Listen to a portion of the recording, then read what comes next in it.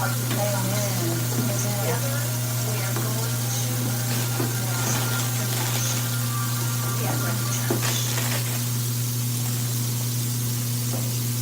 is my hair?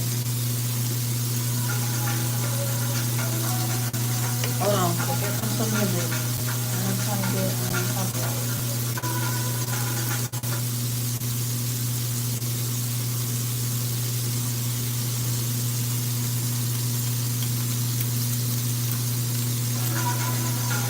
Oh my god.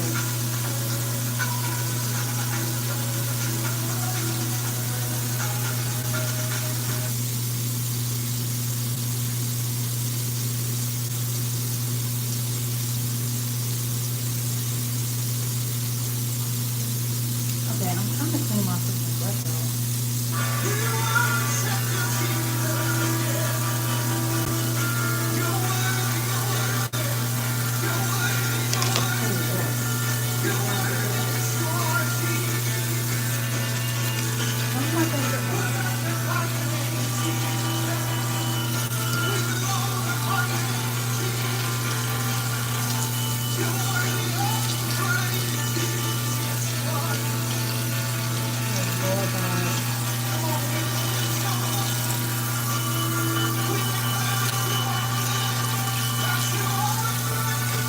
Hello.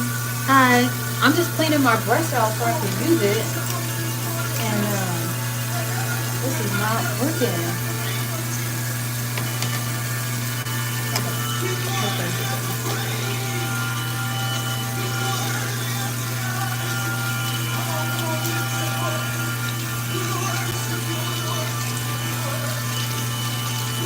You know what? I'm just probably gonna save this. Hi. I still see some hair in.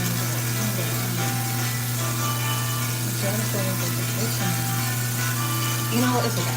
I'll clean this later. I wanted to use my brush, but it's okay.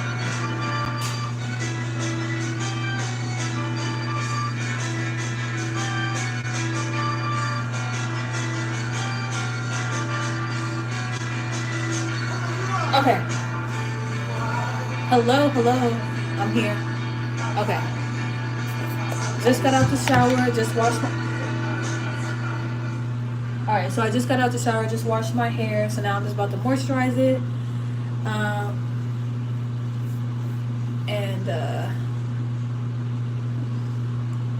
About to moisturize my hair.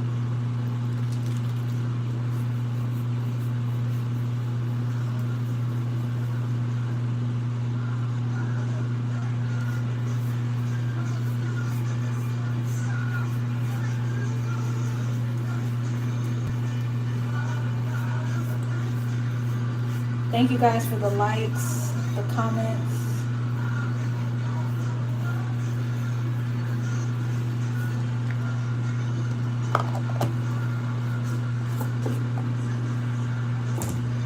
Okay, and then do my leave-in. I need to buy another one.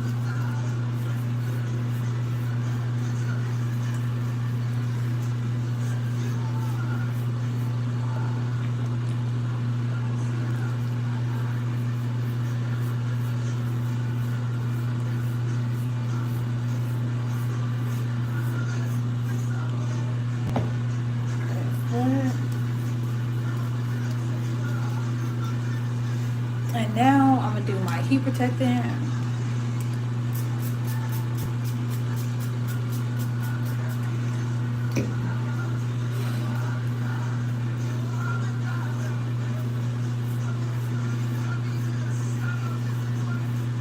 Okay. Let me get some of my water.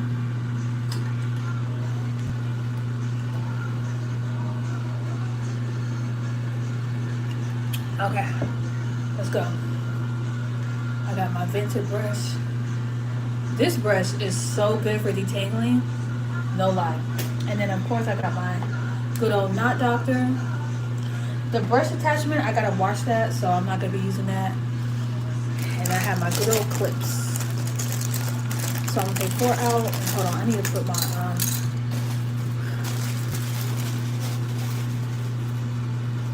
And I did not rush the shampoo process at all. Plus, I spent like the first 20 minutes looking for my freaking laptop. I'm about to start the blow drying process, so let me know if it's too loud. And I put the cotton balls in to soak up the water because I have water in my ears. All right. And we got the word playing in the background. And I won't get copyrighted on this word with that.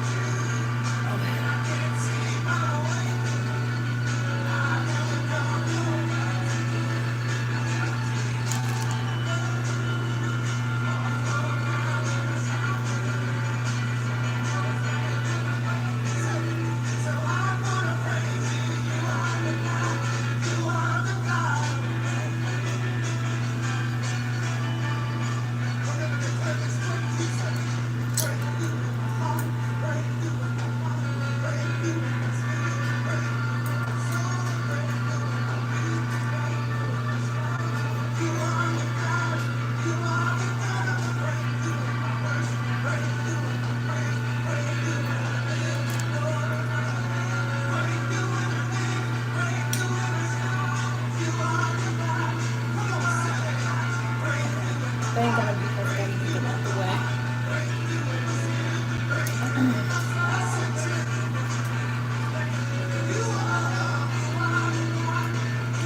It's so funny because before I was not putting my hair for. I'm telling you, if you go back and you watch my videos when I was blow drying my hair, I promise you, the way I do my hair is so different now that I'm in Cosmo school. It'll change you. I am definitely my own stylist for sure. For sure.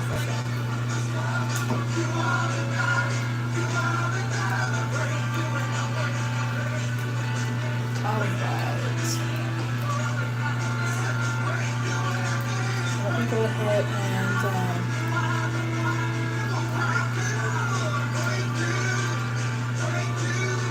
let me know if the blow dryer is going to be too loud.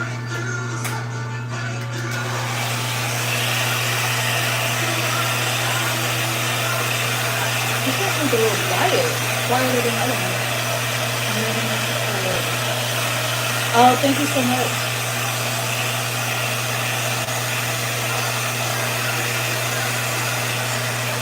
Oh, wait, that's what I wanted to try. My number.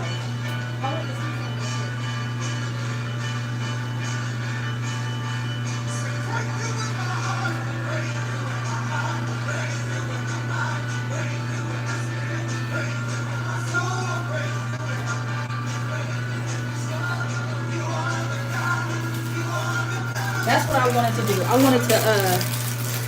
wanted to do my round brush. 360. I absolutely believe in God. Wait. Hey, beautiful. Hi, Jeff. Do you believe in God? Absolutely. Hey, pretty guy chosen. Hello, Russell. 360. Do you believe in God? Yes. Evan, do you believe in God? Glory to God.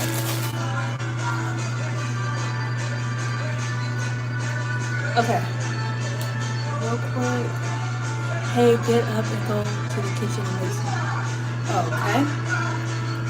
Okay, I wanted to try this. Let me see how I could do it. Maybe I should go like this. Okay. Y'all, I'm trying to get better at doing the round brush. Let me see.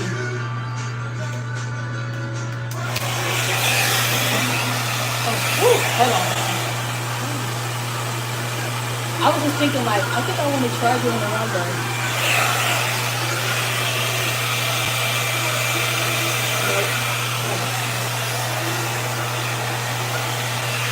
Nope. Not on my hair. Nope. It ain't gonna work. Nope. Y'all got small. Nope. Tried it. No.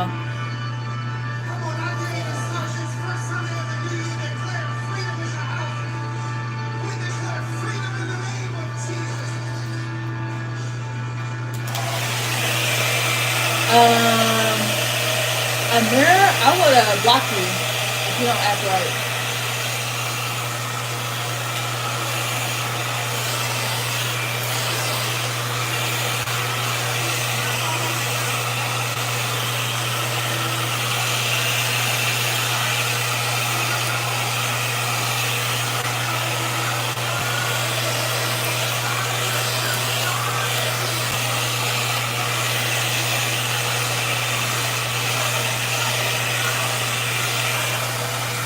Because you're being weird.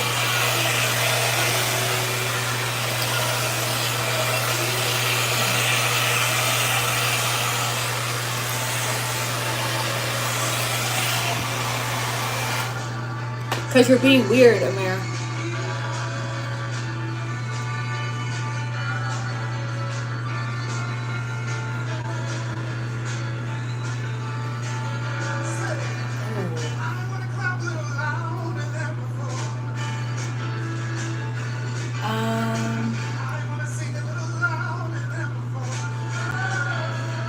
Thank you. Ooh, hold on.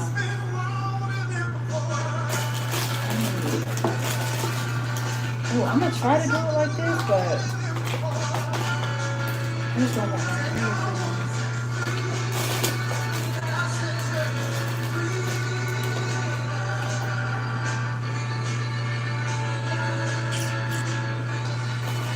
so I'm not gonna answer that question, CT. Does it really matter? Does it really matter if I'm single?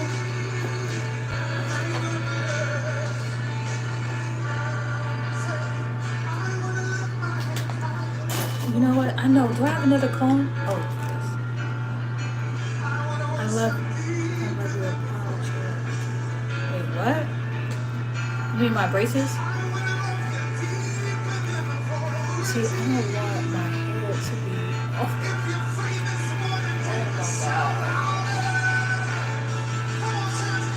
Oh, thank you.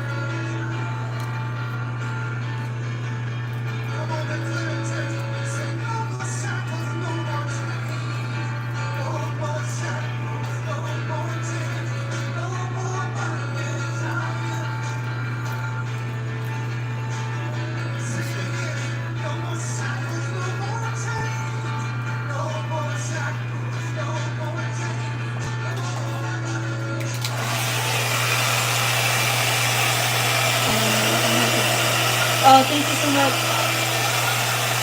Well, I'm not your wife. I'm definitely not your wife. I am not her. I am not her.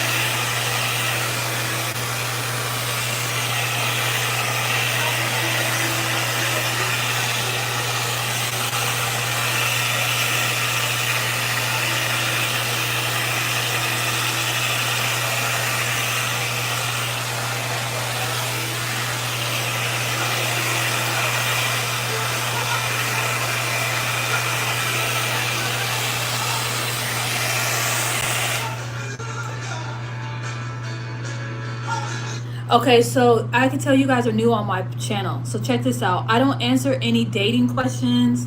If I'm single, who I live with, it's besides the point of me talking about hair. We could talk about hair, God, and everything else, but as far as like if I'm dating or whatever, no. And I'm not your wife. Yes, like I'm not gonna be your wife. I'm not gonna talk about that because it's irrelevant. So if you don't want to get blocked, then I suggest y'all stop talking and ask me if I'm single. Thank you.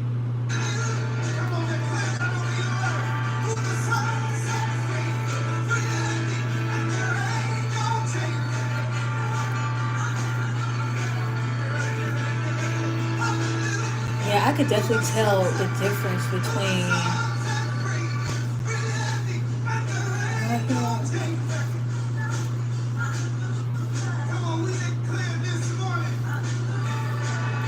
I could definitely see it.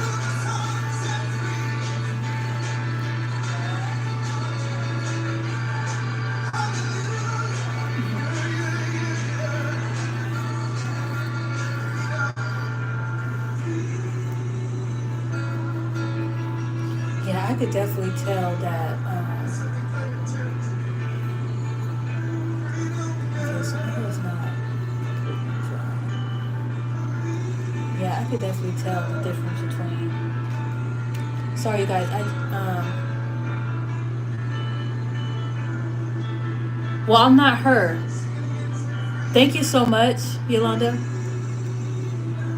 Yeah, and it's so crazy because my hair is so dense that the way it's being blown out and the way I'm doing it, I could definitely see the difference with me blow dry my hair, compared to when I do somebody else's. But it's okay. I'm not really worried about it. It is what it is. Are you going to do a silk press? No, I'm definitely not going to do a silk press. I am going to flat iron my hair, but I'm not going to do a silk press. Um, a silk press could cause heat damage. So, because when you do a silk press, you have to go at a higher temperature in order to get that silk or whatever. So I'm just going to go at. Last time I flat ironed my hair, I was at 410 degrees, but I think I'm gonna go down to 400. I'm gonna see how that's like, and if not, I'll go back to 410. Now I must say that the flat iron that I'm using, I'll show you guys in just a minute when I'm done blow drying, is a good quality flat iron. So I can. A lot of people can only go at 350 when they're using a certain flat iron, but with me, I have a really good quality flat iron, so I can go a little bit higher. And as you can see, like my shrinkage is good, my hair is good. Are you going to do a side and a ponytail? No, I'm gonna be braiding my hair back up so I can put my wig on. She's been doing her hair for like 2 hours already.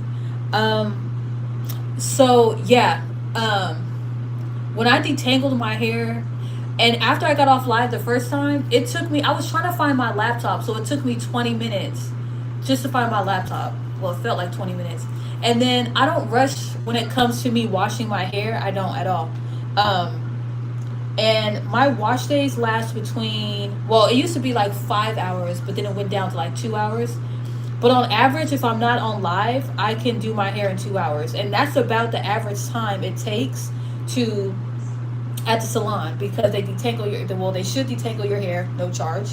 Um, and wash your hair, do the proper shampoo process, do the proper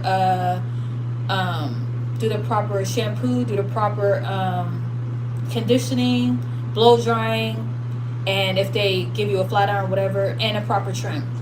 So it should take up to like 2 hours, or maybe 2 hours and 30 minutes, depending on your hair length and density. Um, Plait your hair, I'll braid your hair, and then okay. Hold on, girl. You like tangled your. Wait, hold on, girl. You like tangled like your background. Wait, what? You said what?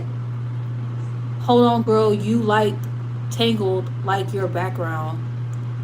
Ain't it? You look fine, but the background, I don't like it. I don't really. I'm in my bathroom, so how is my bathroom background supposed to look? My shower is right there, and this is my bathroom door. So, and I'm at home. So, anyways, let me finish doing my hair.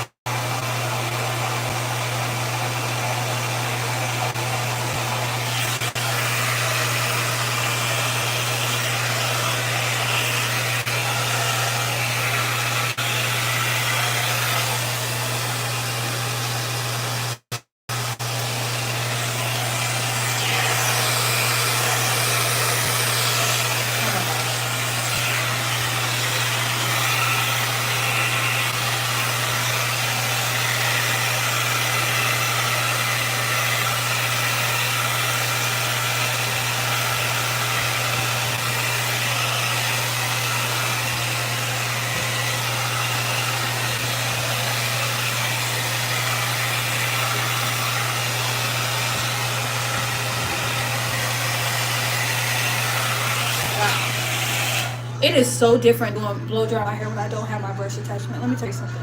This is a lot to adjust to. This is really a lot to adjust to.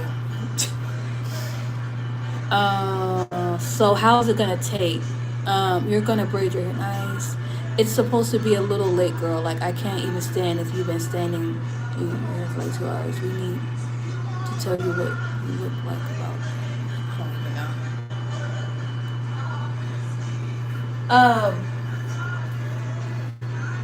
My hair. Oh, can I show you guys? There's barely any hair in the brush. Are you on? No.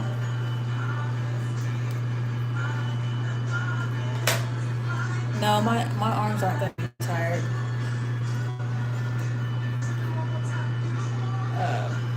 It's just easier with my brush attachment, but I need to clean my brush attachment.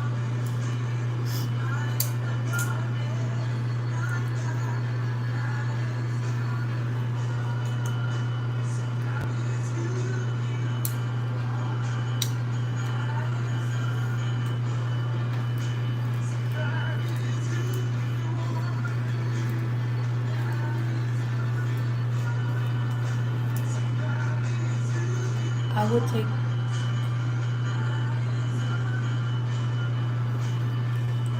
Okay.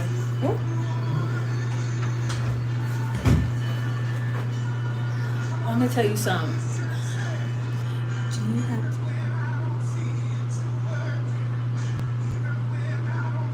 have? Shoot.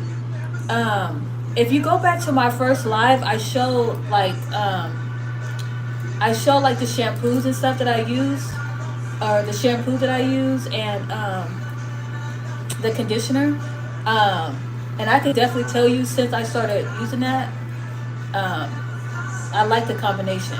And if you go back to my old playlist, I would start off with those shampoos as well. It's all about having the good shampoo, good conditioner or deep conditioner, and having a routine.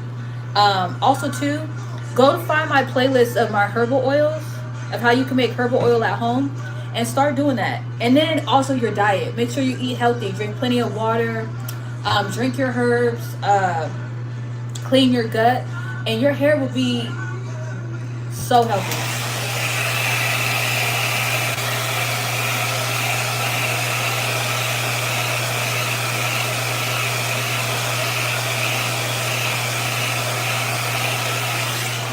All right, so let me tell you something, Gordon. I'm about to block you in like 2 seconds because I could care less what you got to say about my hair because I know my hair is popping, okay? I don't know what your hair looks like and the routine you be doing with your hair, but I know what I'm doing over here. So I don't know what hair you're used to seeing, but I could care less. So either you correct yourself or you're going to get blocked, straight up.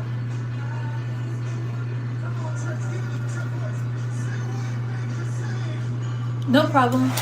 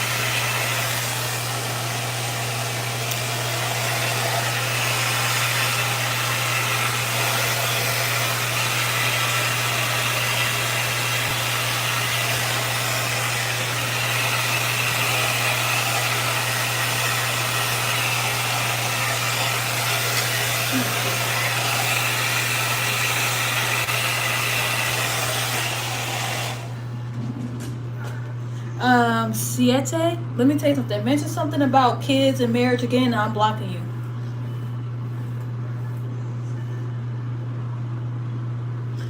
Thank you so much. It's all glory to God. I'm not gonna lie, I don't like the way I don't like the way though that y'all can see my cut too. You see this blunt cut? Wow. I don't like the way that I don't like the way that but you know what? It's good that I see my cut from the last time from November. But I just don't like the way that I just don't like the way that I just don't like the way that it's coming out though. You know what I'm saying? Like I'm just not feeling it. But you know what?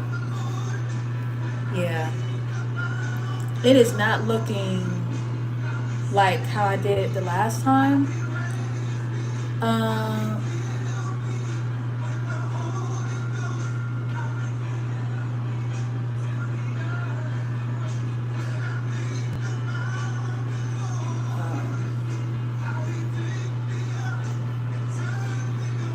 yeah, I feel like my hair is like not. I miss my comb attachment.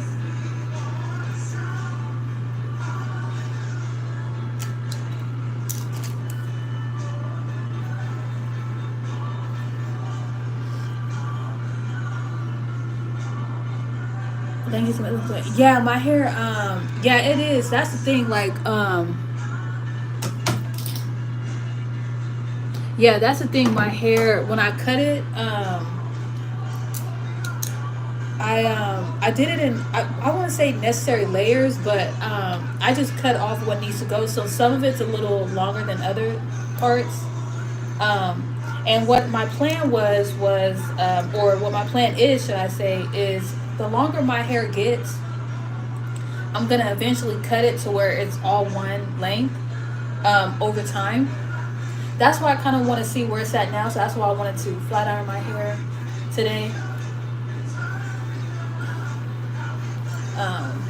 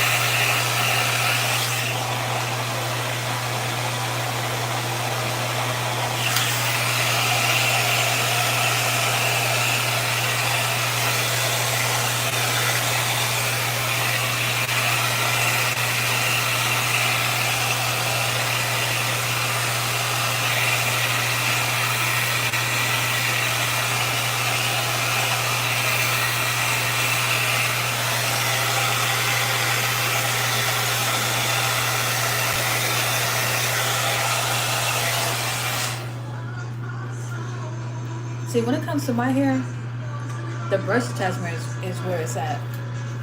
And this right here,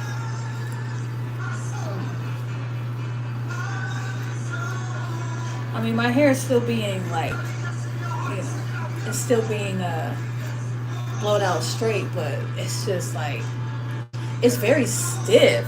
Like, I don't like that. All right.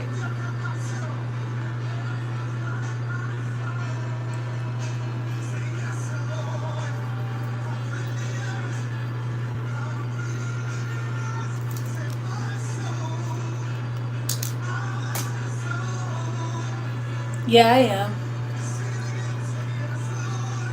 I am. I'm really, you know what I'm about to do? I'm about to show y'all the difference. Oh my god, I really shouldn't though. Ooh, I really shouldn't. Ooh, that's not good.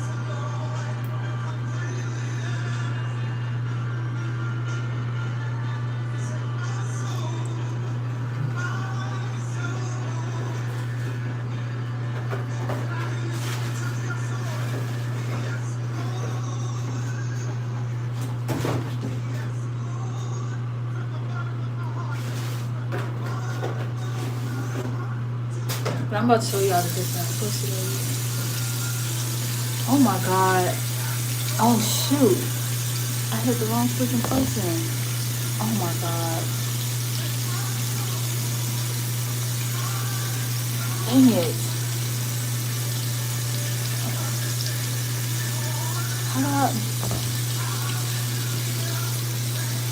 How do you, oh my god. How do you go, okay, shoot. How do you unhide somebody? Darn it. How do you unhide somebody? Oh my gosh, I hit the wrong freaking person. Oh my god, are you freaking kidding me?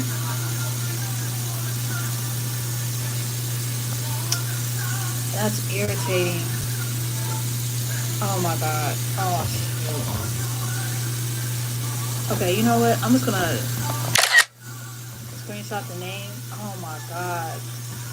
There's no way you can unhide people? Oh, I guess not. While you're on live. Okay, I'll just do it when I get off. Dang, my fault.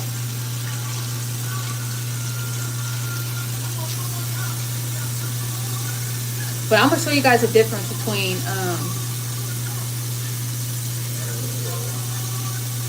I'm gonna show you guys the difference.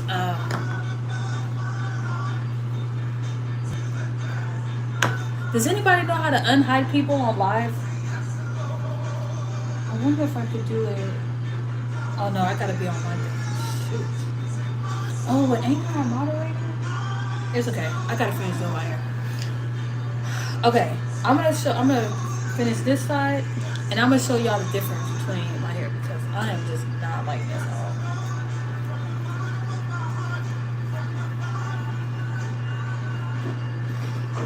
This is not working for me. Oh shoot, then I'm gonna have to take the window.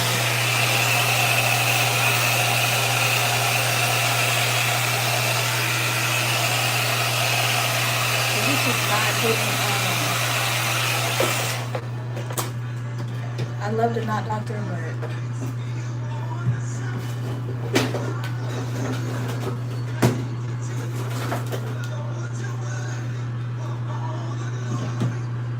God, it's so freaking dusty.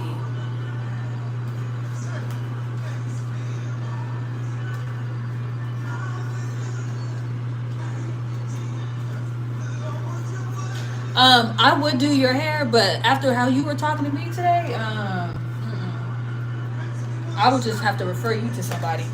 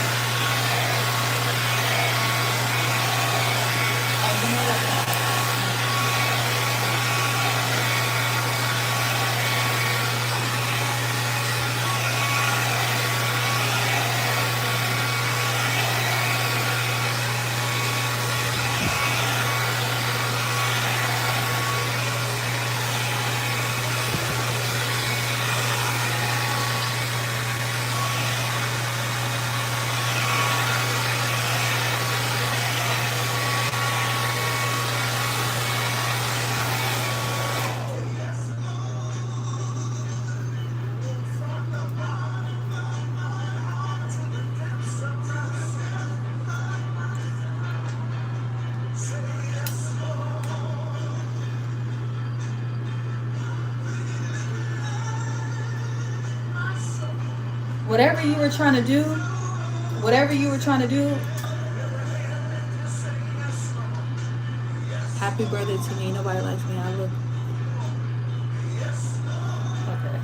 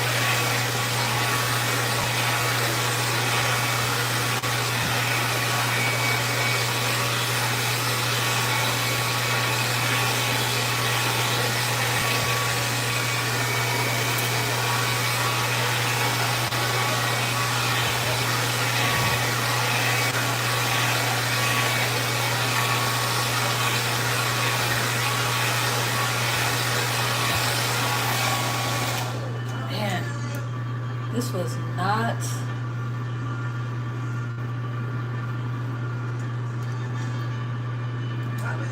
I do, yes.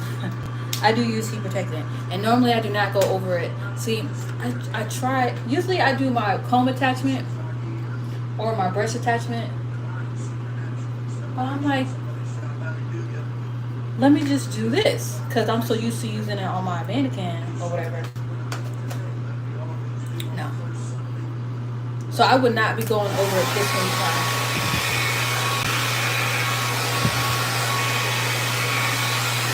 This is the heat protectant that I use.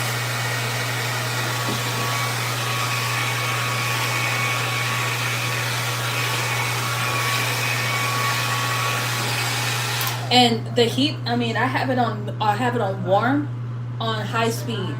So, like I'm not damaging my hair, but I wouldn't recommend doing this many times. But yeah.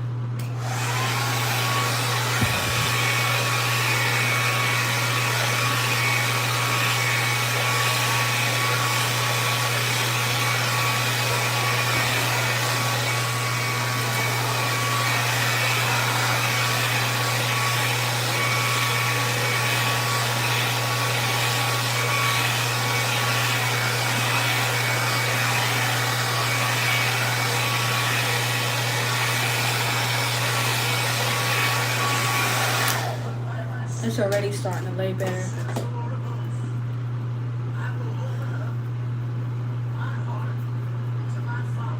What color is it? What color is what?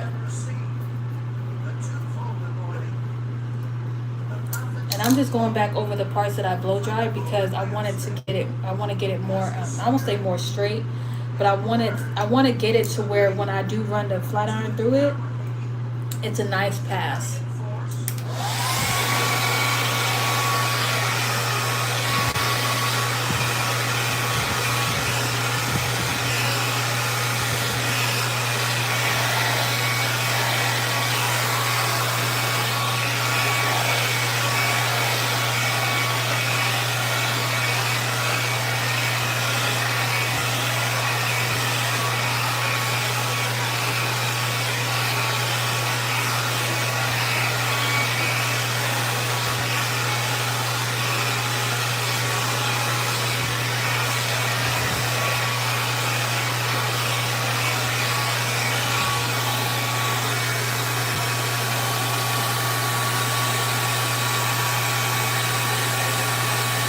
I did not get what you're asking. If you were talking about something inappropriate, I have no problem blocking you.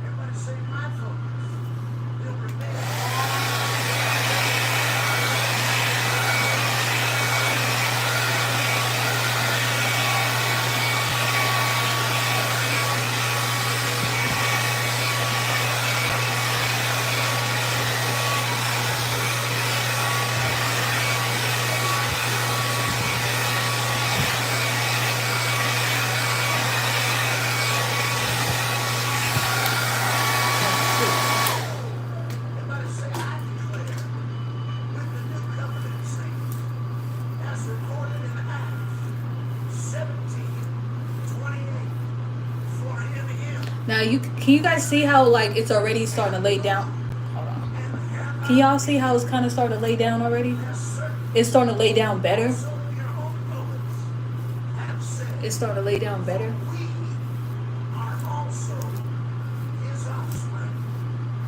Yeah, this is what I'm talking about. This is what I'm talking about.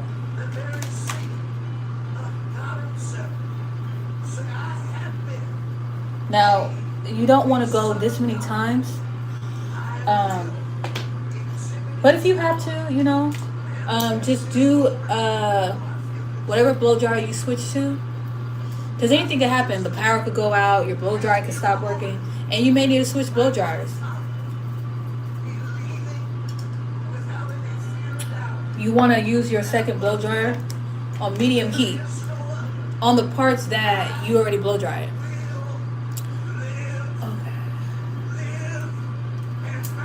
Awesome. So it's not just me seeing things.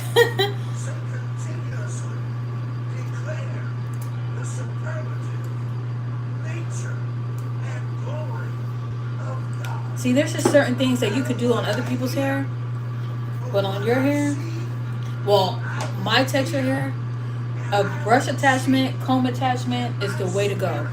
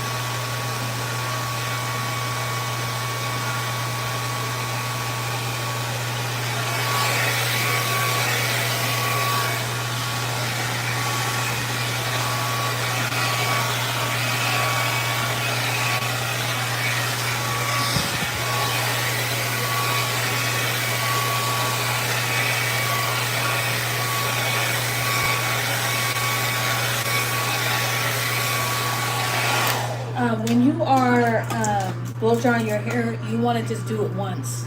You don't want to keep going over and over and over and over and over again. Especially when you just want to blow straight your hair. Like, it ain't going to get no straighter than this. So I could keep going over it and over it and over it. I can keep doing that, but it's not going to get no straighter than this. And the more you keep going over your hair with the blow dryer on the same parts is where you get your hair starts to become really dry, and then when you go to flat iron your hair, some people can have heat damage. The point of a blow dryer is just to blow dry your hair. People like to use it for their silk presses and stuff, and to keep blow drying and blow drying. But it also depends on the blow dryer that you're using, because not every blow dryer is gonna, give you that flat iron look all the time. And it depends on it's really the texture of your hair, really. So the thicker your hair is and the denser your hair is, you're not gonna have that swinging hair. Like, you see me, my hair is an afro. Like, that's just my hair texture. I literally have afro texture hair, and all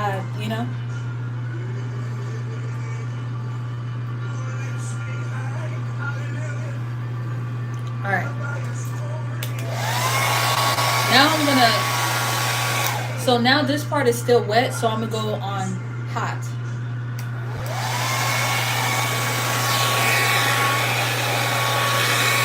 Hold on.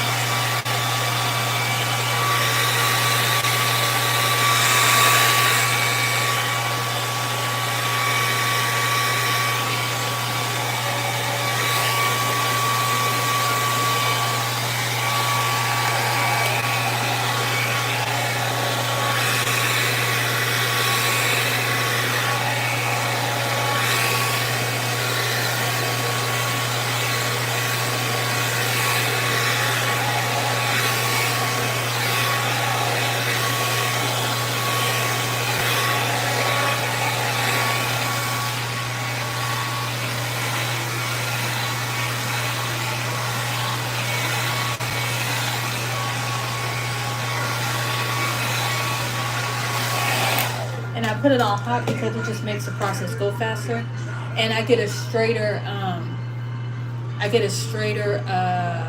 blowout.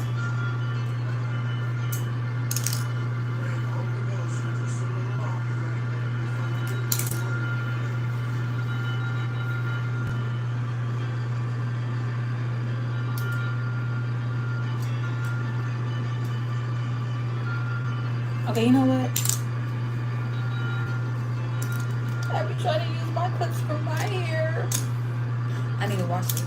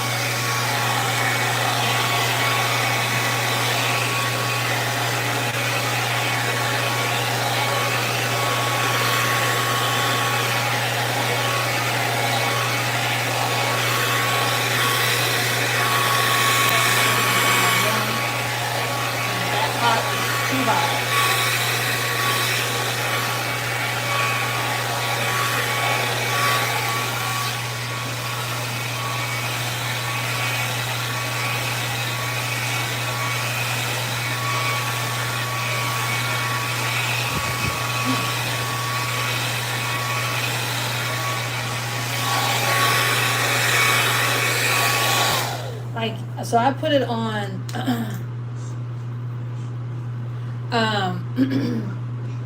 I put this on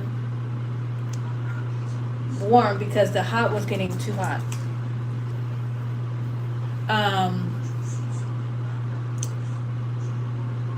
Do you do hair professionally? Not yet. I am in Cosmo school. But I do not do hair professionally yet. But I'm supposed to get my license, or I'm supposed to graduate this year. So I'll probably be taking my test in December, if not this time next year, January. But I am going to school for cosmetology. I'm feeling good. How are you feeling today, Rebecca?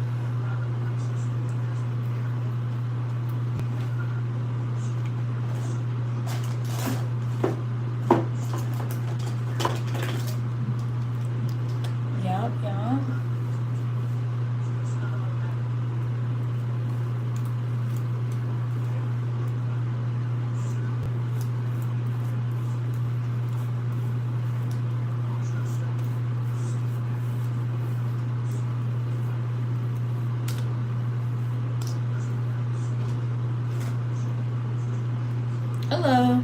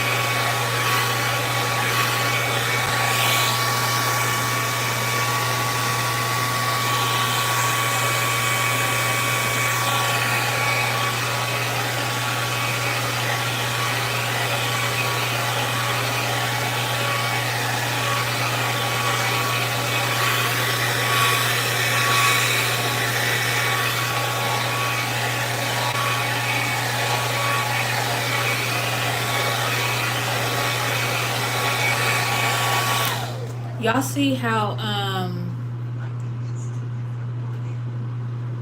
y'all see how when I use my brush attachment or the comb attachment, how flatter it's laying? That's what I want. That is what I want. Do you hear me? That is what I want. That is what I want.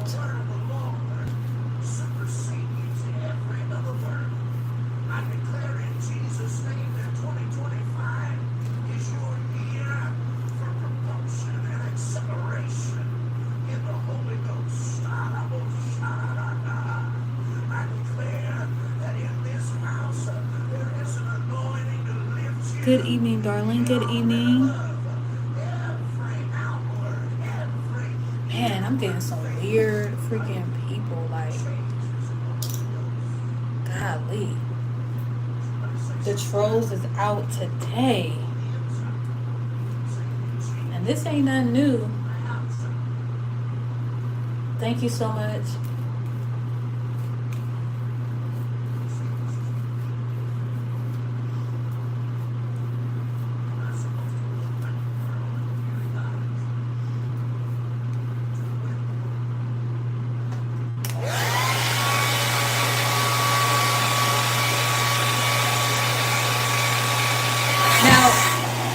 Having the blow dryer on warm, it does take a little bit longer, but at least I'm not drying my hair out, dehydrating my hair. You know what I'm saying?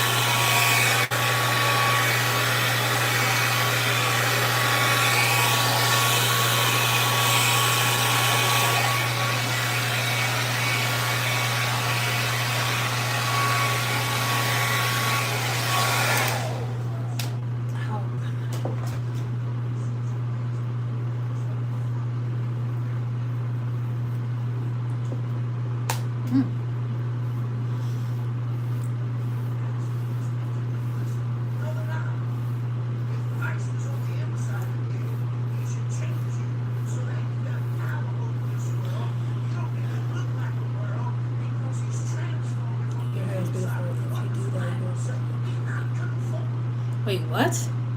Your hair is beautiful. If you do that, you are getting bald. Let me tell you something. Either you start making sense or I'm blocking you. Like,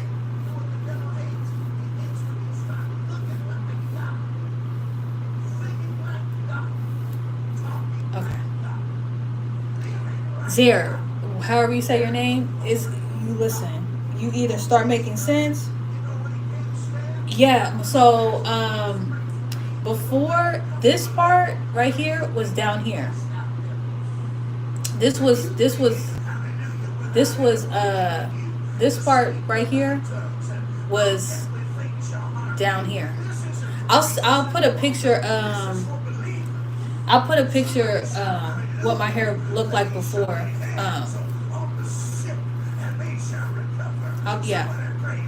I'll post it on my YouTube.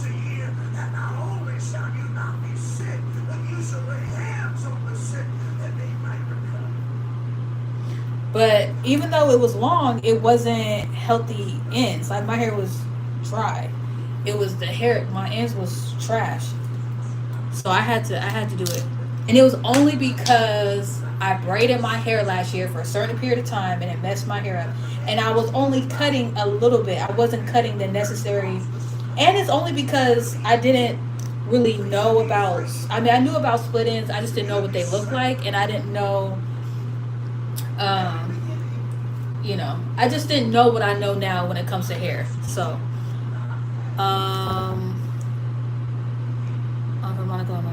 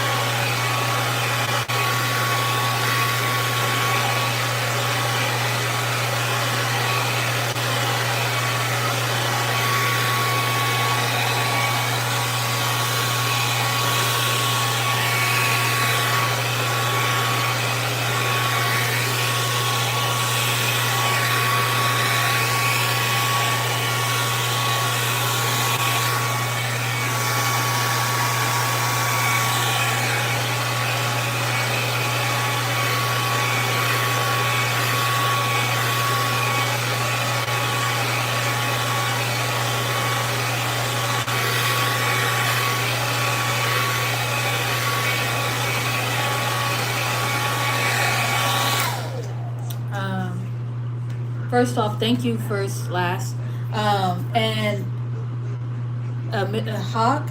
Uh, so a concentrator is just first off, I have a concentrator, but a concentrator is not. It doesn't do what I need it to do as far as what I'm trying to go for with my blowout. A concentrator is just a nozzle that you'll put on the ends, and it just pushes the hair. I mean, the air down your hair strands or whatever direction you're taking the blow dryer, and it doesn't have the air go everywhere. So it's good when you're using it on a client and you don't want the air to get in their ear. Um, so, um, but a concentrator doesn't help to blow out the hair straight. You still would have to use some type of brush or comb attachment. So I use concentrators, but it like I use it on my okay, you're a stylist, that's what's up. But for me, like tell me if I'm wrong since you're a stylist, you're a hairstylist. Okay, tell me if I'm wrong. Um, ah, hold on. I know I got it. Okay, so this is a concentrator, right?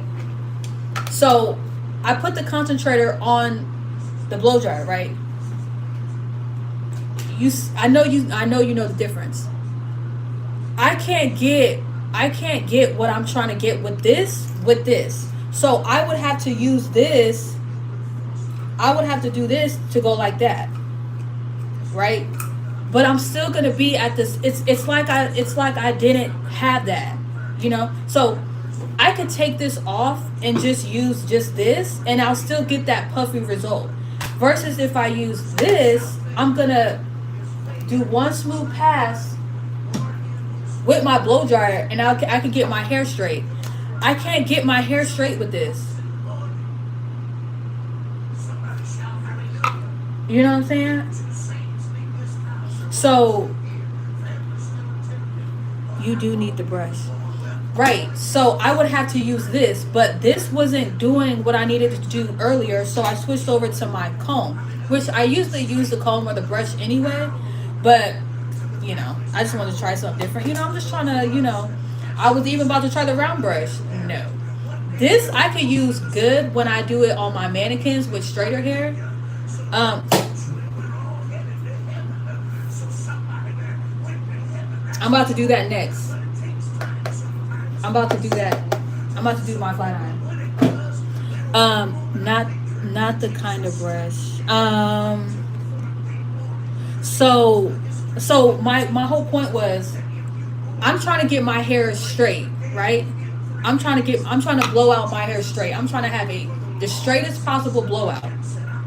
So if I just use this, right, on my hair, it's just gonna push the air on my hair strands. It's not gonna give me a straight blowout because I would have to use a paddle brush.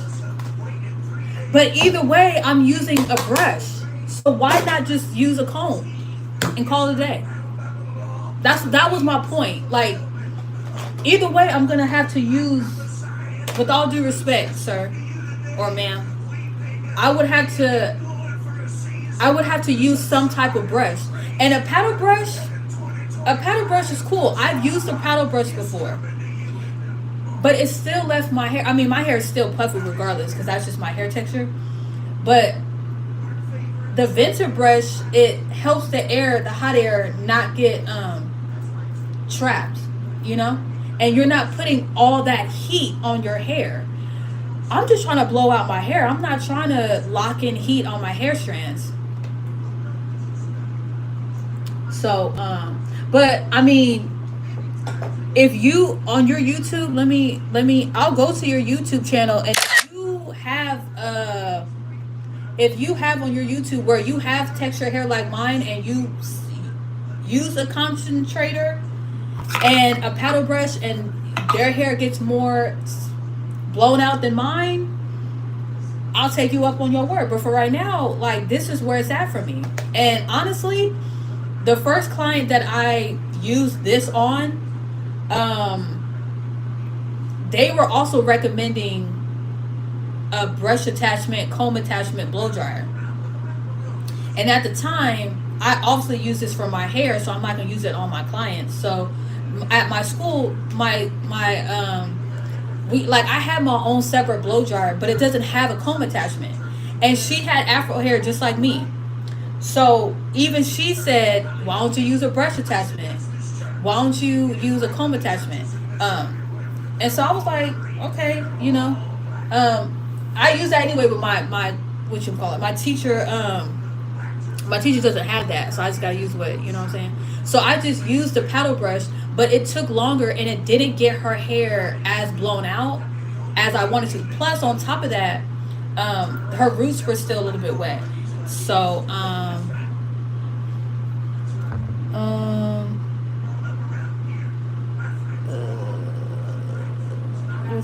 oh, it's Pastor Terry Shuttlesworth. I'm listening to the word right now. You need the hot air to get it straight.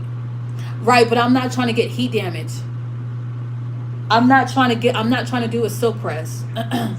I'm not trying to do a silk press. I just want to blow dry my hair. But I just want to do it straight. And I don't want to put so much heat on my hair that I know. That's what I was saying. Like, a concentrator goes directly on the hair, and you see, with this, it has a vent right here, so a lot of the air is escaping, right? So you don't have all that heat on your hair. So when you put a concentrator on, you don't have no holes, so you got all that warm air, hot air, whatever, on your hair strands. Not everybody can use a concentrator, because especially when you want to go turn around and put a flat iron on your hair, that's how you get heat damage. Maybe, I'm still in Cosmo school, but from what I have heard and seen, that's how heat damage starts. Afro, no, it was just a suggestion. Hold on, let me just pause this real quick. But this is the thing though. This is the thing though.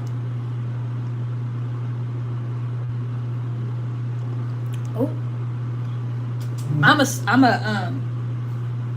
a cosmetology student. Like, I don't have my license yet. So it's, for me, it's not about suggestions, it's about knowledge and what makes sense for the hair. It's about hair health.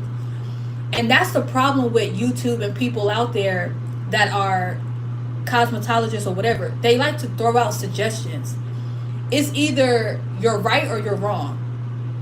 It's either you're talking about hair health or you're not. Because a suggestion is just an opinion.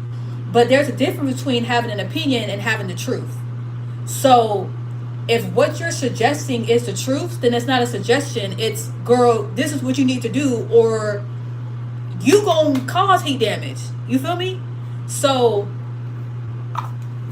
if I was open to suggestions, that's me being open to an opinion. And if you're a natural stylist, natural hairstylist, then I'm gonna visit your YouTube. That's all I'm gonna say. I'm just gonna visit you, and I'm not saying what you're saying is wrong. I'm just saying, like, a concentrator on afro hair like mine to get a nice blowout, I've never seen. I'm telling you, but you're telling me something else, right? Because you're telling me to use a concentrator, and then you're telling me to use a paddle brush and then you're telling me to put all this heat on my hair, but at the same time, it's like not everybody can handle all that heat on their hair. So that's why I'm saying, for me, it's like I can use everything that you're telling me to use. I have, and I've tried. And not everybody can use a paddle brush and a concentrator to get a blowout, because not everybody can handle. Am I wrong? Not every hair texture can handle all that heat on their hair strand.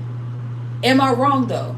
Because I'm about to flat iron my hair. So if I have all this heat on my hair just from the blow dryer, right? Because I'm trying to get it all, you feel me, straight or whatever, and I turn around and use my flat iron, will I not at that point possibly create heat damage for myself or for my client? It doesn't matter what size plates you use, Lauren. It's about your blow dryer. I'm sorry. It's about your flat iron.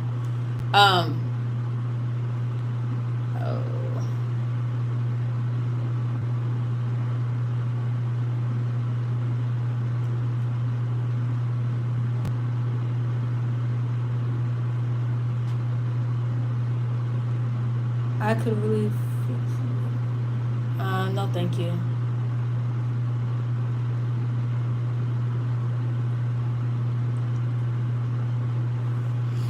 Right, that's yeah, you can get heat damage if the flat iron is too hot. If the flat iron is too hot. If you're not using the right flat iron, like, you know what I'm saying?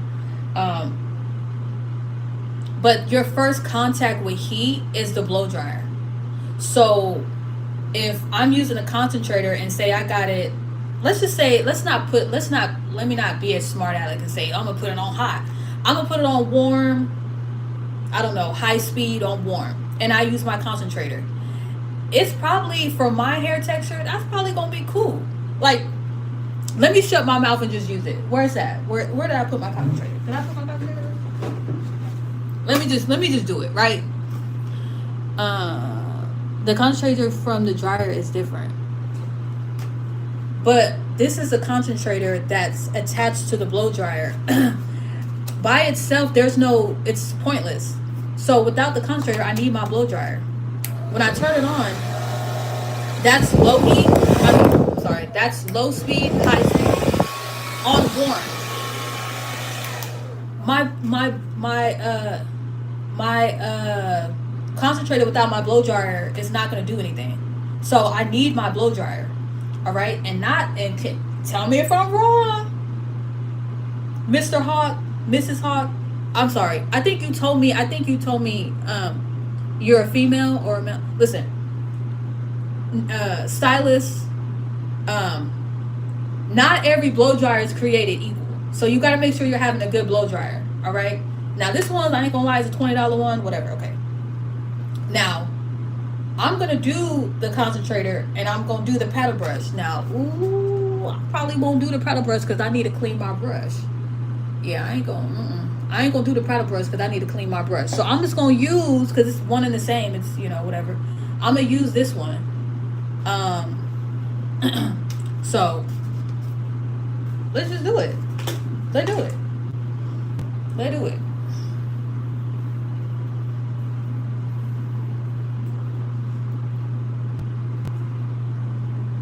No, it's not. It's wait. You said no, it's not. No, it's not for what? Because I just said a whole lot. So, hold on. Hello, beautiful. Hi. I believe Lauren is giving you a YouTube girl's point of view. Cynthia Toombs, I believe Lauren is giving you a YouTube girl's point of view.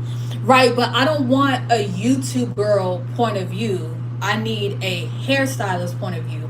A licensed Cosmo, not a influencer or people with opinions. I need facts. Sorry, that's just how I run.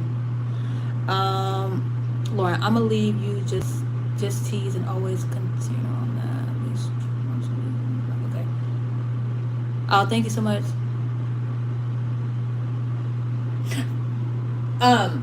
Yeah. I've never said the paddle brush was vented. That's why I don't use it, because it's not vented and there's a lot of trapped heat that the paddle brush has. So that's why I like the vented, because that airflow is good. I don't have all that heat on my hair strands because I don't want to dry out my hair strands. I just want to dry my hair. You know what I'm saying? And let me know. I mean, I feel like I'm making sense. Hi, Myers. I feel like I'm making sense, and I think you know that I'm making sense. I know you know what I'm saying. That's what's gonna get it straighter. But I'm not trying to get my hair hecka straight. I'm not trying to use the blow dryer to straighten my hair. I'm trying to use the blow dryer to blow dry my hair. I'm gonna use my flat iron to flat iron my hair. That's You don't have to explain, girl. Do what works for you. Yes, I am. I'm using the heat protection. But there's people that use heat protectant and still end up with heat damage. So, and it's like, no, it's not that I don't have to explain myself. It's just, uh, it's not that I don't have to explain myself. It's just when people try to say, "Oh, you should do that, you should do that, you should do that," and just be like, "Oh, well, I'm just giving you a suggestion, or I'm just telling you my opinion." It's like, I'm one of those people. I can hold a conversation about this and that and this and that. You know what I'm saying? I'm not gonna act like I arrived. Like, this person is a licensed cosmetologist that's been doing hair, and I'm a student now, and I'm gonna use what I know prior to Cosmo school, and as I'm in Cosmo school, and I'm gonna put it out there. So far, nothing that I have said is wrong. Everything that I've said is legit, and you cannot uh base everybody's hair texture the same. You cannot use a paddle brush and a concentrator on everybody's hair. You can't do everybody's and treat everybody's hair the same, because everybody has different curl patterns. If they even have curl, they have different density, they have different texture, they have different porosity. So you cannot treat everybody's hair the same, and that's the problem. I'm not saying it's you, but that's the problem with certain stylists, is um they always want to do the same thing for every client, and you can't. You know what I'm saying? And without even knowing my hair texture and my hair porosity, whatever, to suggest or throw an opinion out there about what tools I should use for my hair is a no for you. And you know this because you cannot give a consultation virtually without seeing the person's hair in person. You don't know what my hair is going through. You don't you don't know what my hair is going through. You don't know what my hair is experiencing. You don't know what type of heat my hair can take. You don't know if my hair can even take heat. You know, you don't know how dry my hair gets. You don't know my hair's history. So to say, oh, you should do that and do this and do that, you know. Yes, I'm using a heat protectant. Then that how you get heat damage from the flat iron. That's how you mess up your curl pattern. No, because if you use a good quality flat iron, if you use a okay, so um, I don't know if you've heard of this company, but it's called Pretty in a Minute, and they have really good quality flat irons, right? And let me tell you something. I had back in November. I used no, I'm just saying, like, just hear me out. Like, it's not, just hear me out. So the flat iron, right? That I use, not every flat iron is created equal, just like not every blow dryer is created equal. So if you use, so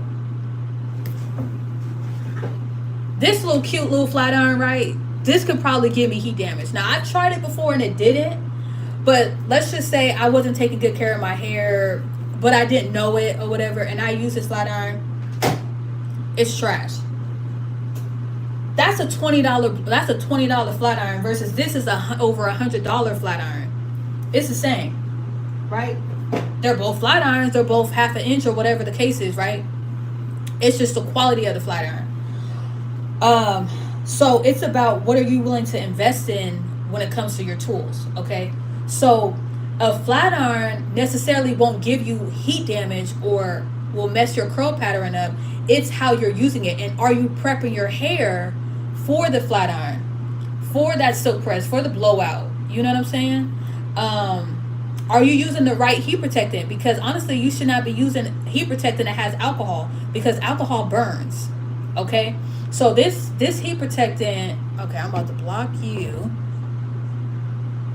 This heat protectant has no alcohol, and I really like this heat protectant. So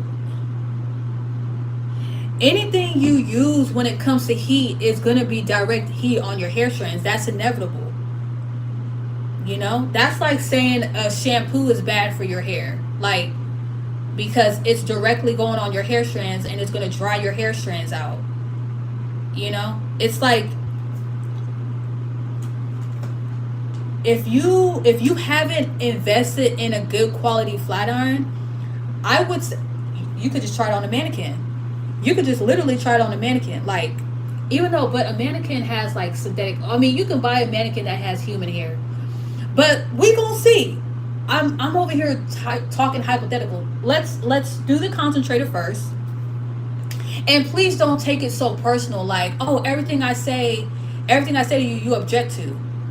Well, I'm supposed to do that as a student. I'm supposed to ask the questions. I'm supposed to put together what I have learned and what I have experienced. And so far, what you've been saying to me is you haven't once told me that I'm wrong with anything that I'm saying. And like, I'm just not gonna just take people's word for it. I'm gonna challenge it. And if and I'm talking to you like a client, you know, this is what clients are going to do. They're going to challenge you with what you learned in school. People do it with their doctors all the time. I don't know why certain styles are like, you just not listening to what I'm saying. You're just objecting. I'm just asking questions and putting what I've learned together and seeing like if I'm making sense or is it all in my head, you know? So, yeah. And you could be a stylist for 10 years, 5 years, 20 years, but if you've never used the flat iron, you can't, if you haven't used different type of flat irons at different levels and different prices, you can't really say a flat iron can give you heat damage. Clients don't challenge me because I'm the professional. Okay. Ooh, that just irked me. Don't think because you have a license you're above your client, okay? Because the one thing that we learn in cosmetology is that we are forever students. Doctors are forever students, okay? Um, this is why it says in our book to further our education, okay? Don't ever think that you arrived and you have the one all be all, because you have not worked with every hair texture. You cannot say you work with all types of hair and and every hair type and everything about someone's hair. You've experienced all of it. That's impossible, and that's not true. So um don't ever think that you can't learn, even though you've been in the game for some odd years. All right. And I will question your clients, because I will book you as a stylist, and if you know you're sitting here telling me, oh, do this, do that, do this and do that, and I have a question, if I have a question, or you know I have a concern or whatever, and I want clarification, I'm gonna ask my stylist. I'm not gonna just shut my mouth. And that's the problem with certain clients. They sit in a chair and they keep their mouth closed and they don't say nothing because, oh, they're the professional. Then they get their length chopped off. They didn't want chopped off. Their hair looks crazy. And then they want to sue the stylist. And it's like, no, you sat there in the chair and you didn't say nothing, because in your mind, you're like, well, you're the professional. You know more. No, we're forever students. Period. And I come off as being argumentative because you never had somebody challenge you. I'm trying to teach you. Looks like you don't want to be a student. No, I am a student. But it seems like you don't want to. Oh, trust me, they're not getting under my skin. Trust me. If anything, I'm getting under their skin because they never had somebody challenge you. How dare you challenge me? I'm a stylist. I'm a natural hairstylist. That's fantastic. Exactly. The consultation. But you didn't have a consultation with me. You came on my live and was like, oh, you should use a concentrator.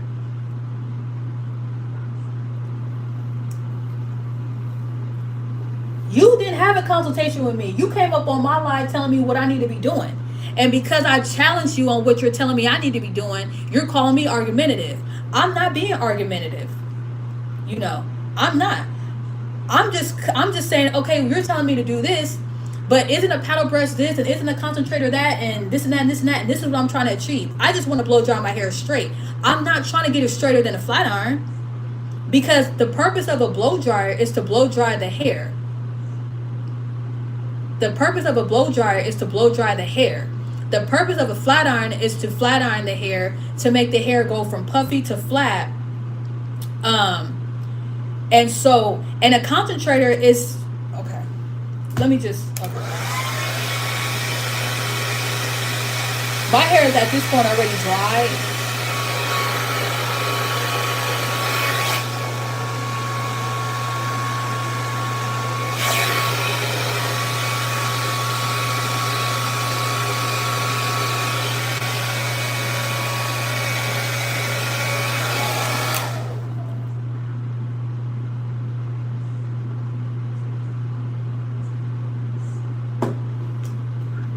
That's the concentrator. Put it directly on your hair. Okay. Put it directly on my hair. Okay, cool. Let's go. Let's do this. May I add, I'm not scared to do this. Why? Because I know how to take care of my hair.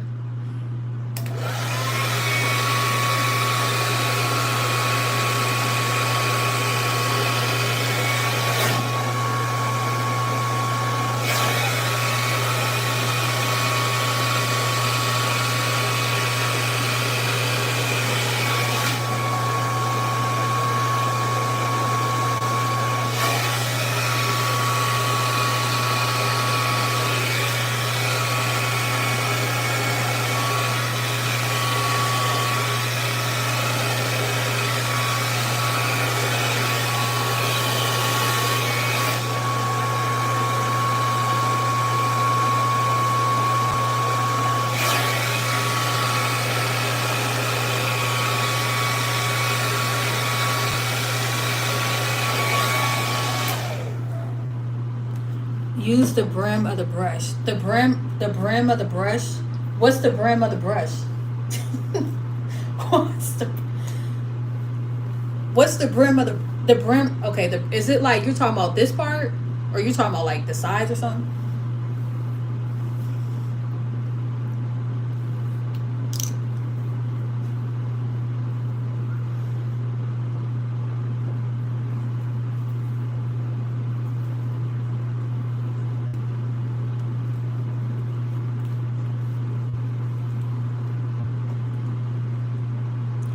Fold your hair in the brush. So like that. But see, that's the thing though, right? You see, I'm not able to brush my hair through. So, you know. And I'm not able to slide it out the other way. Okay, hold on. So this way.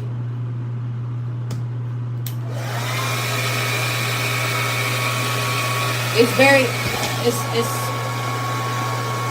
I'm sorry, I just yeah, no.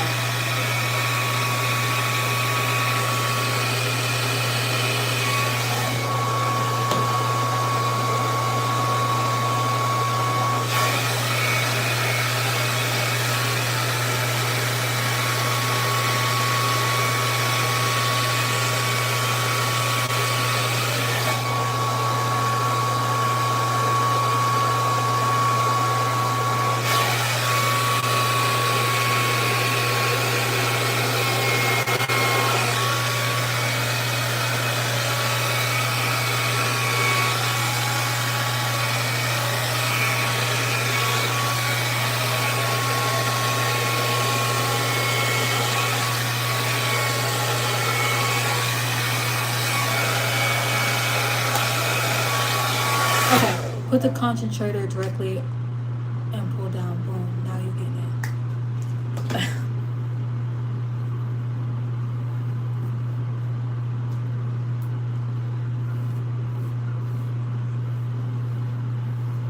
Now, that probably would be easier on a client.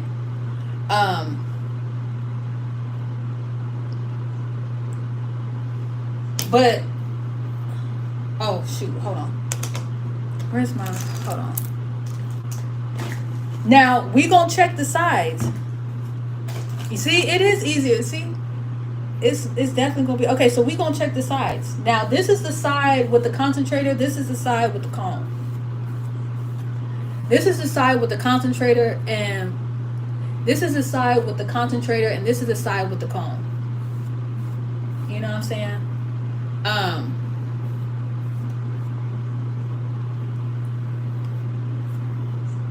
They both achieved the same.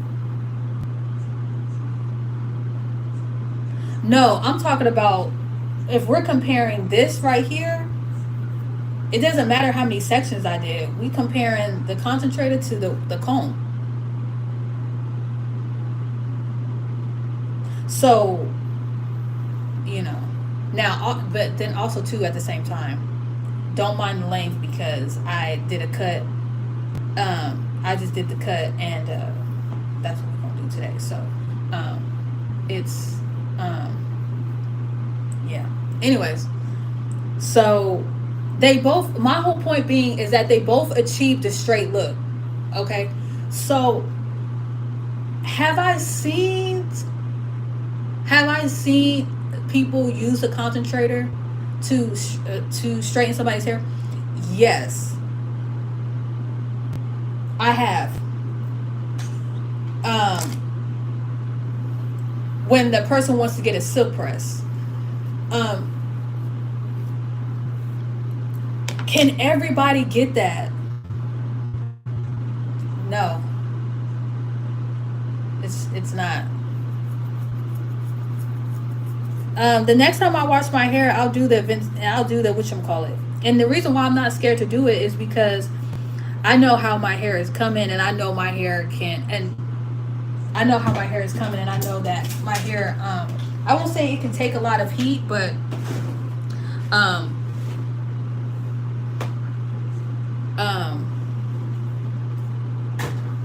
my hair, it takes a lot for me to get heat damage from me because of how I take care of my hair. Oh dang it, I left my light on in the kitchen. But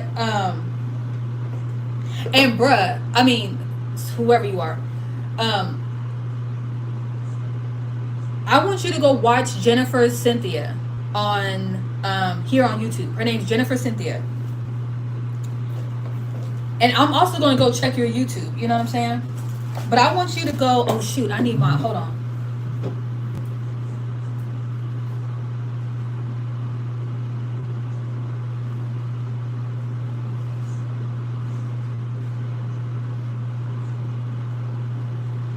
I want you to go check her YouTube because I've seen her use a paddle brush, and I think it was a paddle brush, maybe it was a vintage brush. And I also seen her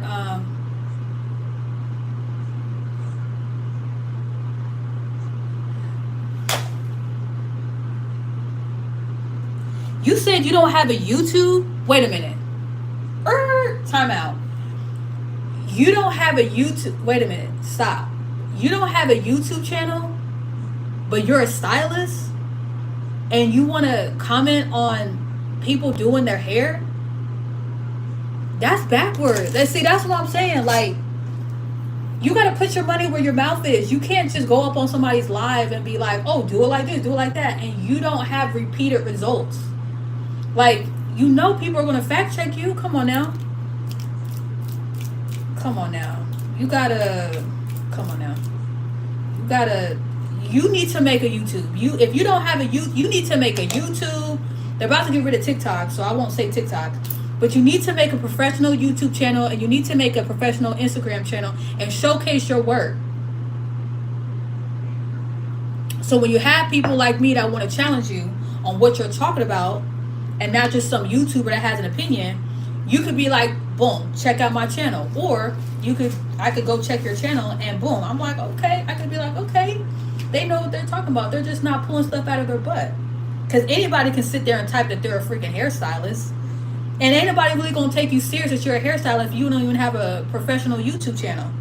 But you comment on people's YouTube channel and what they should be doing. And how you are a stylist and you've been doing it for years and you do this and do that and do this. That's fantastic. I could be up on my YouTube talking about I'm a doctor. There's hairstylists talking about they scientists. People could be saying anything. I just did a live demo. I'll check it out on your YouTube. But what was I saying? Go check out Jennifer Cynthia. Because you can always learn from other stylists. It's not a problem. You can learn from other stylists. You can learn from students in the as well, you know? It's okay. You know what I'm saying? But you did it. I talked you through it. Right, you talked me through and I did it. Because I'm like, well, let me just see, you know, if maybe I could use this type of technique. Maybe because I do use the concentrator, but I don't use it to get my hair straight. I use it so when I'm blow drying my client's hair, the blow dryer is not getting in their ear, and it's you know, keeping the heat, the heated air on one section. You know, it's not blowing around and stuff. So, but I don't really see a lot of. No, I'm not trying to discredit you. I'm not trying to discredit you. What I'm saying is, okay, let's back this thing up. I was blow drying my hair, right? I was doing my thing. I was using my comb attachment, doing my thing, woo! And then you come on and talk about use a concentrator. And so I'm like, okay, well, there's a reason why I use a comb attachment. You didn't ask me about my hair type. You didn't ask me why I use a comb attachment. You didn't ask me, hey, have you ever used a paddle brush and a concentrator? You just came in and just threw your suggestion out. But that's the thing though. People be like, oh, I was just trying to help. But did it look like I was struggling?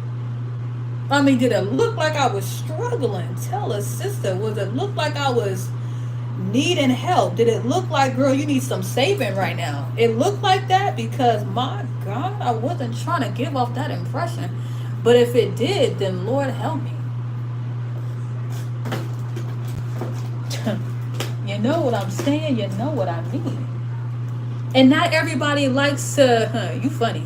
Not everybody likes to use a concentrator. And not every hair texture.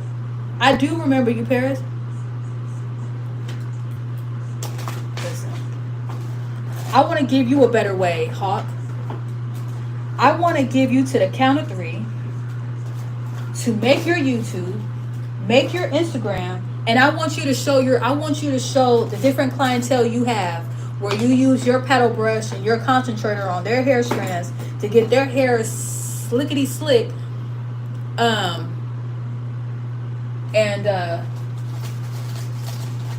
then on top of that, it's like you don't even use a flat iron. you don't even use a flat iron, so you don't even know how to prep the hair for a flat iron. So you don't know how to prep the hair from you don't know how to prep the hair from washing it to blow drying it to actually blow flat iron the hair. You don't know how to do that because you don't even use a flat iron. So how are you trying to tell somebody that uses a flat iron how to prep their hair for a flat iron and you don't even use a flat iron? When you gonna do it to the mannequin? Go back and look at my playlist. Not my playlist. My lives and stuff. I show how I do my blowout. In fact, my last wash with my mannequin, I washed her hair, I blow dried it, and I straightened it. So go. Okay, nope. This is not. Nope. So go watch it. And I'm like, okay, Hawk, if you want to leave, go ahead. Like, carry on. By all means. That's the problem with these stylists nowadays. They too in their feelings when people just disagree with them or challenge them on something. Like, I ain't never seen you on my live before. And you want to... Good God. Don't ever be that much in your feelings to where you can't even have a conversation with a stylist. I mean, how are you supposed to network? How are you supposed to network and throw around what works? Like, just because you're mad because I don't want to use a concentrator or a paddle brush to blow dry my hair? Good riddance. My God. That's the person that always wants to be right. Okay, now I'm about to flat iron my hair, but hold on.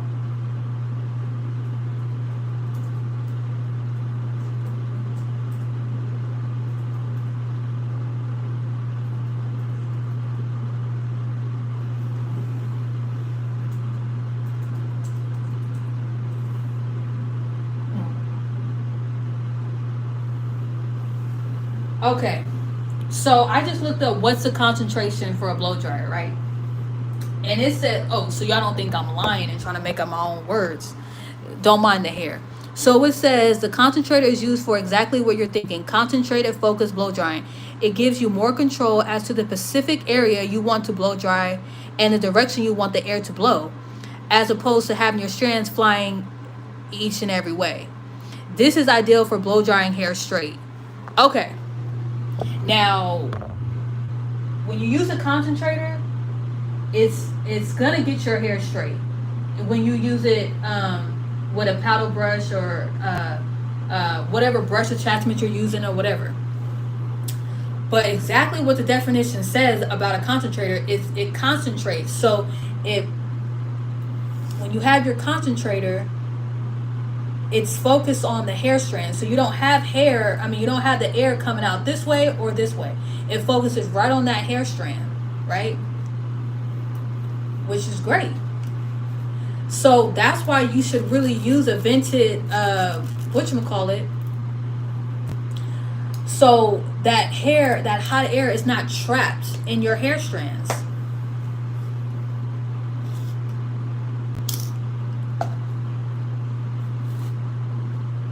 Can it make your hair straighter? I won't say it can make your hair straighter, but it can make your hair straight. That's another way to straighten your hair, but the concentrator does not make your hair straight. If you use it by itself, it doesn't make your hair straight. If you have curly hair, you have to use a comb or a brush attachment. If you're going to turn around and use a paddle brush, it's no different than using a brush like this. This is just a vented, this is just a vented brush. If these were together, it would be a paddle brush.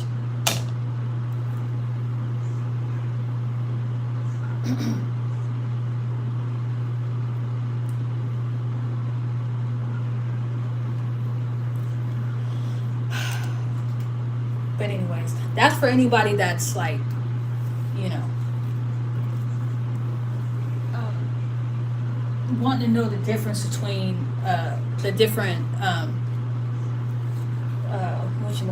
to really know what a concentrator is. It's a concentrator was not designed to straighten your hair. It was designed to keep the air on your hair strands while you blow dry your hair, and your hair is not flying around everywhere. And that's exactly what I was saying earlier with what's their name. So I'm about to flat iron my hair. Get back to the point. I'm about to flat iron my hair now. Hi, Rose.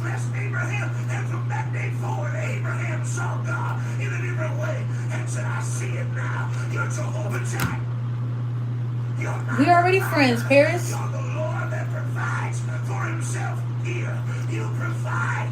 I gotta catch a rhythm with this one. Oh, I'm not doing no silk press, trust me. I'm just flat ironing my hair, but I'm trying to see.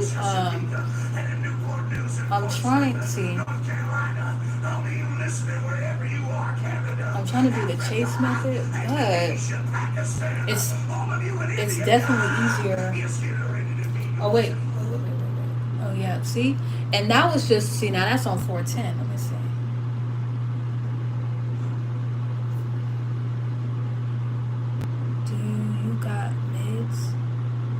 What's that? Oh, for anyone who's wondering what I'm putting my, this is the heated pad that comes with the flat iron. So I can put my hot flat iron on that, and it doesn't burn. What do you set your iron on? So right now I have it at 410,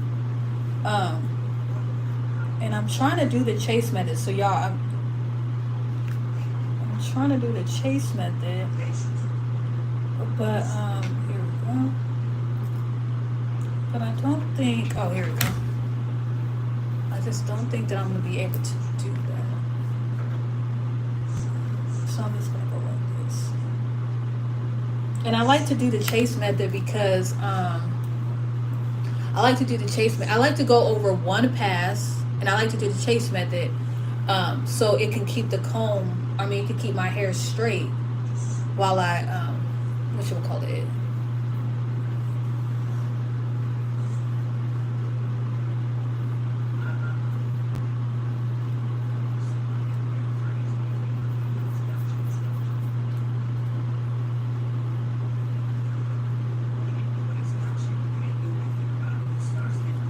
So yeah, it's at 410, and I'm just curious to see if I was to go a little bit higher. And that's I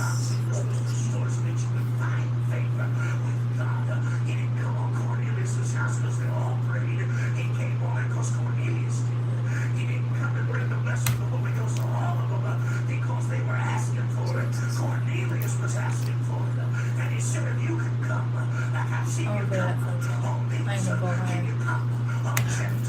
410 is also where I put the 410 is also where I put my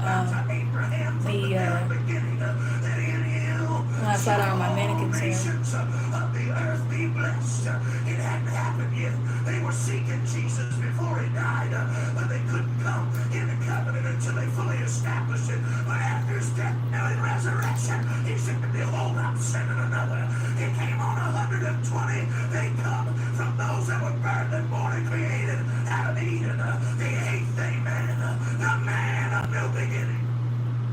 Oh my God. See, that's the thing. That's what I don't want. Is to flat iron my hair.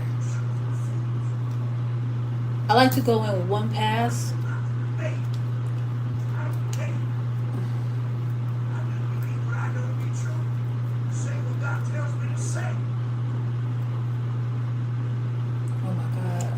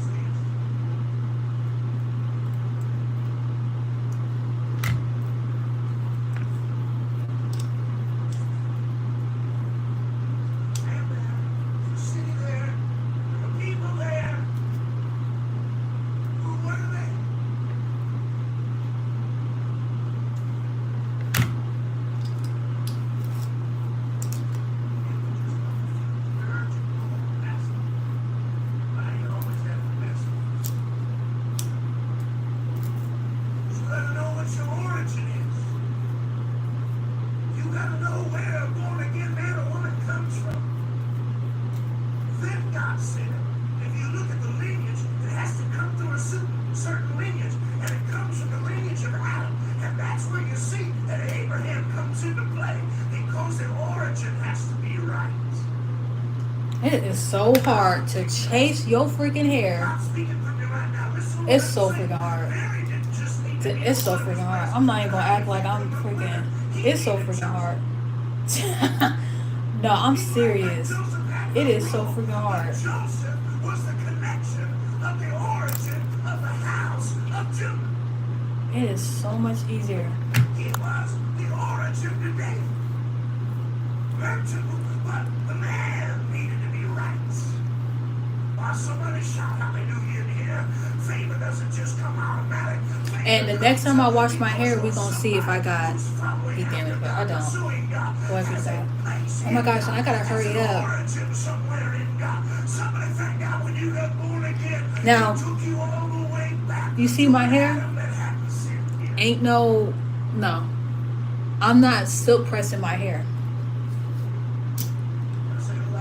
This flat iron goes up to 450, right? Oh, it goes up to even more. It goes up to even more. Yeah. But I'm not doing it that high. I'm only at 410. I'm only at 410.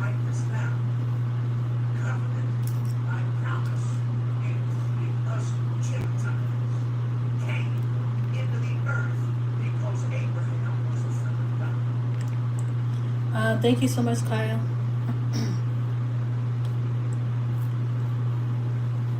Also, too, this is another reason why I was saying what I was saying earlier was your hair.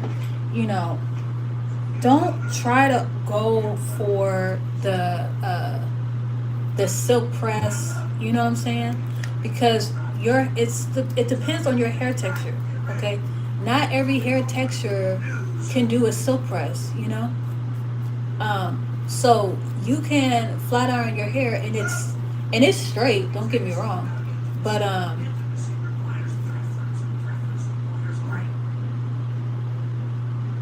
your hair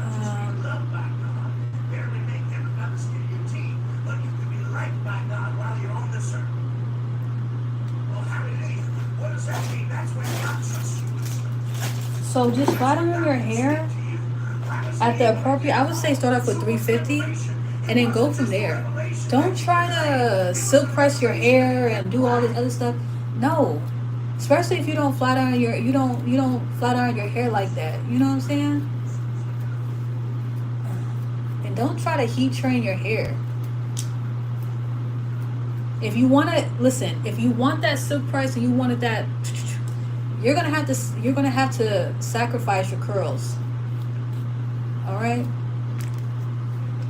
that's on period.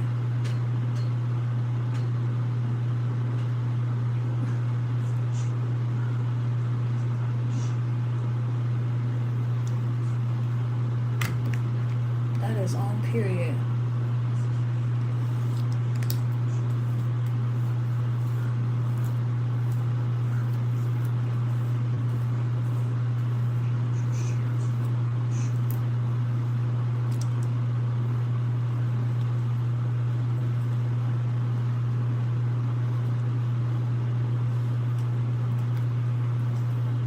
Oh my god.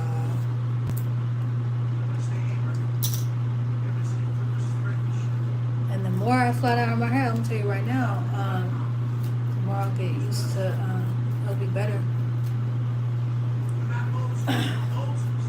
But I know my hair, and I'm not gonna just allow this. I don't care who you are. And I feel like a lot of people should be like that. You should not let people come into your world and just tell you blase, blase, blase, like, and they ain't never once assessed your hair, looked at your hair, touched your hair, felt your hair. You know what I'm saying? Took care of your hair. It's okay to take suggestions. Don't get me wrong. But you know you shouldn't take suggestions from people that when you try to challenge them, they get an attitude. It's like, nah. If I can't question what you're telling me and you instantly get mad, like, you need to listen to me, I'm a professional. That's not the type of person that you want to do your hair. Because if you tell them you don't want them cutting your hair and they say, well, I'm the professional, and they throw that in your face, nah. That's not the person for you.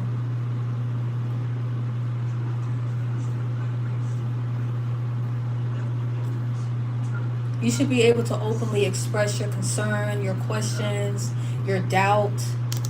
You know, you should be able to do that with no feeling bad about it. You know, your stylist is supposed to make you feel comfortable with them, to where you can open up and tell them, you know, your concerns, and they should not get up in their feelings and be like, whatever.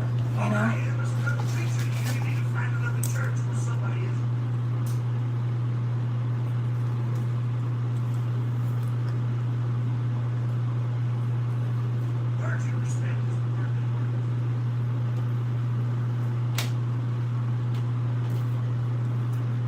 Why are the guys coming up in here talking about, am I single? Does it matter?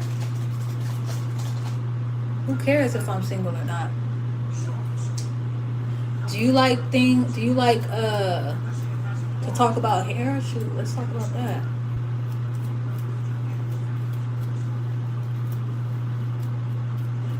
Now, my ends are really bushy, and some will say, "Oh, I need a trim," you know. But I need you to shout out the lip, hallelujah. Oh, it's a skunky look.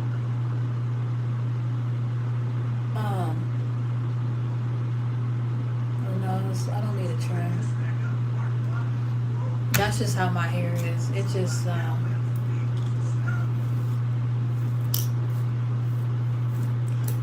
do need a trim. If I can find a different color. This is to be expected because I don't flat iron my hair like that. I do not flat iron my hair like that. But as you can see, my hair is still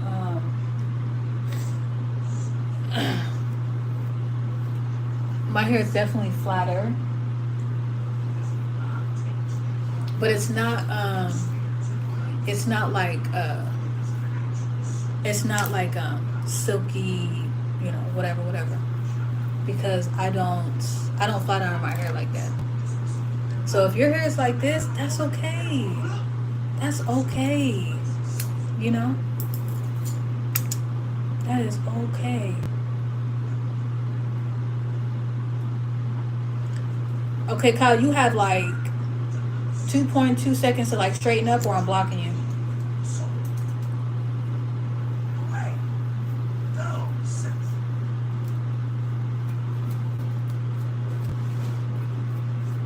But Yolanda, you see what I'm saying? Like, you want to get with a stylist that is open to your concerns, open to your doubts, open to your questions. You don't want to be, talking with someone or giving your money to someone. Um, I'm dealing with the so the inevitable. look I'm Serious going crap. for is, I'm just flat iron my hair. I'm not really going for a look because I'm about to braid my hair up. I just want to flat iron my hair to see where I'm gonna cut. And I'm so happy you came back, Hawk. Are you going shampoo or washing your beautiful hair? I did earlier. You can't know the Simpsons for a moment. Well, I didn't put it on camera when I did it. I'm happy you came back, Hawk. It shows that you're not in your feelings like that. I knew you wasn't like that. I knew you wasn't finna just leave because I don't want to do what you was telling me to do, even though I ended up doing it. But I did it not to prove you wrong or prove myself right. I did it because it's just like, um, it's not that serious.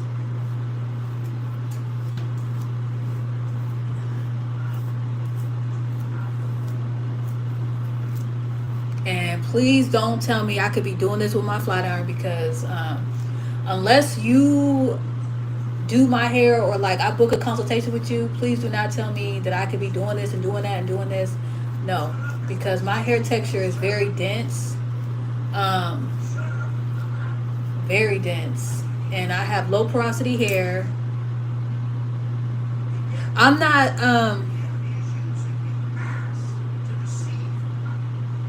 Please don't come up on my live cussing, okay? Um, and I'm not gonna be washing my hair on live. KJT. That's what I'm not about to do. But and you saying I don't listen. You're saying I don't listen. Um, I don't have to listen to you. That's the thing, though. I don't have to listen to you. But I chose to entertain what you were saying because I'm a student and I can humble myself and learn, because I don't know everything. Um, but at the same time, I was just saying what you were telling me to do. What you were telling me to do, I don't like doing it like that because I like my comb attachment. I like my brush attachment. And you cannot, and you notice, oh my God, you cannot, you cannot go on somebody's live and try to tell them how to do their hair and you haven't even looked at their hair in real life. Dang. And ain't nobody trying to argue. What am I arguing with you for? What are we arguing about? Why would I need to argue with you? I'm talking with you. I'm not arguing. I'm not arguing with you. Arguing with you about what? If you like to use concentrators, that's great, bro. Whatever you like to do with you and your clients, you do that. But I'm gonna educate the people that are watching me that subscribe to my channel because it's God's chosen hair care for a reason. I talk hair care. And that's the problem. People want to come up on YouTube and just drop their opinion and say, oh, do this and do that and do this, when you can't say that about somebody's hair because you have not seen that person's hair up close and personal in the flesh. So to tell somebody how to do their hair, you're at a line for it and you can lose your license behind. Now I'm in California, so West Coast, so I can't go up on my live and somebody tells me, oh, my hair is dry and this and that. What can I do? Oh, do this and do that and do this. Now I could suggest conditioners or whatever, but I can't be like, oh, you have this type of scalp problem and do this and do that. I cannot diagnose that. I cannot do that. There's certain things we cannot do as Cosmos. And as a hairstylist, you know this. Listen. Ooh.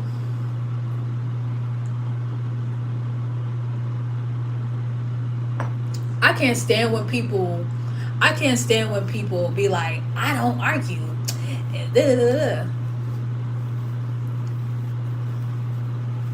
Anyways,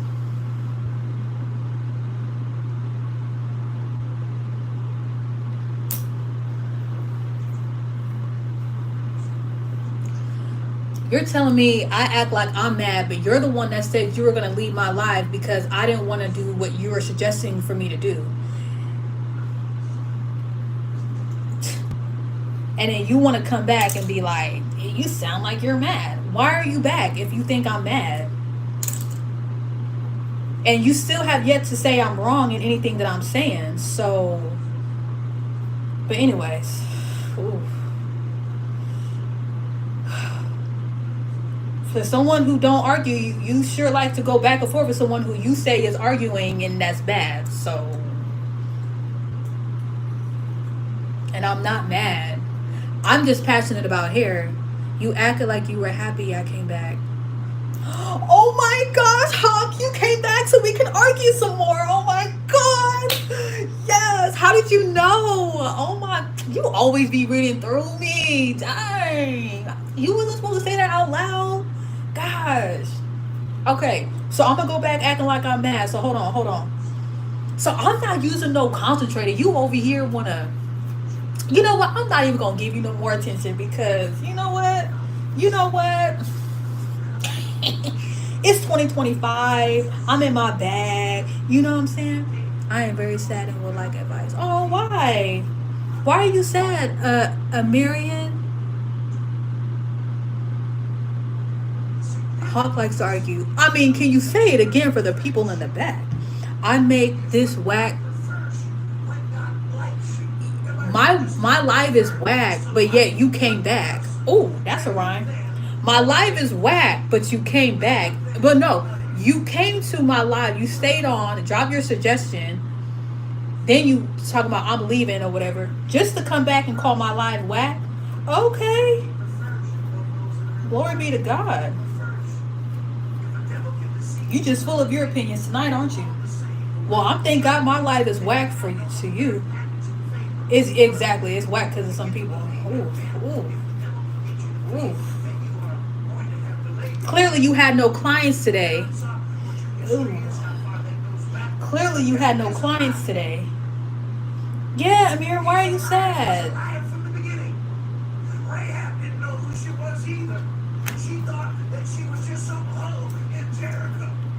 Just some hoe in Jericho. Everybody dropping rhymes tonight.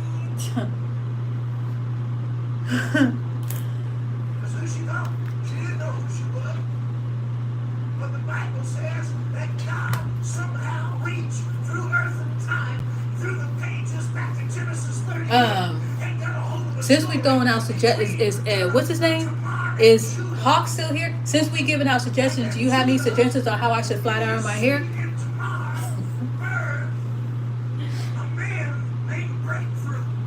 Grapefruit. And you look at the origins, and you look at the genealogy of Christ, and there he is. Who is he? He is the great-great-great-grandfather of Rahab, and she doesn't know that she has a connection. Some of you sitting in here today and thinking you're an accident, but you're not here by accident. You're here by divine oh, why? You know what? You just gotta rise above the bullies. Rise above the bullies, because you know what? People are bullies because of their household, you know? And bullies are bullies because they get bullied. And they're lacking love. So pray for the bullies. Pray for the bullies. Pray for them. Because they need prayer. They need prayer. And I'm not trying to be funny. I'm being for real. Like, we need to pray for the bullies, because something could be going on in their way of acting like nothing's going on is them being bullies. But there's probably something going on in their household that they're not talking about.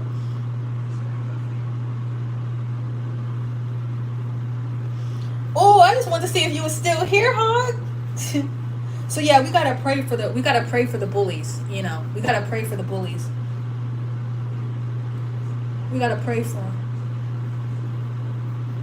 Because there could be something going on in their household that they're not talking about. They could be getting raped, they could be getting molested, they could be getting beat. So you just have to pray for them. You know what I'm saying? But if it really becomes like an issue and stuff like that, please tell an adult. Please tell your teacher. Please tell your parents. If they don't believe you, like, please. God sees all and He knows all. So, but I just ask that you please do not become a bully. Please do not become a bully. Thank you Thank you very much. You are wonderful. Oh, same to you. Much love.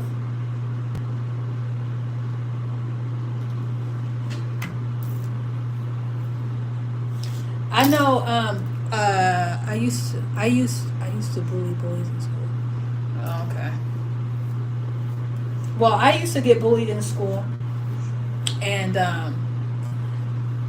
where I'm from, I don't bully people. I don't fight. I'm not a fighter.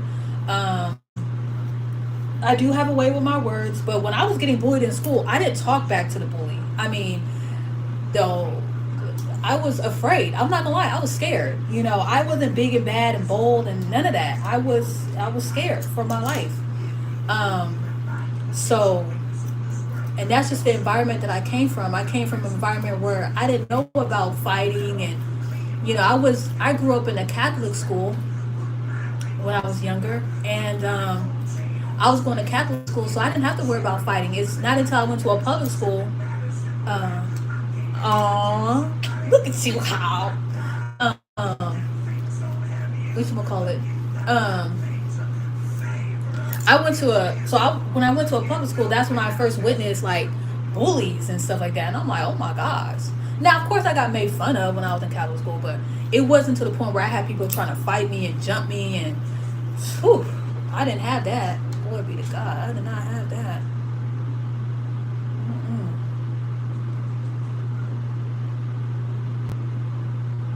Man, I wish I could chase my hair, but I can't. It's bothering me so bad. Like I cannot chase my hair. My hair texture is so different. Ooh.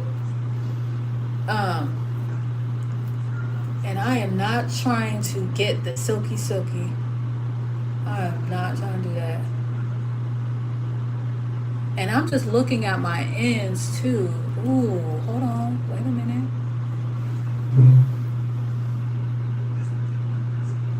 Yeah. Yeah, it's all in the ends because if you guys can see, my actual hair strand is right, but it's towards the ends. And you know what? I cut my hair, and that's just how my hair is, you know? That's just how my hair is. Now, I remember when my auntie flat ironed my hair, I protected people like you. So I'm nice. So you think I'm nice. Okay. Or are you trying to say I'm a punk? You trying to say, or are you trying to say because I got bullied and I was scared of the bullies that I was a punk? So you were like, well, I'm big and bad. Come at me like that. Pick on somebody your own size because this puss right here ain't gonna do nothing, but I'm gonna do something. Is that what you're trying to say? Cause I can take it both ways. You probably thinking I'm nice or I'm a puss. Either way, I'm not a fighter. I'm a lover. But now that I'm older, I'm 33 years old, I could definitely drop down my opinion, you know what I'm saying? And I could definitely, say what I'm thinking or whatever the case is, or whatever. But I'm not going to fight somebody. Mm-mm. My words is good enough. My words is good enough. Now look at this right here. I think you need to stand up. I'm not big or bad. You 44 years old. We 10 years apart. I'm 33. I'm about to be 34 in April. Um, what was I gonna say? Thank you so much, Yolanda. I gotta liven up this live. It's whack. No, I was playing. Well, first off, over the years, I definitely went from being quiet and kind of a pushover to you know, glory be to God. I became more bold. So now, you know, I would never bully people, but I would not let people just walk over me. I wouldn't. I, that's, I mean, if you, that's why I am how I am, because I don't just let anybody in my face. Oh, wow, no freaking way. I'm April 9th. Look at that. I just don't let people, you know what I'm saying? I don't let people come in my face and just say whatever, whatever, because I used to be like that. So, but I'm not so, I shoot down people's words, you know? But I definitely look at it and say, okay, how can I, what you're telling me, how can I, you know, how can this benefit me? And I kind of go for the truth, you know. Yeah, it definitely comes with time. And that's the thing. Like, I was getting bullied in school when I was maybe like 12, 13. You know, I was in middle school when I first experienced bullying. And by the time I got to it, I was in 6th grade when I first experienced bullying. That's when I went to public school. That's when I went to public school. And then I am not about to be killing nobody. That's so when I got to, it wasn't until after high school. Well, actually, I'm sorry. 6th grade, there was a girl. She was trying to fight me or whatever, and I stood up to her. That was the first time I stood up to her. But that was the first and last girl I done stood up to, because I had enough of being bullied, you know.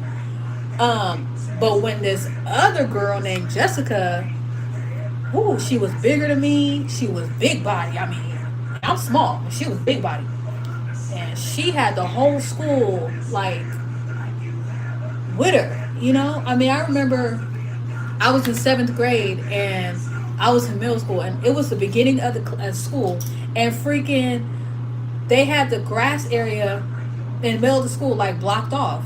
So when you walk across the school, you know, you we walking from concrete to grass. So they had the grass part blocked off. So you had to walk around to get to where I'm at.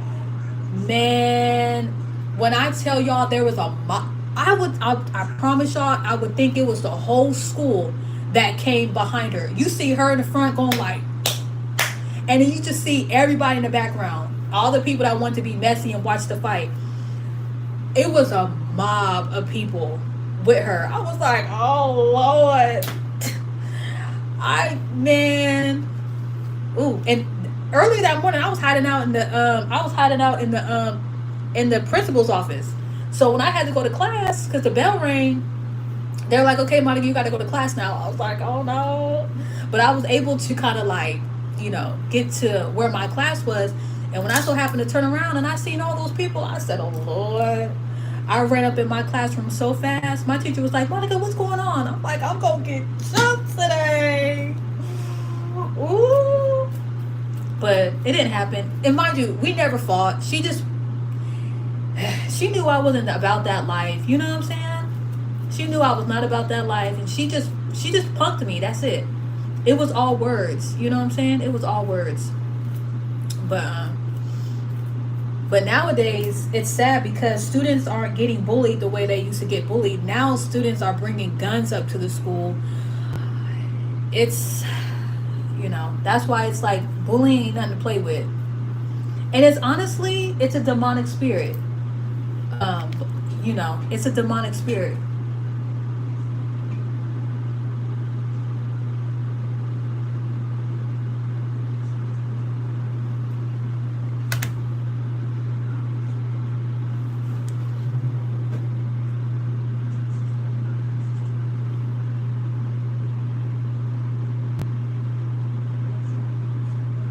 Sorry, y'all. I'm just analyzing my hair just when I flat iron it. I'm just looking at how my hair is going to the how it's reacting to the flat iron.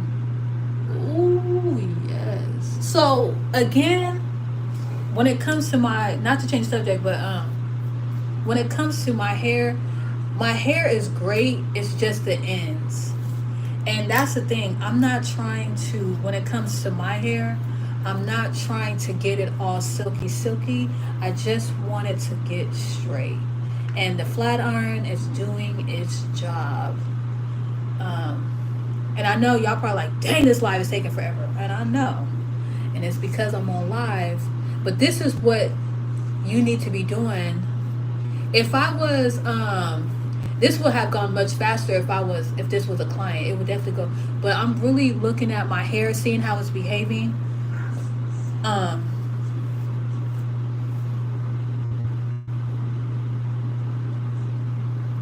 and I'm reassessing the back too.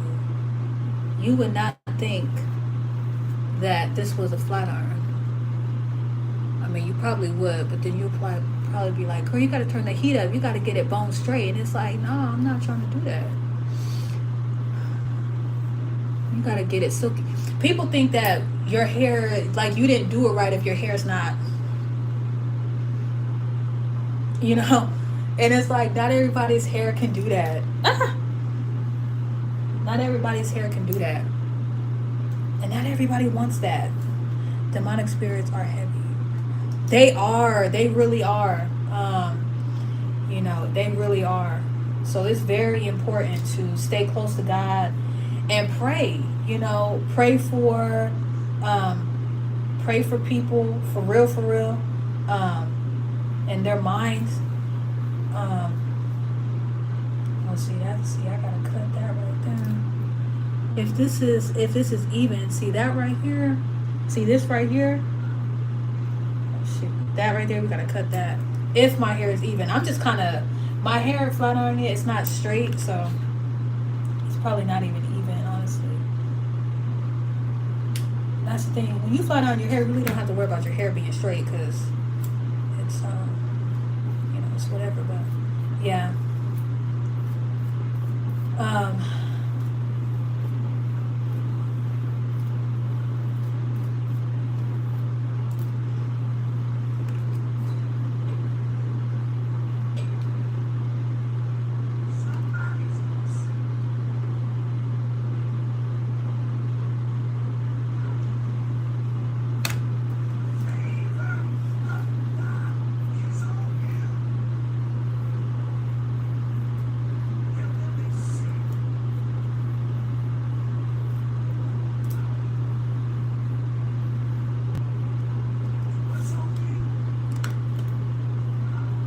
Yes, mental health as well. Yes, and that's where it starts. You know, the devil gets you in your mind. That's where he starts to play the games at is in your mind, and but you know, that's why you cannot claim, oh, I have depression, I have anxiety. If you do experience those symptoms, just say, you know what, I may be feeling like I have this right now, but I'm not going to have this for long. And this feeling may be on me right now, but I'm not going to be feeling like this tomorrow. I'm not, and even if you do feel like it the next day, just keep telling yourself, I'm not going to feel like this. And the more you keep telling yourself, you know, you speak positive over yourself, you're going to see it. It's going to manifest. It's going to happen. You know, do not come into agreement with a demonic spirit.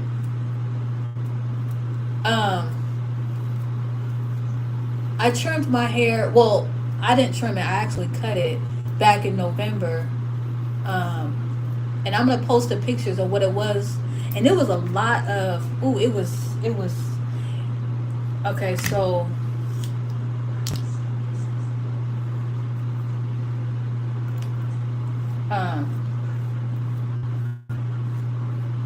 Okay, so you may think I'm lying, but my hair was where it is now. It's definitely grown a lot. So all this right here, from when I cut my hair last, all this right here, damaged. And you could see the line of demarcation because it was straight and then it was just fried. And it was because I had braided my hair. I wasn't using the right, heat. I wasn't properly trimming my hair. I was just kind of doing the bare minimum. But once I got into cosmetology school, I kind of saw what I need to be looking for. So unfortunately, I did have to cut off a lot, and I did have a lot of growth, but it wasn't healthy growth. So now, and I was cutting my hair while I was blown out. Not saying that's a problem, but when I flat ironed my hair, I could really see what was going on. So, so that's why now, and I was so afraid to flat iron my hair because I didn't want to get heat damage. Oh my god, I didn't want to get heat damage. So, yeah, I didn't want to get heat damage. So that's why I didn't flat iron my hair. But I thank God I waited because I invested in Pretty in a Minute, and this is a really good quality flat iron. Um, and it this company Pretty in a Minute really focuses on the integrity of the hair strands. And this is a titanium and ceramic plate. They made it both. Um, uh, I just found out about this company. Um, yeah, I'm probably gonna do it right now. So,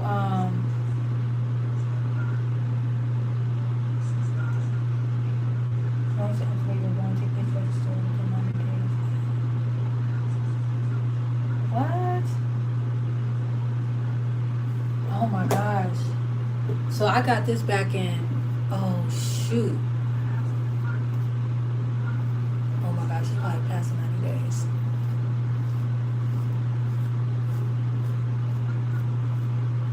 It's okay. I ain't worried about it.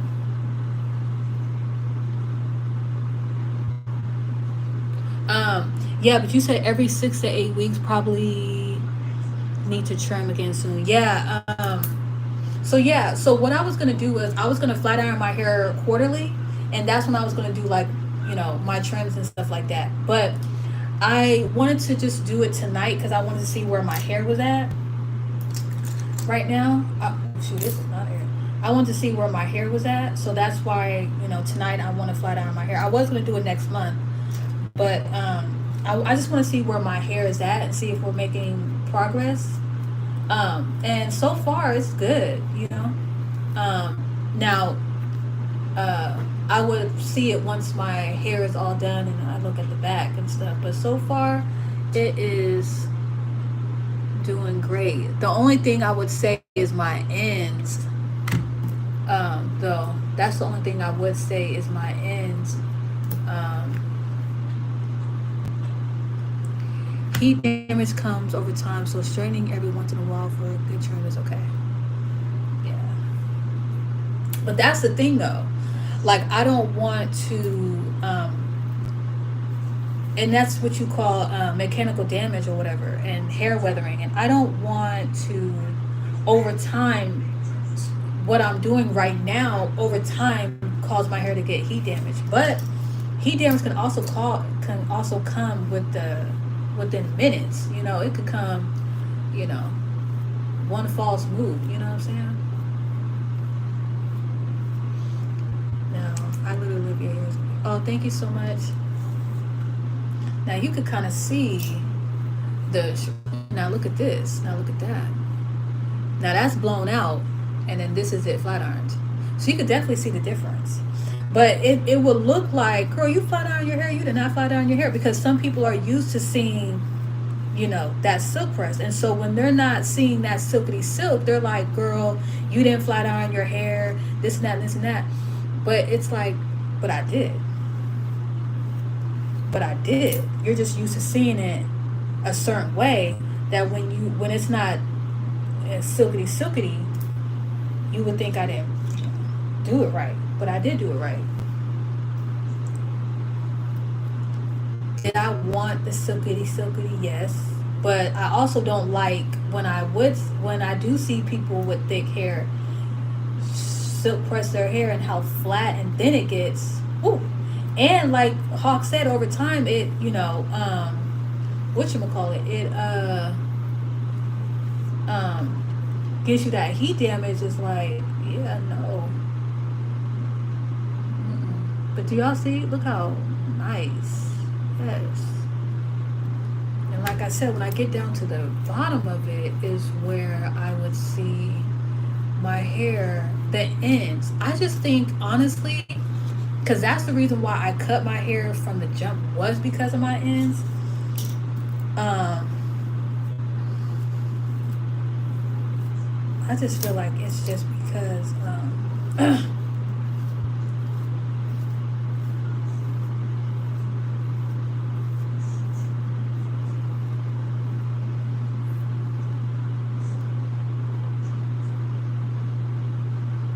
now if if I have someone that's not me, obviously doing my hair, they probably would be able to get my hair. They probably would be able to get my hair, looking different. This is just how I'm, doing it. Because again, my heat that I'm on right now is 410 degrees. Um, you can just see what needs to be cut. Yeah.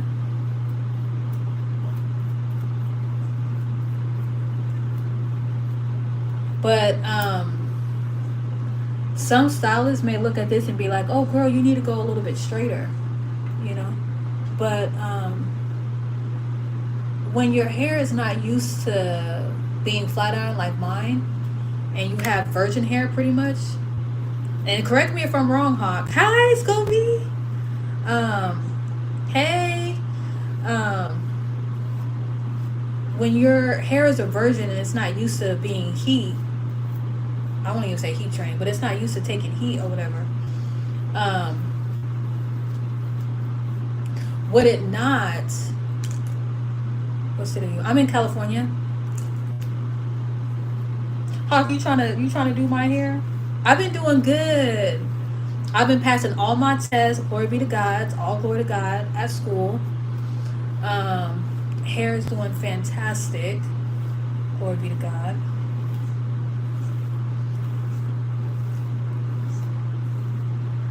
Um,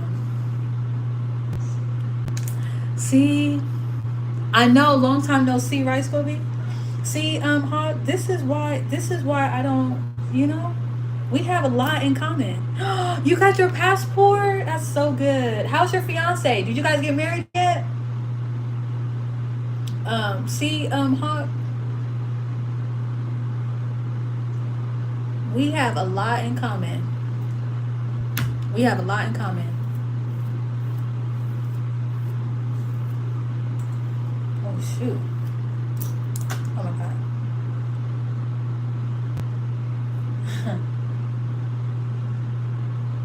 Man. But I know this year y'all gonna get married. How is she doing?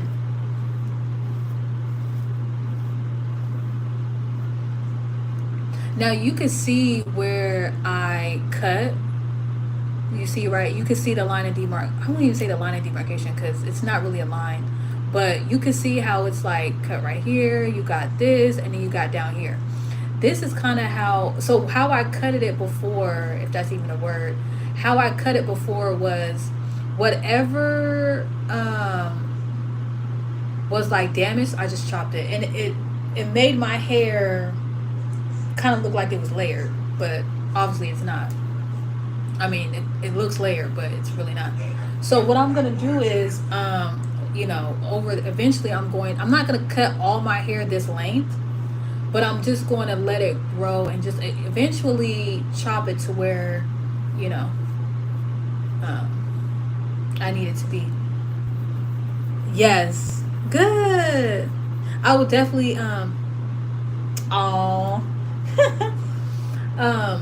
so yeah, I will cut it to where now this right here is gonna get longer. Of course, this is gonna stay long. If I wanted to, I could just let it grow out. Just yeah, it's very blunt. It's very blunt.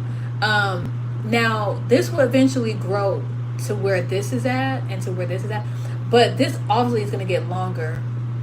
So if I really wanted to, I could keep it like this and just go with the what you call it.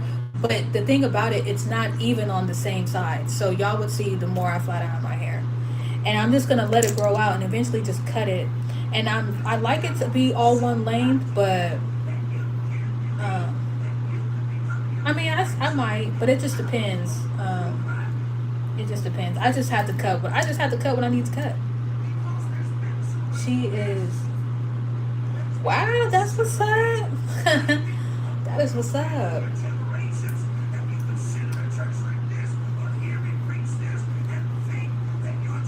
Oh, thank you so much.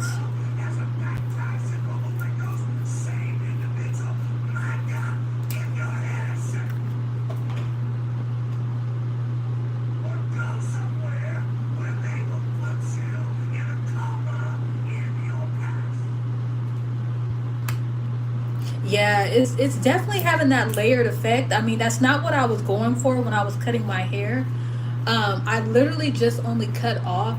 So if you can imagine, this part right here is where. So this part right here, my hair was down here, and that's how much I cut off. So it was down here. Maybe it was like right here. So that's how much of a chunk I cut off. That was horrible. Um,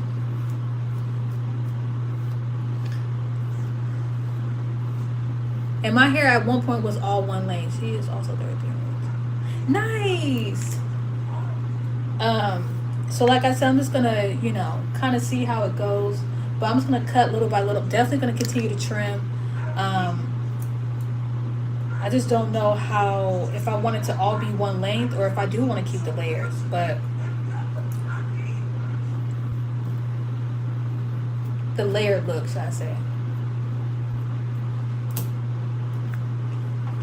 And that's the one thing for me. I'm not scared to cut my hair because I know how to grow my hair back.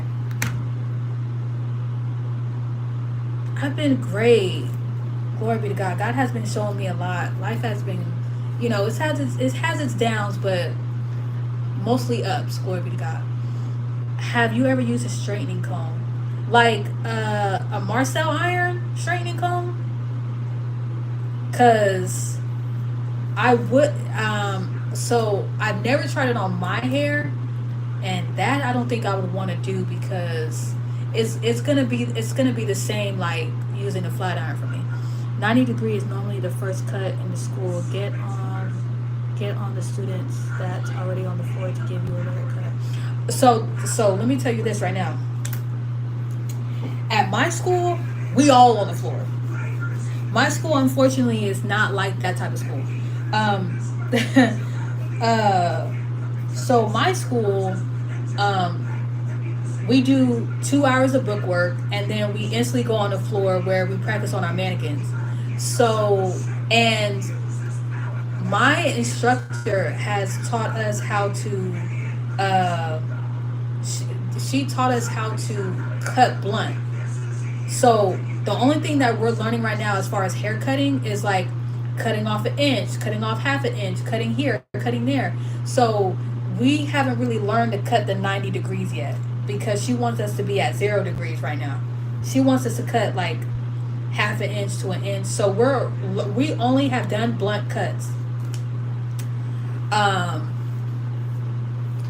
And so for me now, it's crazy because she'll have clients come in and they want a haircut, and she wants us to do the 90 degree, 180, and all that stuff. And I told her, I'm like, I'm not doing that. If I did not practice on my mannequin, I am not doing it on an actual person. I'm not. Because she's like, oh, I'll be there with you and stuff like that. No, she will walk away. And not to speak bad about my school, but my school is predominantly Hispanic. So, yeah. The way that they teach there is very different than your ordinary school. Ouch. Please give me. I would definitely keep you in my prayers. Afros are naturally layered naturally. Yep. I'm scared to go get her in the Philippines. Wait a minute, your fiance is in the Philippines? We do have a student salon, but we have a student salon, but all the students are learning. All of the students are learning at this, like, so how we get our experience is from the clients. Um, we don't have it to where, so this is how it goes. Tuesday through Friday, we're practicing on the mannequin, and then Saturdays is when the clients come in, and we do it on the clients. But not every client that comes in is what we learned that week. So we could be doing hair coloring, practicing with shaving cream, with hair coloring and stuff like that. And a client can come in on Saturday and say, I want a buzz cut, or I want a fade, or I want this, I want that. And we don't have no practice with that. So we have a student salon, and let me tell you something right now. I do not trust the other students with my hair. No, because they don't know how to do Afro texture hair. They don't know how to they don't know how to shampoo it, blow dry it, flat iron it, cut it. They don't even know how to touch it right. They don't. They don't know. They don't know. They don't know. They don't know. And it's not their fault. It's the instructor. It's the school director.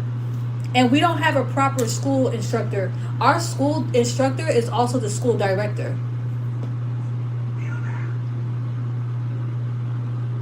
So we have actual clients, but the clients that we have is all straight hair clients. Like, we don't have any Afro hair clients that come in. We don't have black people that come in. We don't have, we have mostly Latino that come in with straight hair.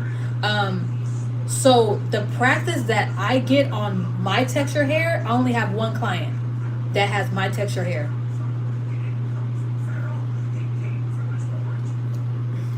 And I'm being so for real. I'm being so honest. That's why I practice on my mannequin, and that's why I won't say I practice on myself, but I'm going to invest in a mannequin that has my texture hair, and I'm going to practice cutting and stuff like that. So they don't have senior stylists that's getting ready to graduate.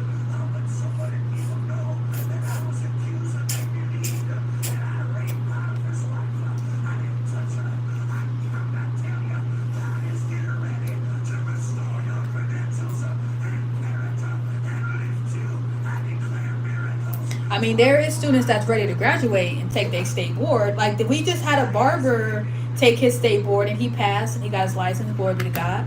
But he had prior knowledge of cutting hair before he went to Cosmo school. So when they tried to bamboozle him with certain things about how to cut Afro hair, he said, "Nah, I don't think so." Just like when they tried to bamboozle me about certain things, I was like, that's not, no. Because they don't know about Afro hair, because they don't really do Afro hair. you see what I'm saying? So that's why when people start saying, go to Cosmo school, go to Cosmo school, it's like, okay, yeah, you can go to Cosmo school, but that doesn't mean that Cosmo school is going to teach you what you need to know. Because unfortunately, there's some cosmetologist teachers that gatekeep information, or they don't teach you the right information, or they just teach you the basic knowledge to do state board, and that's it. Y'all, my phone is at 39%, and I still need to braid down my hair. I'm so freaking busy talking right now. In fact, let me put my phone on the charger. Hopefully y'all can still see me. Hold on. Let me see how this is gonna work. Ain't that crazy? I'm telling you, I'm not lying. I'm so serious. Oh shoot. You might want to check out the teacher part of it. I don't blame you. Wow. Instructor make a good salary. Not for not for a cosmetologist. If you're an instructor at a cosmetology school, you make more money out on the field than you do being a teacher. That's crazy. It is demographics, man.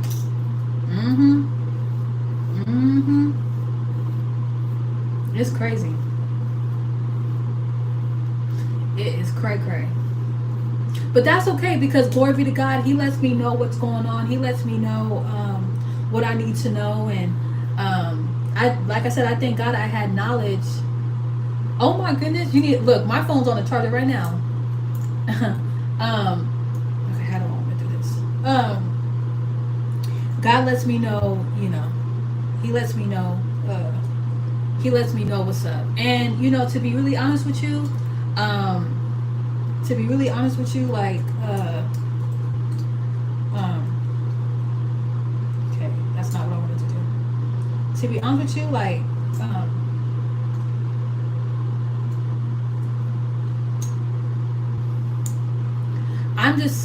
I just want to get my license and get about that school. I have my problems with that school. I have my opinions with the school, but you know what? That's why I thank God I had prior knowledge coming into the school, so I know what to expect. Glory be to God. How do you get closer to God? Read the Bible. Read the Bible. Read Proverbs, Acts, 1 Corinthians, Romans, Proverbs, and pray. Talk to God. Yeah. Fast. Go, like, if you haven't fasted before, I would say go 4 hours without eating. Psalms is good. Psalms is good, but the thing about Psalms, though, is a lot of people read Psalms and they hear the blessings and stuff like that, which is great, but you want to know, when you're getting to know God, you want to know His likes and dislikes, because you may be smoking weed, you may be doing some things that's not pleasing unto God. You know what I'm saying? Yeah, believe in Jesus for sure. The salary part of it, since there's no black instructor, can be one. Yeah.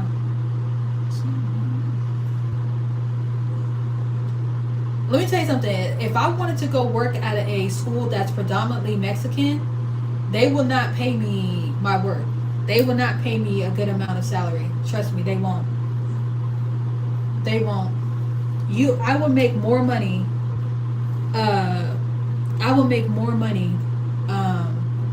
Being on the field, being out on the field, than I would jealousy. That's why. Jealousy.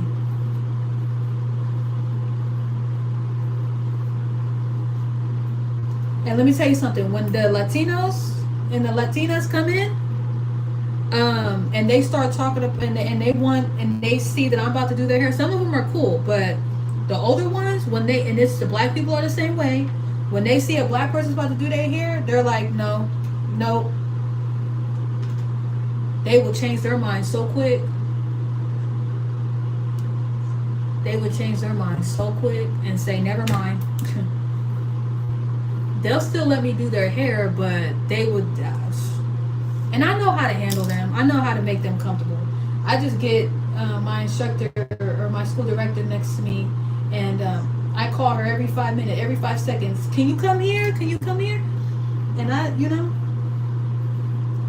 and I let her validate my work, and she'd be like, she'll say, oh, that's good, or this and that, like,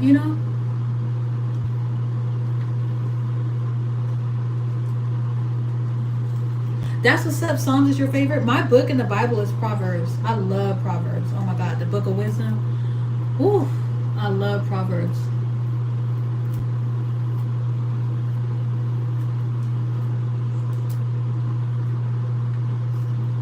Man, I'm so over learning Spanish. Let me tell you something. I don't need to learn Spanish to know what they talking about. God lets me know. They don't know I know, but I know. I may not be able to be like, oh, they said da da da da, but I could tell when they're, And to be really honest with you, I really don't even care what they be saying, because at the end of the day, they can say whatever they want about me. It's not going to stop the will of God and the hand of God over my life. So I'm not even tripping. Say what you want, think what you want, be how you want, but God has the final say, and God says I have favor over my life. So you can try to do what you want to do, but it's not gonna work. You can be the one to change it. You could be the one to change it. Just speak my language. Proverbs definitely gets you right. I was born in Texas, but I live in Cali. I was raised in California. You know, let me tell you something. I could learn Spanish and go work at a. But see, that's the thing though. I don't want to be a cosmetology instructor. I want to do hair. You know, and the thing about it is, even if I'm bilingual and I know Spanish, they're still not gonna pay me my worth. Love you too, Scobie. They're not gonna they're not going to they're not gonna pay me to the point where I could buy a house, I could buy a new car, I can have property. They're not. Let me tell you something. Especially at my school, the instructors there that are there, they keep talking about how broke they are. They keep talking about, you know, they have another job. Like one of my instructors, he works at Lowe's part time, and he's an instructor part time. Like it's just no. It's just a no for me, dog. I'd rather no. And let me tell you something. When you go attend a school that's full of crap, you'll start to know. You'll start to know. This is why doing your research is important. This is why furthering your education and going to hair shows and listening to other, you know, hairstylists or nail techs or whatever, and watching other YouTubers and so whatever the case is very important. You get more just for being bilingual. I mean, that's what they want you to believe, though. They want you to believe that being bilingual is the way to go, but to be really honest with you, it's really not. Yeah, with any job. Let me tell you something. I work with a woman that's bilingual. She's Spanish and she's English speaking, and she still gets paid $16 an hour. I know my barber school was sucky. Scobie, you went to? Oh, that's right. You told me you used to go to barber school. Yeah, and it's because they don't at hair school. They don't really teach you how to instruct. They teach you about how to pass state board. That's it. They don't really tell you about how to be a good instructor and a good teacher. That's just another benefit of getting your license is you can become an instructor. But how you just get your license and now all of a sudden you want to teach hair? Like, no, you need to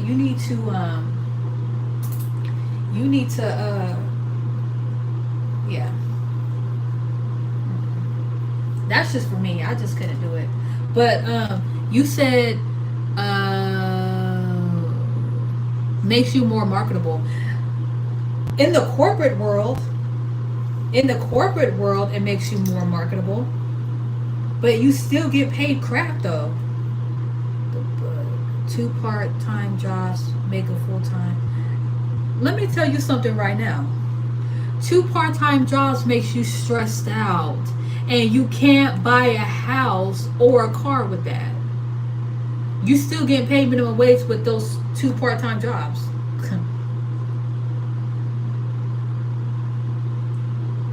English is your first language. Right. But if I was to turn around and learn Spanish, that's not going to make... Let me tell you something.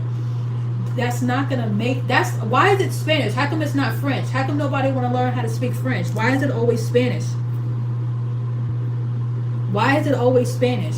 Why do people think, oh, if I just learn Spanish, I can make more money? There's people that are trapped. There's people that know 5 different languages and still make minimum wage. That still make average. You think they're gonna pay you more than an actual Mexican, an actual Spanish people? Because no, they barely pay the Spanish people anything. That just makes you more usable at the job, at the workplace. That don't make you like more of an asset. They don't pay you more because you can speak Spanish. They just hire you faster. Oof. They say, oh, you're bilingual? Oh, boom, hired. Because you could be bilingual and have poor work ethic. You know.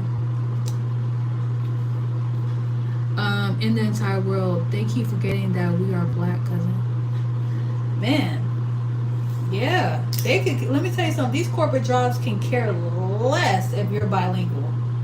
They could care less if you're trap lingual, two lingual. They could care freaking less. They could care less. They're still gonna pay you $16 an hour. They're still gonna give you crappy. They're still gonna give you crappy hours. Huh. They're still. Let me tell you something. Whether you're bilingual or whatever, you're still not gonna make more than your manager, and your manager is still not gonna make more than the owner. Period. The owner is getting, like, for instance, Marshalls. Marshalls is a multi-billion-dollar company. I get paid $16 an hour. I'm a hard worker. If I learn Spanish, that's not going to make me get $25 an hour. That's going to keep me at, that's just going to make me be able to, it's going to be like, okay, you know Spanish, so now you can talk to the Mexican people about getting a credit card.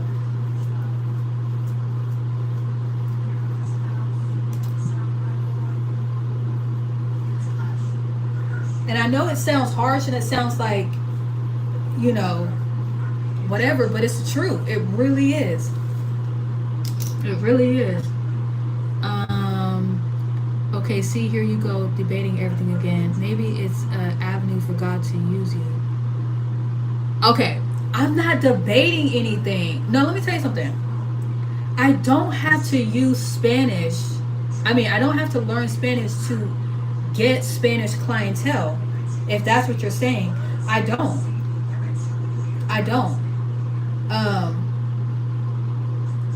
Because I have Spanish people now that I'm doing their hair, and they don't mind me doing their hair, and they don't speak a lot of English. You know, do they request me? No, but when they see me about to do their hair, they don't get scared. And the ones that do get scared after I'm all done, they cool. They even give me a $5 tip or a $10 tip. You know?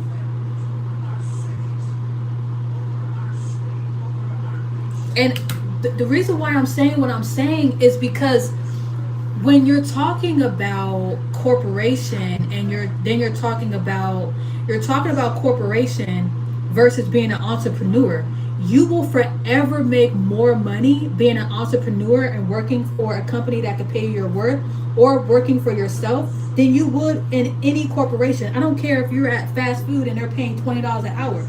They're paying you $20 an hour while they're only giving you 4 hours a week. I'm sorry, 4 hours per day for 5 days, or 3 days out the week. Come on.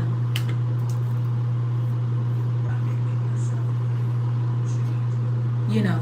Hi, Salim. Marshall's going to close stores in 25. Yeah, I believe it. A lot of places, because Marshall's has a lot of theft, and that's another thing too.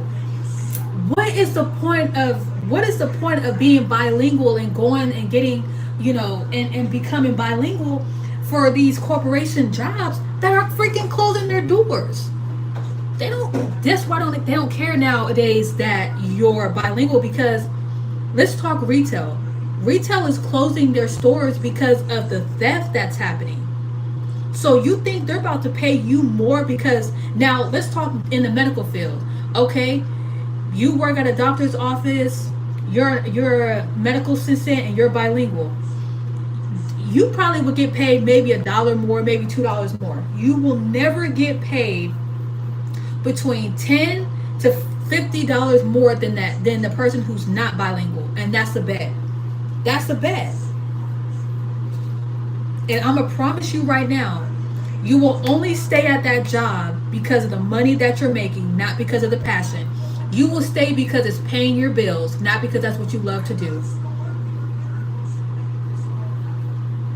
If you want to be a medical assistant, nobody just wants to be a medical assistant. You eventually want to be a nurse, probably, or a doctor.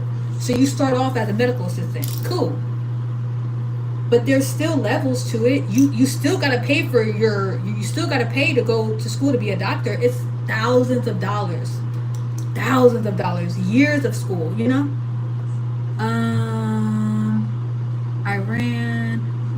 don't you want to be spoken into in your language? Makes you more comfortable, and definitely has not. Let me tell you something. A Mexican person is it, when I let me tell you something. My mom and my grandma, they're both from Panama. Okay, so I tell the clients that I'm like, my mom and my grandma are from Panama. They don't give a rat's. They don't. When you go to a black woman salon, if a white woman was to be like, girl, I'm gonna hook you up something fierce, girl, yes. Is that gonna make a black woman like feel comfortable with her? No. You know, if a woman was just being herself and say, you know what, I understand that you may feel nervous because girl, I ain't, we ain't the same color, obviously. But girl, trust me, I got you. Relax. And you know what? If you don't like your service and you don't like what I gave you today, the service is free. That's gonna make them be more comfortable than you talking their language. Now a white woman probably ain't gonna be like, girl. She probably ain't gonna be like that. But you see what I'm saying? And let me tell you something. A Mexican or a Spanish person, if I start talking in Spanish, like they say gracias, gracias, I'll be like, oh, de nada, or whatever. Like when they say thank you, I say you're welcome. In Spanish, they don't, and a lot of them want to talk English too. They're like, oh, I want to talk to you in English and stuff, and it's because they feel like if they learn, it's funny how, thank you, Holy Spirit, it's funny how us Americans want to learn Spanish because we think that we're going to get more business opportunity when the Spanish are wanting to know English because they feel like they're going to get a better opportunity if they learn Spanish. I mean, if they learn English. But it's the same. It's the same. Yeah, it was on the news because they might think you not understanding what they want when them is saying having that second language can give you an advantage. Okay, but what I'm trying to say is that you can learn Spanish or French or whatever as a second language. That's fine. But not everybody is going to be comfortable because you can speak their language. That you can just speak their language. You can speak their language all day. That doesn't mean you're going to give them a good hairstyle or charge them the right price. It doesn't mean anything, really. And nowadays, and we're talking nowadays, right? Maybe back in the early 2000s, you could have went far with being bilingual. But nowadays, being bilingual is not paying the bills. It's not getting you that job where you can buy property and assets and you're not tripping off your retirement. You're financially free. Being bilingual nowadays doesn't get you anywhere but instantly hired. That's all I'm saying. I've been good.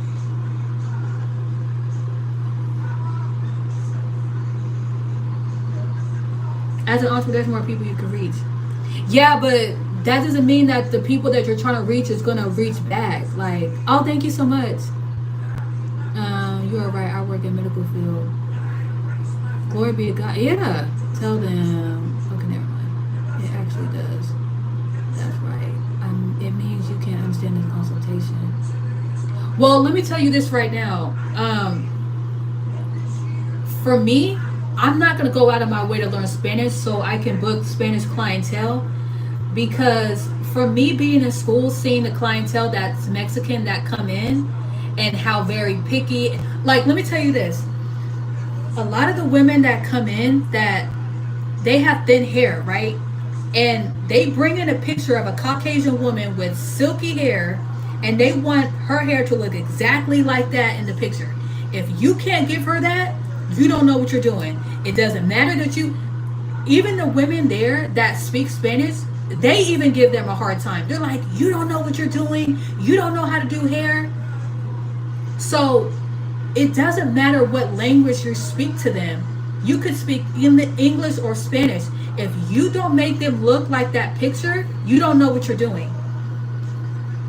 And I'm only speaking for cosmetology because, I mean, this can go for any freaking occupation, to be really honest with you. And like I say, why is everybody wanting to learn Spanish? How come no one's wanting to learn Vietnamese or whatever? Why is it Spanish? There's an agenda behind that. That's what I'm really trying to say. there's an agenda behind why people want to learn Spanish. Why is Spanish a predominant language that people want to learn to speak? That's crazy to me. It's crazy to me.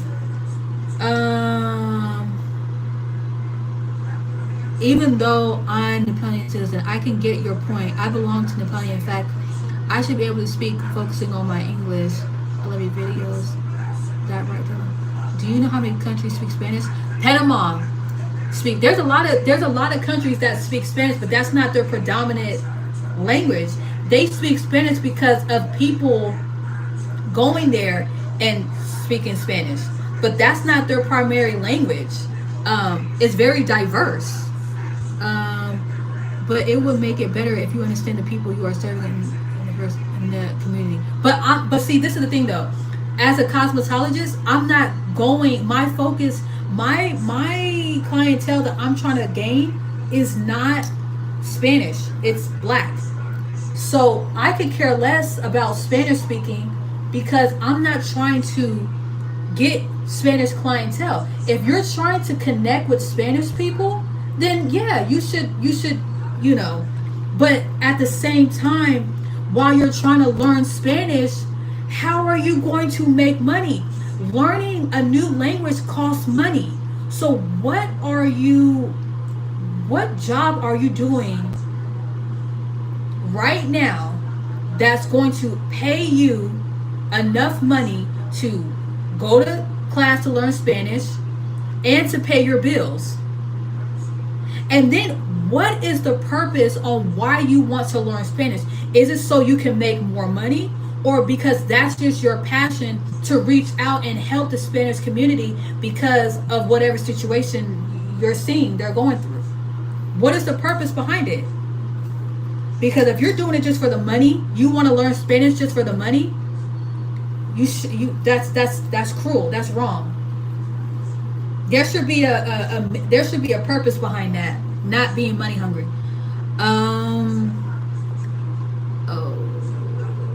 The government, because a lot of people here speak Spanish. That right? Clearly, you don't like to take advice. That's right. How much money will it make you? I just got here. Is this a tarot reading? Absolutely not. Markability, right? You just want to be.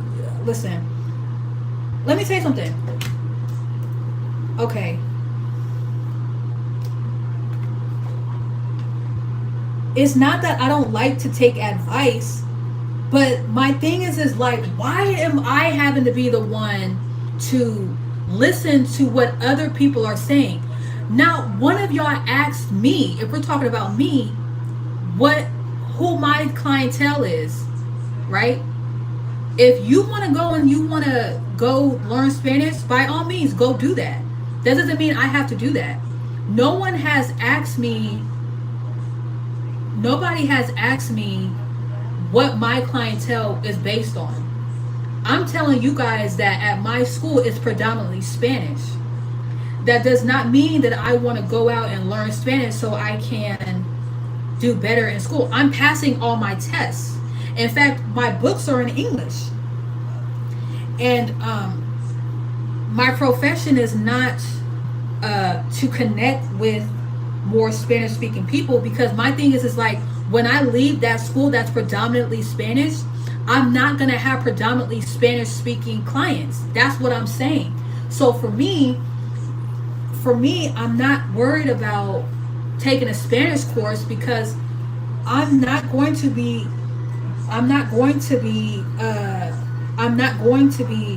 doing Spanish clientele. If I do have Spanish clientele that want to come and book with me, great. But they're going to know that I speak Spanish, because they're going to ask me, do you speak Spanish or English? And I'm going to say, I speak English. And that's going to be their deciding factor if they want to continue to book with me. There's now a way where on YouTube you could do Google Translate. So, and I do that at my school. They'll talk to me in Spanish, I Google Translate it, I talk to them back in English, and it translates to them in Spanish. So I don't need to go spend thousands of dollars or whatever, or hundreds of dollars to go learn Spanish when I have Google Translate. Does it get it right all the time? No. But it's okay, you know. And I don't, it's like you got to learn how to, you know, let bygone be bygone. Just because if you want to learn Spanish, you cannot put that on somebody else to go learn Spanish because that's what you want to do. That's what you want to do. And I'm telling you, if you're trying to learn Spanish so you can build clientele and so you can, build clientele and so you can make money and you can connect with different people,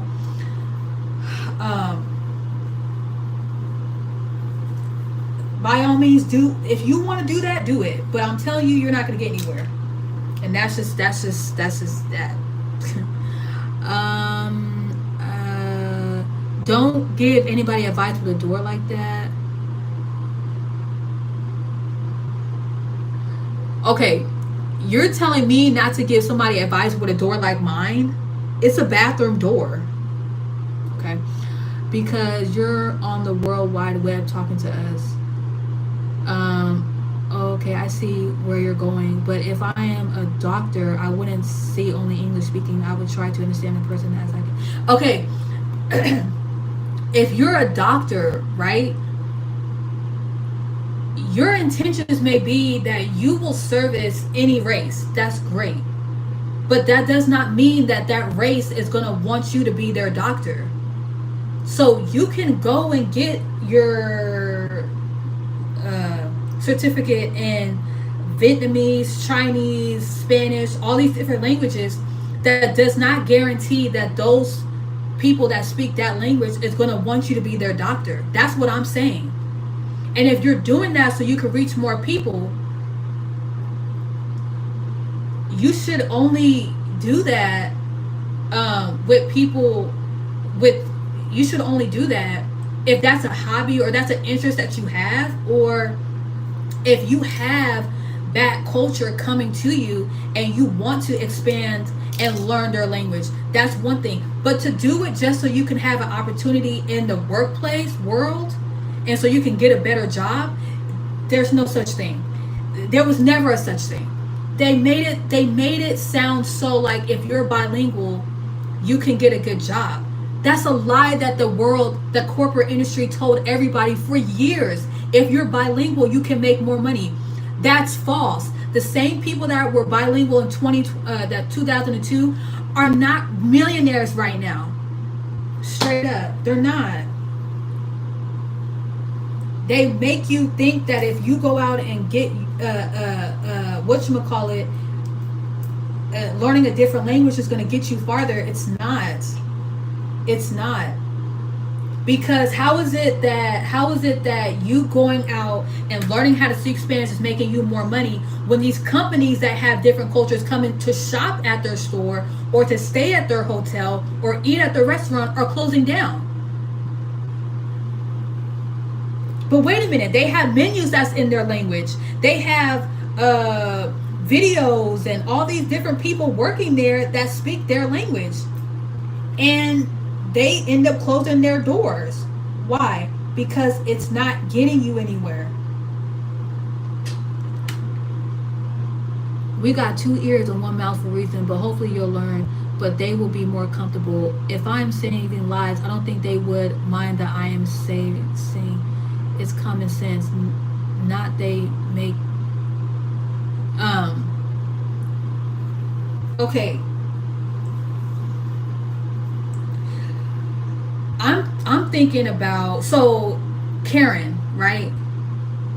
If you're saving lives, that's an emergency. So if you're a paramedic, right? Because there's a difference between a doctor and a paramedic, and a surgeon. So if you're a surgeon, yeah, that person that's Spanish speaking is not going to care that you're English speaking, but you are going to need somebody to translate for you. And again, if you are going to, it depends on what level you're going to be at. So if you're going to be in the ER and you're surrounded by, and you live in a city where it's predominantly Spanish, well, yeah, it's going to make sense that you learn Spanish. But you chose to be in a city where it's predominantly Spanish. I'm in a city where it's predominantly Asian and Caucasian. and there's a little bit of Spanish. So I have no, and I'm in cosmetology, but also too in the medical field, it goes the same way because where you want to go practice your, you being a doctor or being a nurse is the city you choose. So if you choose to go work at Compton in Compton, California, where it's predominantly black, why would you go learn Spanish because you have a little bit of Spanish people come to see you? If you are living in San Francisco and you're in Chinatown being a doctor or a nurse or a medical assistant, why would you turn around and learn Spanish when you're surrounded by people that speak Chinese and Vietnamese and all this? And then you have to be careful with the school you're going to, because with Spanish and Mexican, you could be learning Spanish, but just because you learn Spanish, there's a lot of Mexicans that don't understand what you're saying because they speak two different languages. So you have Spanish, which is from Spain, and you have Latin, which was from Latin America, but they don't have the same meaning for their words. So, but in order for you, Hawk, in order for you to know the language, you have to start somewhere. If I was to go to Spanish, check this out. It's like me in a Cosmo school right now. I'm in Cosmo school right now. That doesn't mean that I know how to take somebody's hair from my color to a light blue within seconds. I still have to learn that process. So even though I'm learning how to do hair, I will forever be learning. And when you're learning Spanish, if I started learning Spanish right now, I still am going to need a translator because I don't know Spanish all the way. And just because you've been in Spanish class or you graduated Spanish class that you've been at for 6 months or a year does not mean you know the ins and outs of Spanish. And that would be ignorant to think that you know the ins and outs of Spanish or Latin or whatever, or any language because you took a class for it versus someone that's been raised in that language for years. If my Spanish speaking school director told me she knows better English than me and I was raised around and spoke English for years since birth, and she knows how to speak better English than me, is absurd. If I learned Spanish from a school and I want to walk up in front of someone who's been surrounded by that for years and it was born into that, and I want to sit there and act like I know more than them, I'm ignorant as hell. And that's on period. That's on period.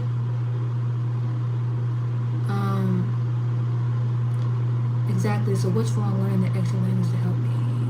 You don't need to have a You argue everything because I want to know for myself. Just one time where you're advanced and I don't really want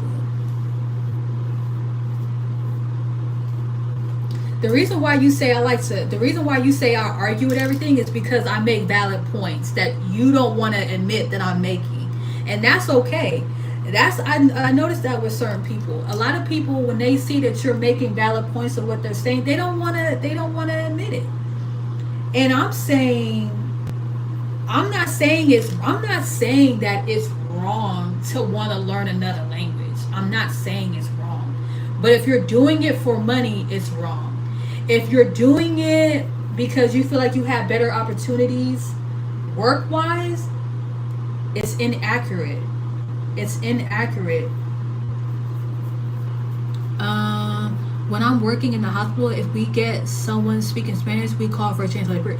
Exactly. Like, that's crazy. Like, how are you? Thank you so much, Yolanda. Thank you so much. Like, you could be taking I'm taking cosmetology class right now. Am I gonna sit there and tell my coworkers, oh, let me bleach your hair? No, I'm still gonna have my instructor behind me to guide me.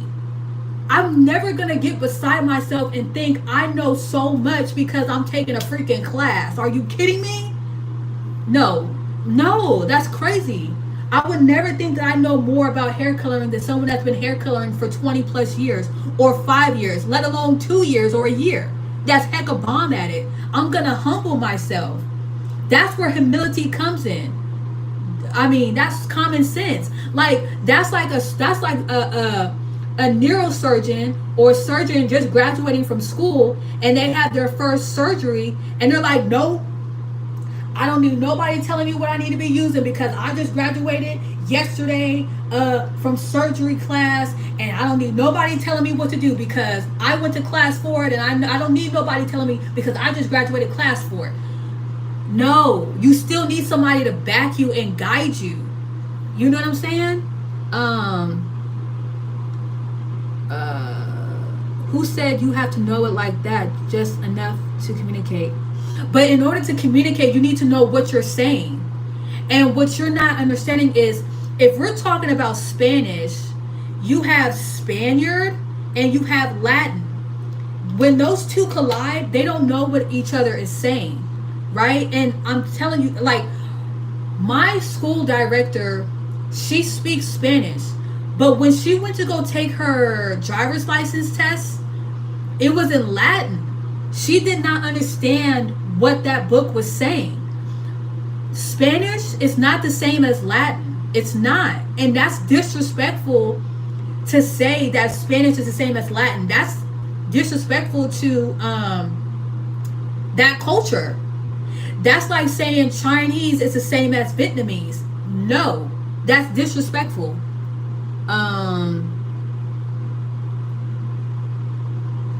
But the thing about it is though, if the student is more fluent and expanded their horizon above the teacher and can speak more and understand more than the teacher, there's nothing wrong with that, because that student, you know, expanded their search of that culture language.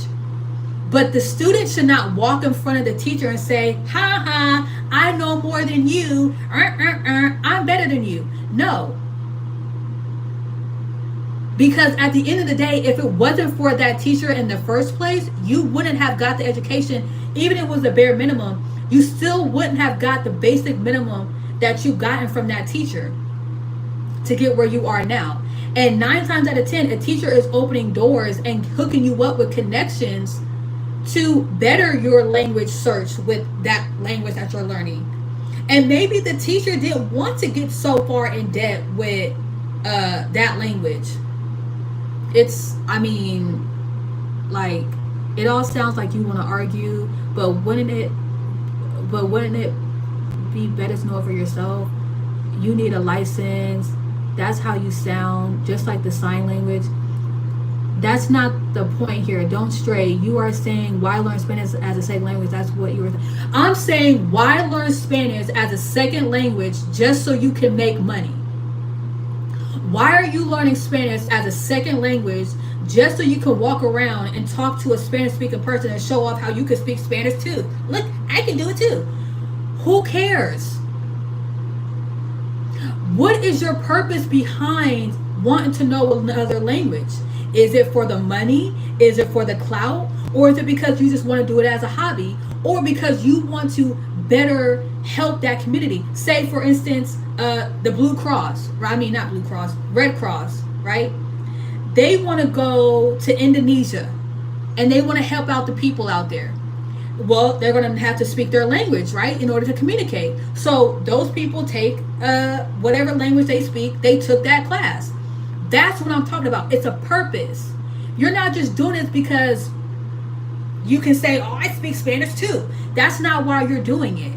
You're doing it because you have a purpose behind it. If you want to do it for a hobby, do it for a hobby. But don't do it and say, oh, you need someone to speak Spanish? Oh, I can speak Spanish. I can do this. I can do that. I can do that. Because it sounds like you're trying to big up yourself, like you're that one, when you're not. Especially when you don't have humility. So if you want to learn Spanish so you can be better than somebody else, that's why I'm saying, what's the point? What are you even talking about? Know it to better yourself. All right. Check this out. If Hawk, you want to do it, Karen, y'all want to do it. If you want to learn Spanish, then freaking learn Spanish. Oh, Hawk, you're talking about learning? Okay. You want to talk about learning? Oh God.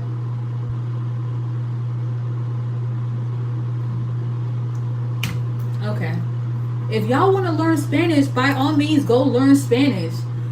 All I'm saying, and what Yolanda is saying, and she's understanding what I'm saying, is that if you are at the grocery store, or you're at the doctor's office, or you're in somebody's chair getting your hair cut or whatever, and you have somebody that does not speak predominantly English come around you, and you are just learning, it's not like you've been fluently speaking this language for 5 years.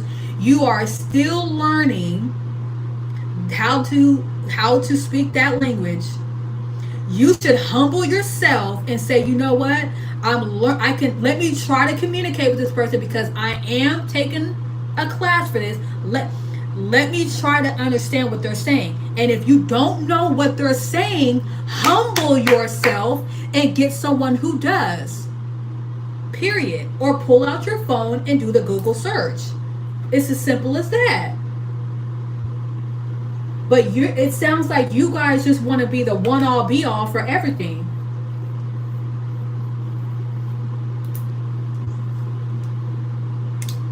It's as simple as that.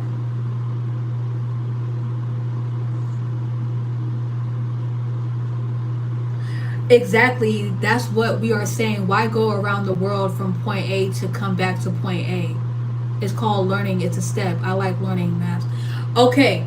And that's what I was saying. It's a process. So if you started learning Spanish right now, you cannot, if you start learning Spanish right now and you have someone that's fluent in Spanish that was born in a Spanish family household, you cannot step in front of them and be like, I don't need you to help me. I'm in school right now for Spanish, so let me talk to them. Let me talk to them. Let me talk to them. No, you need to sit back and let the person that's fluent in that language speak. And I'm gonna tell you this right now.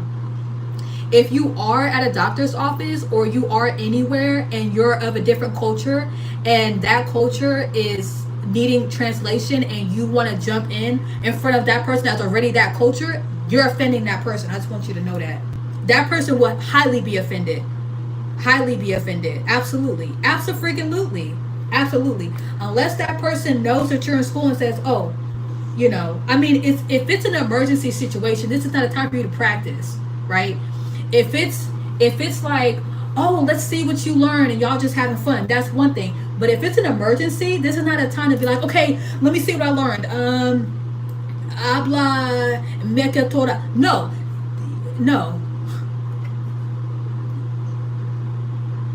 You're gonna highly offend that person. I mean, I would definitely be offended. Absolutely. I would definitely be offended if I'm fluent in English and there's someone that speaks English, but a French person is like, no, let me speak in English. You don't let me. I took a class in English. I'm gonna be like, okay.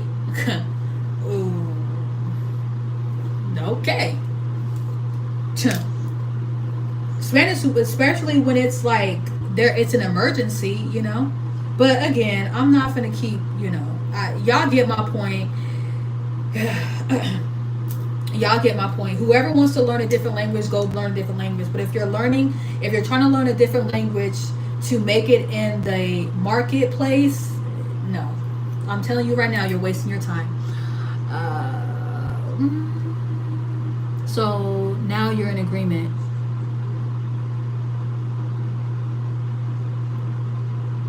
This is pointless, but if you know it, you know it. Come on, you're offending me.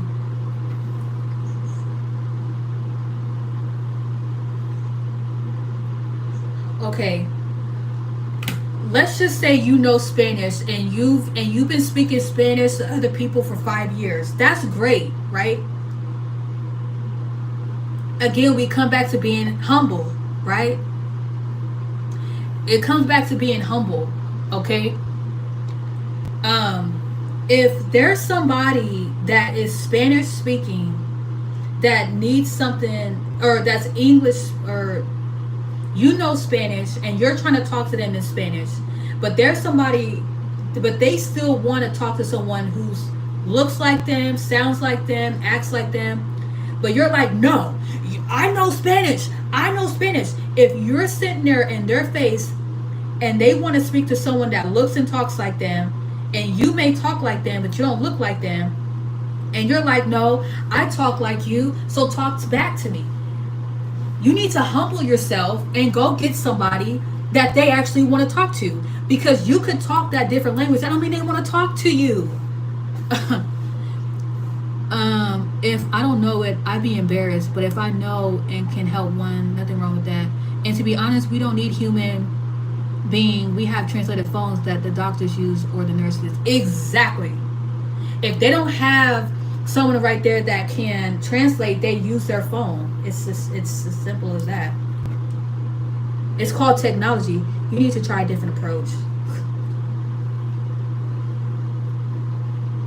I don't know how else to say this. It's simple. You guys are just not, you guys are seeing my point. You guys are just trying to make your point. And I'm saying your guys' point, if you want to learn what you guys are saying, that you guys want to learn a second language, that's fine. That's great. If you want to learn a second language, go learn it. No one's stopping you from learning it. But if you think that because you learned, not you already knew how to talk it, you already knew how to speak it and everything like that. If you're saying because you just learned Spanish that you can speak to any Spanish speaking person, you need to take a chill pill, because not every Spanish speaking person wants to talk to you. It doesn't matter if you know how to speak Spanish or not. So take a chill pill, humble yourself, because you can take all the classes you want, but that does not mean that that person that you took a class for in that language wants to speak to you. And that's on period. And who's to say in any situation you're going to remember everything that you freaking learned?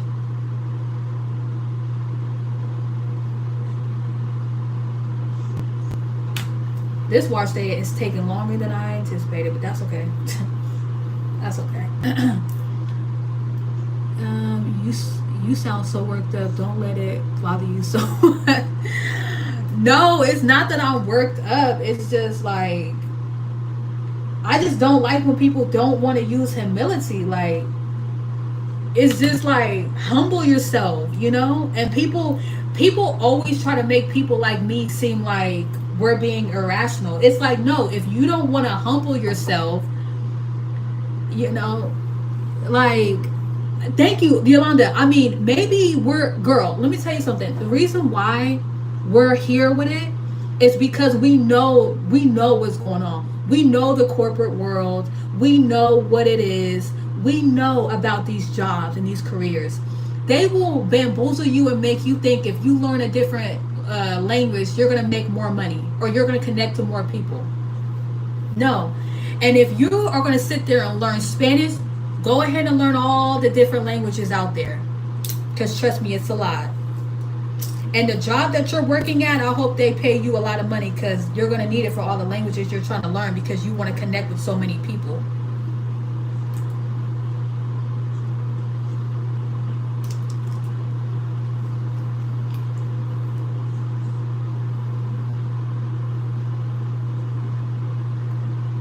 Back again in the circle. Keep relying on technology will fail and keep and going.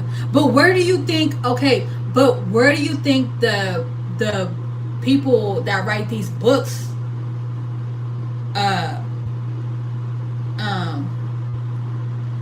where do you think the people that write these books, where do you think they're getting their information from? And a lot of the books that you read, they tell you to go search online, go on the website, go here, go to this website, go to the library and get this book. Where do you think they're getting their information from? Anyways, I'm off of it. It's like, at the end of the day, there's nothing wrong with wanting to learn a language, but if you want to learn a different language, just make sure you have a real purpose behind why you want to learn a different language. And if you do learn that language and you're caught in a situation where you learn that language, but you have somebody around you that knows that language predominantly, don't be, don't try to show off for people. Like, don't try to show off for people. Like, oh, I can speak Spanish. Here's a chance for me to show off what I learned. No. Because while you thinking you helping somebody, you could be doing more harm than good. Shoot.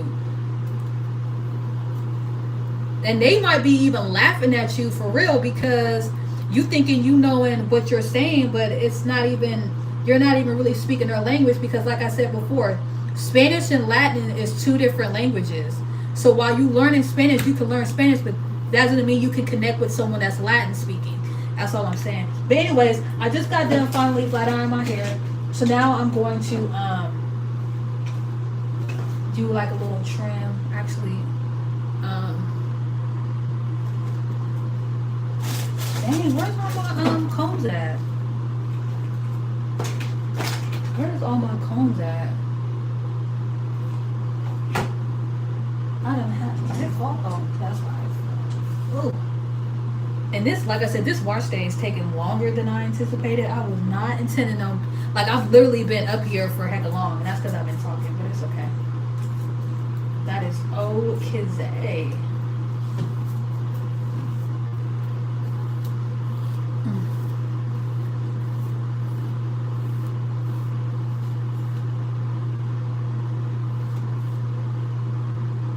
Wow.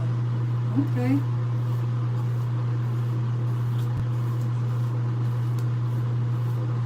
Wow. Look at that.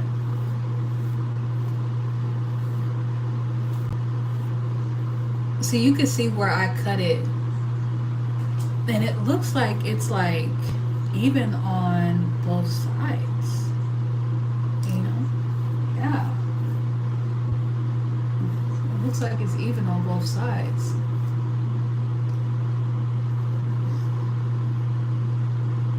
Now see, if I wanted to, I could cut this back here. I could cut that off.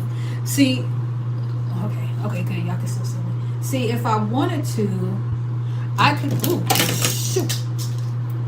If I wanted to, I could cut this off back here and it will all be one size. I mean, it'll all be one length. If I wanted to, I could cut that because look, this already has grown already to match that because before this side was a lot more higher than this side, or maybe it was the other side. So in the back here, you see in the back here where I got this right here, I could cut that, right? And then my hair would be all one length, you know. But see how I cut it, before it was like, it was layered. But see, this side is all one. It's not layered, you know, like this side. So if, like I said, if I wanted to, I could cut all that part off and it will be all one length.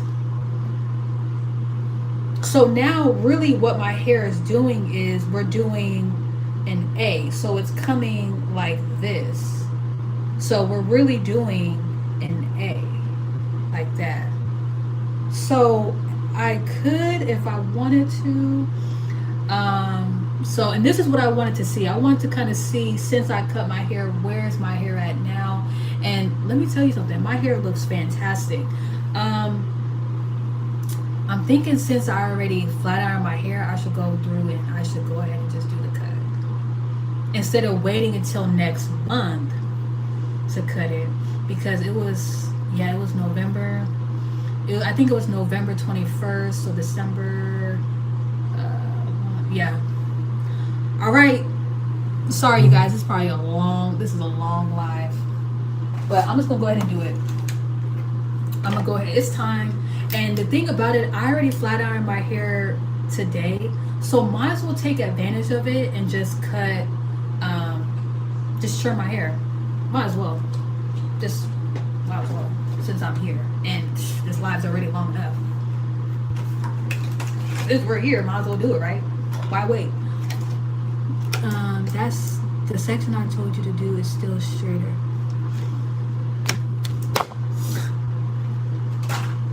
You trying to argue. You like arguing with me. You know what's funny? Are you, let me ask you this. Hawk, are you a man or a female? Girl, I work in the corporate world and getting that money, so it worked for me. Ain't no dummy over here. It's not about Spanish or English or French. It's educating yourself. Why stay one level? Your hair looks great. No need to cut more. No, I'm not cutting no more. I'm just gonna just trim. That's all. Are you a female or a male? I'm being for real, Hot. I'm being for real. And Karen, girl, that's great that you're in the corporate world, but honey, baby, you are not about to tell me that, okay, you are not about to tell me that, you are not about to tell me that being bilingual nowadays will get you paid more money than not being bilingual. You're not gonna tell me that, sis. You're not gonna tell me that. You're not gonna tell me that. No. When I asked you if you were female, you said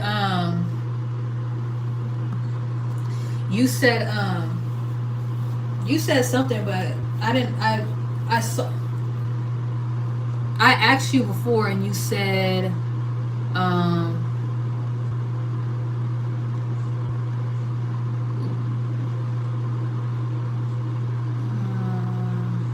I think you said female, but then you also said sir, or I'm sorry, you said ma'am. Thank you, Holy Spirit, for showing me that.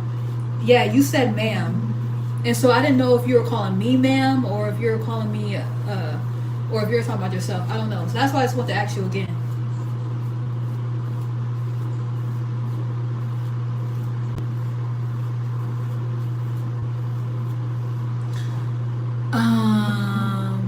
Big milk. Okay. Teaching English in another country gets you paid too.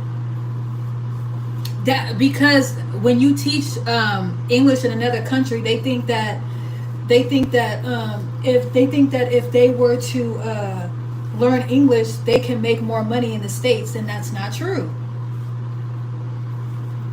That's why.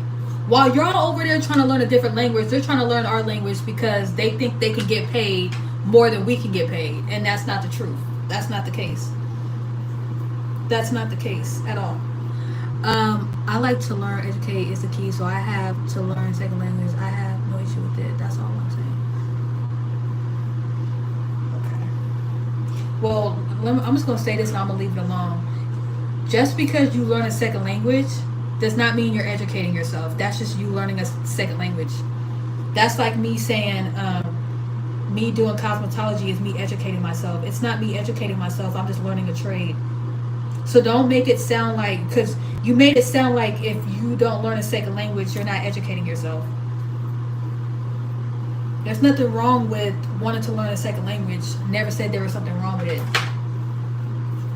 But if you're doing it because you have better opportunities in the corporate world, that's a lie.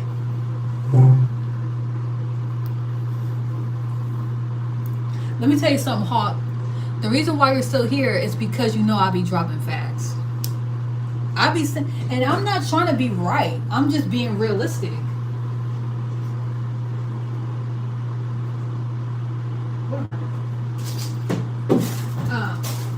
I'm not trying to be a know-it-all. I'm just telling you. See, let me tell you something. I'm a heavy walker with Christ, okay? And all my God-fearing people know what I'm talking about when I say this corporate industry got y'all thinking that if you do all these different things like work overtime and be bilingual and travel and all that stuff, you make more money. And it's a lie from the pit of hell. It's a lie.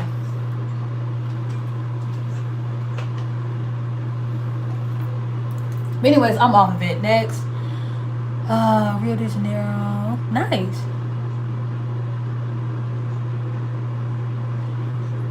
Thank you, Yolanda. Thank you.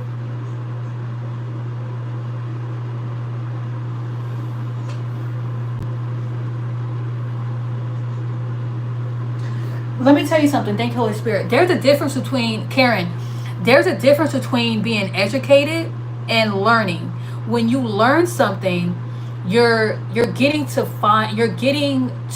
learn uh, and educate yourself about that, right? You're on your way to being educated, right? But when you're educated, you know the ins and out of that you were once learning. So if you are learning a language, you can't say you're educated in that language, because that's false. Because you only learned what the textbook or that teacher taught you. And the best way to learn or to get educated is to go to that actual country and be taught by that person that speaks predominantly that language. Because you have English speaking people that teach Spanish.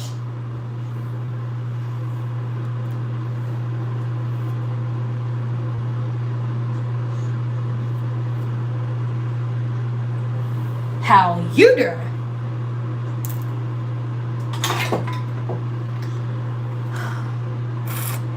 I'm just saying, if you treat everyone the same way, but you're not humble, the same thing you be telling them.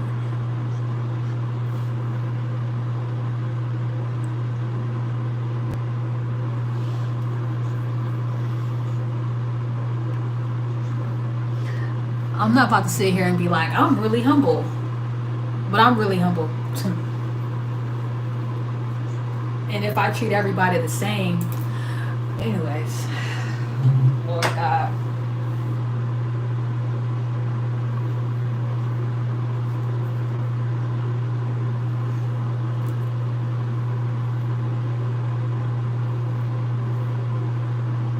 This was supposed to help me. Oh, wow.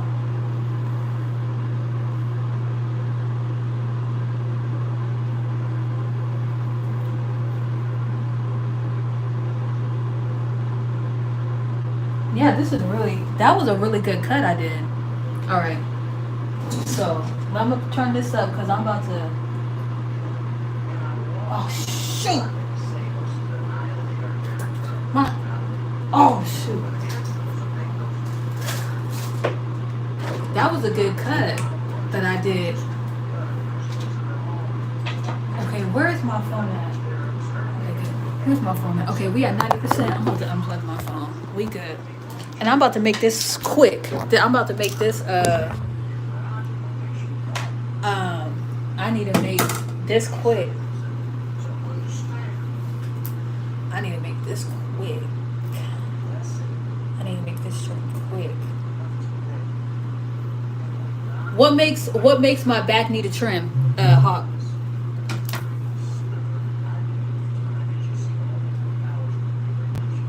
What makes my back need a trim?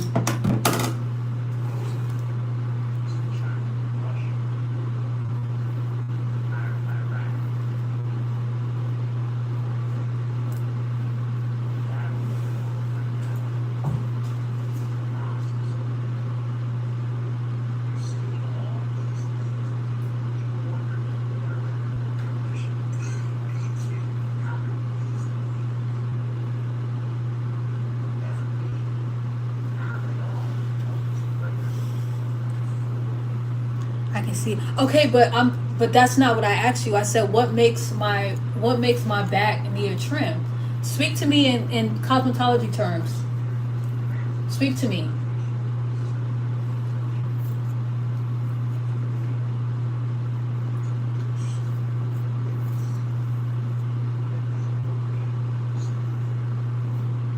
Hi, DQ.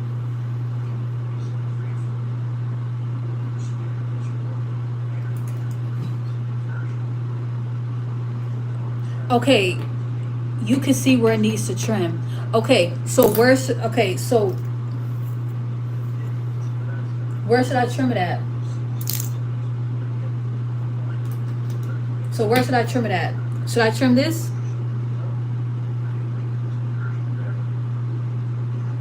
Because that's what I'm about to trim. I'm about to trim that.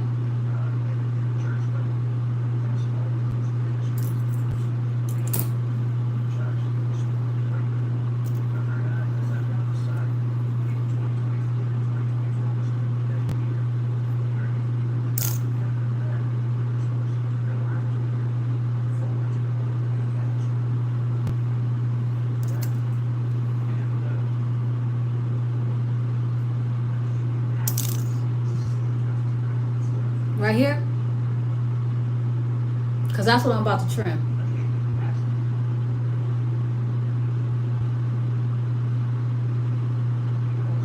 I'm from California.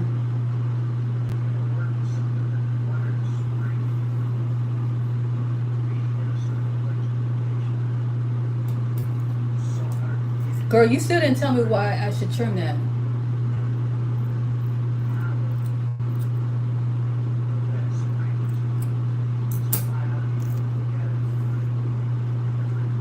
You still didn't tell me why I should trim it.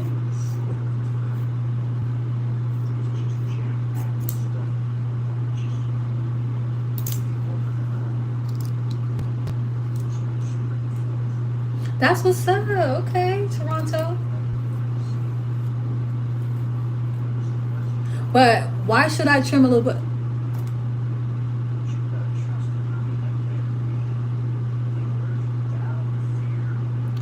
Hey, if you trim that part, the new hair will grow back looking like what you're going to trim. No, I need a trim because it's time for me to do a trim. So it's not up for debate. Like, I need a trim. And that's the thing. If you don't get your trims regularly and you just let your hair grow out for inches, that's why a lot of people have split ends, and you have to cut off more because you chose length over health. The ends will just grow back looking the same way.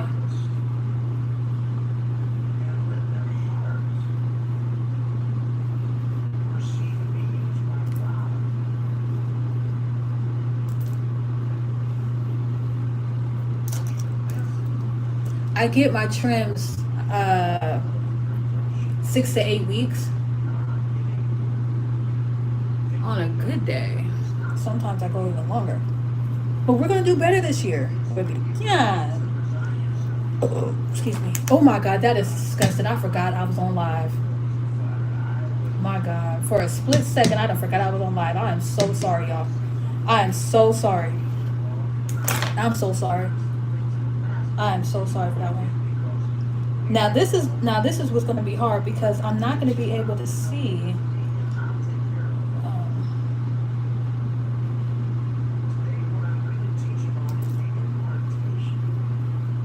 I know I probably got it. Lifted a little bit. See, I'm not going to be able to see. Actually, I probably would. Let me stop. Thank you so much.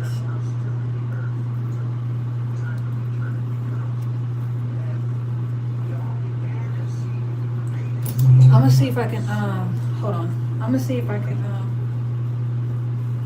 I'm gonna see if I can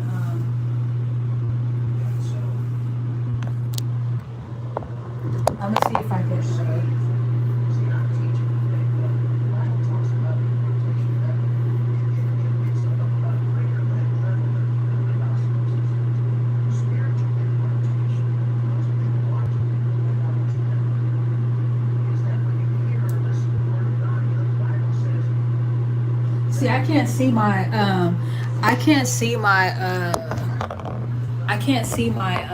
guideline. I can't see my guideline. If I wasn't doing my own hair, I would see my guideline, but I can't see my guideline.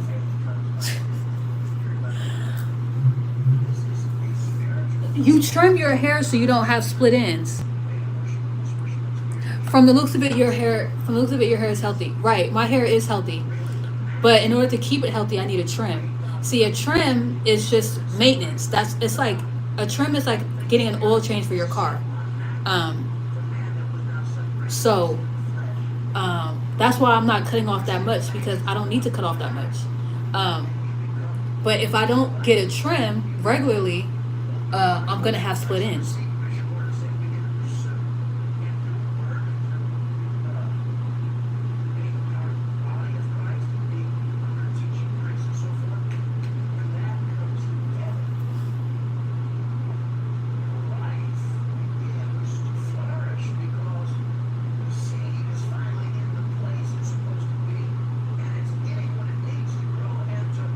Why would I let my hair grow out and then trim the split ends? That's no. That's like letting your car break down and then want to go get your oil changed.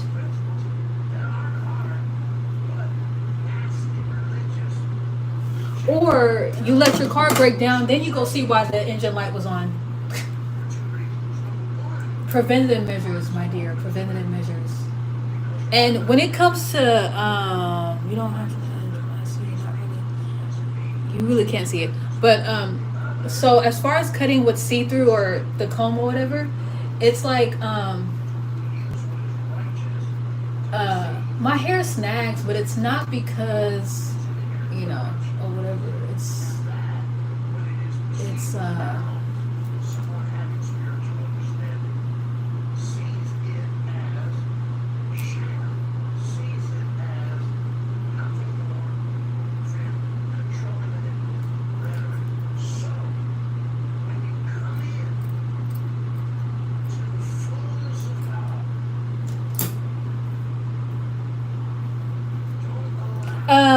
Where my girl Hawk at? Girl, can you let them know what's going on? Can you let them know about a trim?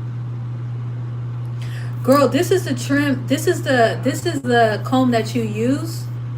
Cause can you see the Oh shoot! Can you see that it says? Hold on. This is the comb that you use to trim. See, it has the 1 inch, 2 inch, 3 inch. This is what the comb that you use to trim. Uh,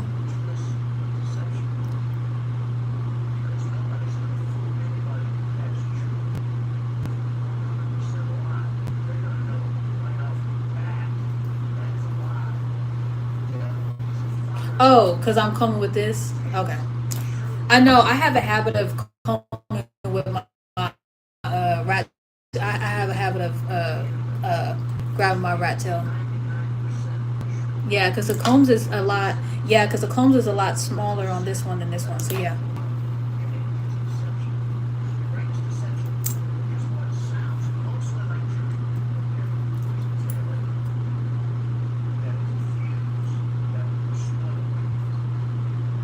Oh my god. See, I was doing it so far out. Okay, there we go. Oh my god. Okay, there we go. See, I got it.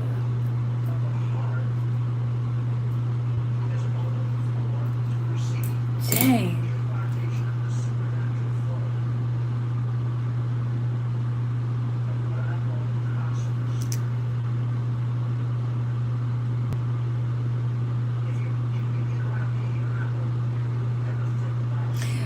Hawk, can you school this person on hair? Cause I'm trying to focus on my hair right now.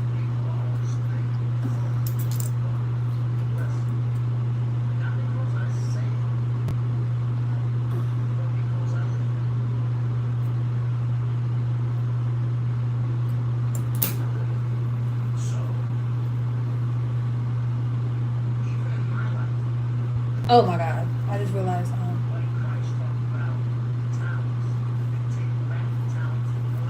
Thank you. Thank you so much. Oh, oh my God. I almost slipped out of my chair. Jesus. See, I gotta get comfortable.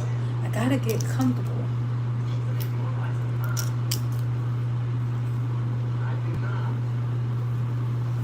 Let me tell you something. When you get a fresh cut the right way, oh, it looks so good. So good.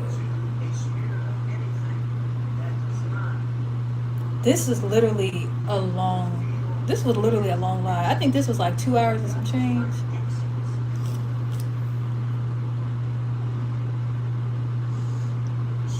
I haven't even ate nothing.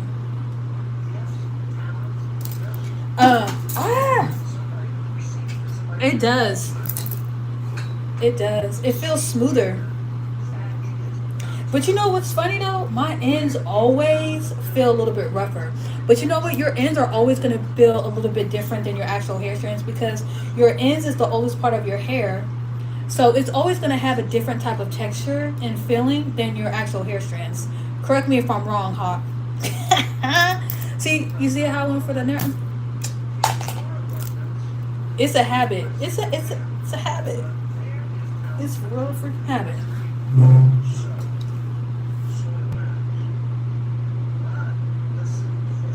I just keep look. Oh wait, that's right. I just want to see first. Oh nope, see it's not straight at all. It's like just hold on. I'm using the rat tail comb so I can make my parting straight.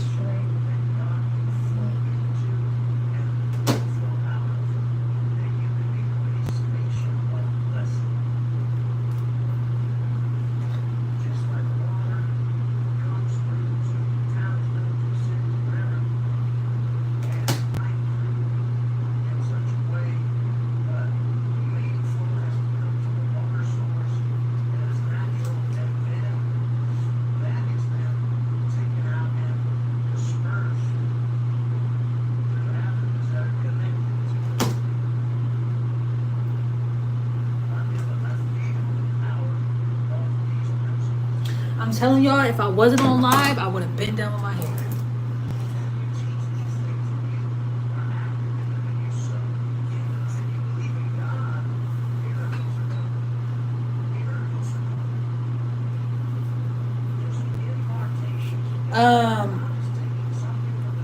It just feel the same every single. I mean, it's smooth. It's smooth, but your ends are always gonna feel. Your ends are always gonna feel a little bit different than your hair, especially when you you add heat like blow drying and stuff like that. I mean, it shouldn't be like because the oldest part of your hair is the end, so it's experienced a lot more like with the heat, a lot of manipulation. Because let me tell you something, I have always, it was culture life, yeah. I have always, whatchamacallit, my ends have always felt a little rougher than my actual hair strands.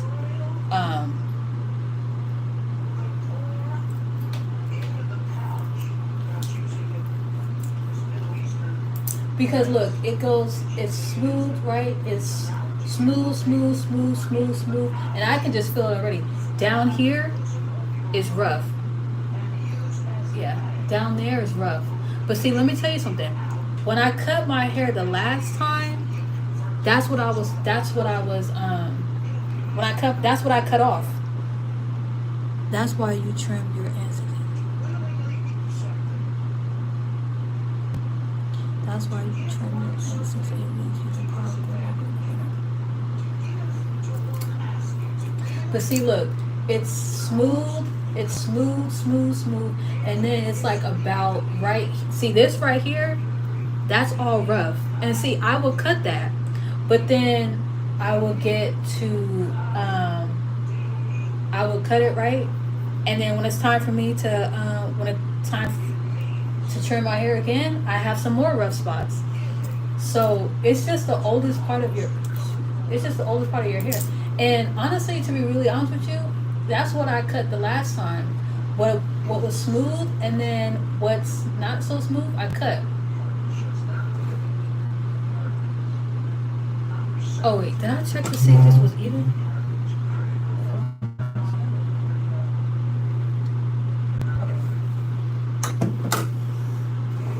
Oh yeah. I mean, your hair is always growing, but a lot of people. I mean, some people's hair, yeah, it probably goes faster in the summertime. It probably goes faster. Now, see, I will cut this, right?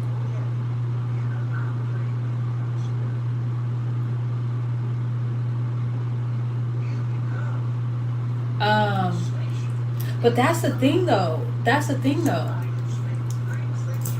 I don't want to use any more heat. I'm already at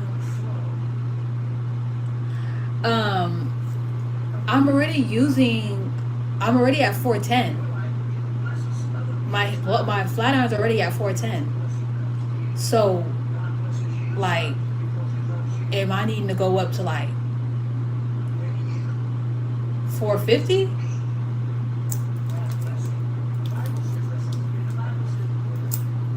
Cause you, I mean, yes, you want a good accurate cut. You want a good cut, but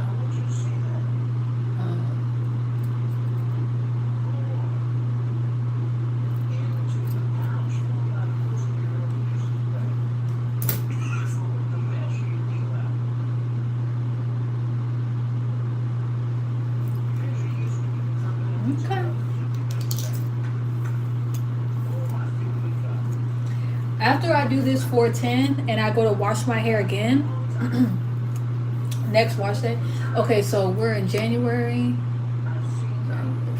I'll say March. I'll flat iron my hair again and I'll use 450. And I'll use 450.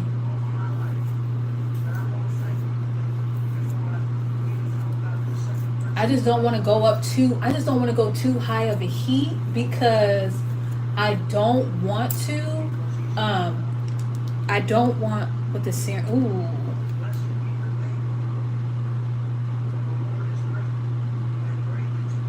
Oh, get the Paul Mitchell Super Skinny Serum. You know what? I think my school instructor uses that one. That one is really thick. If we're talking about the same one, is it in a clear bottle and it has like a yellowish lime green top?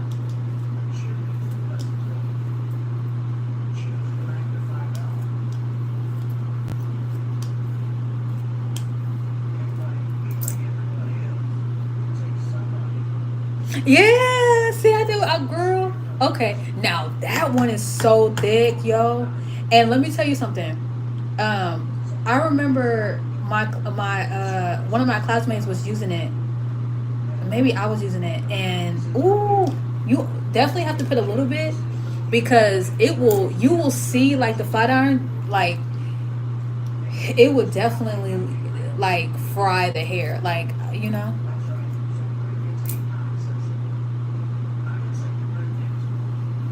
Yeah. Cause see, I use this heat protectant, and I really like it because it helps with my it helps with the heat and stuff, and I don't have heat damage, and I don't have But I was looking into different higher end, not even higher end, but different. No, see what I do is I just go and I just go. That's it. And then with the see my trim, I was trying to save the hair that I'm trimming, but it's so light I can't even see it.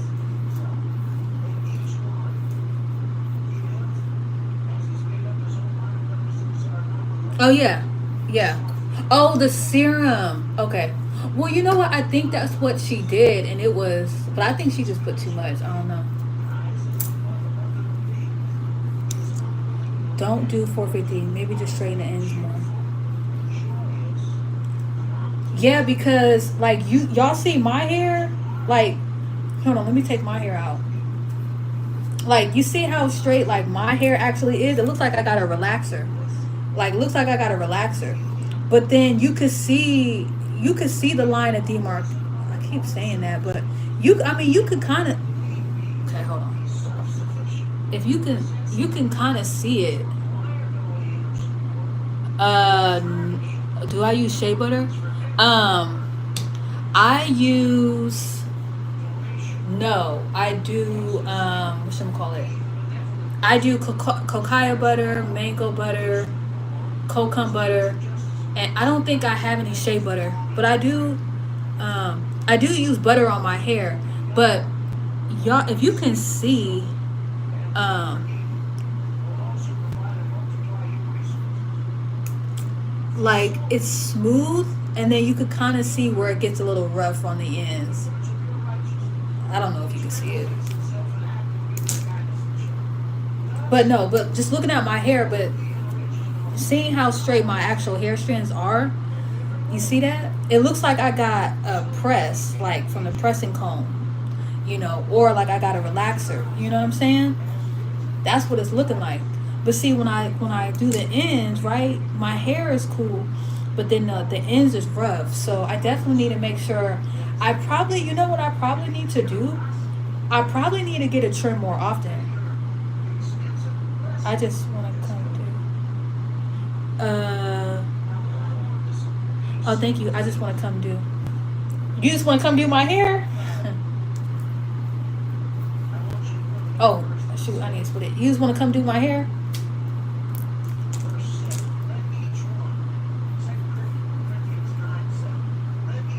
When I show you guys how much I cut off, you just need one good trim. But this is the thing though. This is the thing though. When I show you how much I cut off, you're going to be like, wow. And my hair has came a long way. Like, my hair has came a long way. It really has. It really has. And let's be real. I did do a good one. Oh, okay. You're just trying to correct your thing. You know, we try to have our hair be perfect and stuff like that. When you have someone like that's knowledgeable with hair that can do hair and stuff like that, Afro texture hair, it makes it easy. Like I don't mind cutting my hair because I know I could bring my hair back. And I could take care of, you know, it's crazy because I could take care of, well, I could take care of my hair too, but I could really get someone a really good cut. But it's hard for me, you know, to do mine. But I could say I'm really doing a good job because, I mean, just look how healthy my hair is and how long my hair is, glory be to God. And it's not bad, it's not. I won't say it was damaged, but I did a lot of braiding and my hair was just very dry because of the braiding and the different heat, and honestly not getting proper trims. So I've been natural since 2012, but I didn't start taking really good care of my hair until 2000 and I would say 2019, 2020. Because from 2012 to then, for 10 years straight, I was doing nothing but braids. And then I cut my hair, and then I went to braids again. And then I cut my hair, and then I went to braids. But I really started getting into the wigs, and that's when I seen my hair transform. So there's been a lot of me cutting my hair because I find myself going back to braids. But I'm not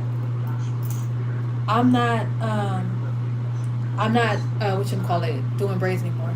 All that causes breakage. Right. And that's the one thing that I have had too, was breakage. And that's why I was cutting my hair. But honestly, where my hair is right now is not only that, it was how I was eating, most importantly, how I was eating, how I was wrapping my hair at night, if I was even wrapping my hair at night, how often I was washing my hair, the products that I was using to wash my hair. It all played a factor in how my hair, like if you were to see my hair before, ever since I started using my herbal oil I started making and my herbal butters, my hair has transformed a lot. Glory be to God. So my hair has transformed a lot. Yeah, my hair has transformed a lot. My hair has really came a long way. It really has. It really, really has.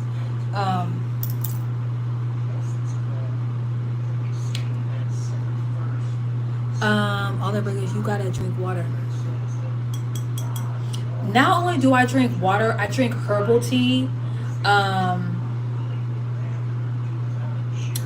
eat veggies. I have a lot more water-based diet. So I have water, I have cucumber water, I have tea, I bought some butterfly pea flour. I started drinking rose petals. I drink smoothies. I have my fruit, my veggies. Now I do be having my cheat days. I used to do a lot of McDonald's, the French fries. Catch me at McDonald's with the French fries. Oh, and the large. I was doing sometimes 2 large fries. I would go to Taco Bell, and when they used to have the triple layer nachos, I would get that. Plus, I went from 6 macadamia nut cookies to 12. I was not eating the best, but now Oh, I tried to get into coconut water. Girl. Woo. I was like, because I heard that coconut water is good for like after you work out. That's another thing too. I started doing. I started working out more. And I was sorry. Do you see yourself locking your hair? No. Oh, thank you, Eric. No wonder your skin's glowing. Well, salt coated. Yeah. I like Vita Coco. Hey, I tried the Vita coconut. That was the one, girl. That was the one. I was like, ooh, I ain't one of them. I am not one of them. Woo. I would just get it for the packaging. The packaging is cool, but I'm like, ooh, I'm not one of them. No, I can't do it. Okay, I need to hurry up with this trip. I'm ready to get out. I want to eat my nachos. Oh. Oh, shoot, I'm gonna be starting my. Now, okay, now this is what I wanted to show y'all. So, this is from my last cut. Now, my last cut, that's how much I cut off because it was bad. So, and see, this part was good, smooth, nice. This part is this part is nice and smooth too. Now, see, this is in the middle. So, what I was thinking was I could cut that off too, but this is all healthy hair. So, nice. Okay, the one with pineapple. Okay. Do you like trying different hairstyles? I do, but not on my hair because that's how you can get all that manipulation to your hair strands can cause a lot of breakage and dryness and problems you don't want. It's an acquired taste. Man, tell me about it. Okay, so what I'm gonna do is, and what I've been doing is, it's not breakage, right? So I just take this little bit. Hold on. I just take this little bit, and I just cut a little bit off.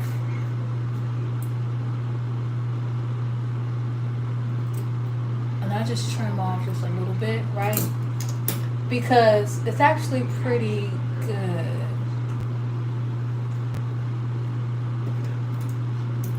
And I'm not afraid if I cut a little bit more.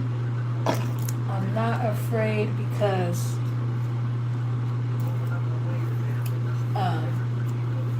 well, I don't be cutting a little bit more because there's no need for that. But I do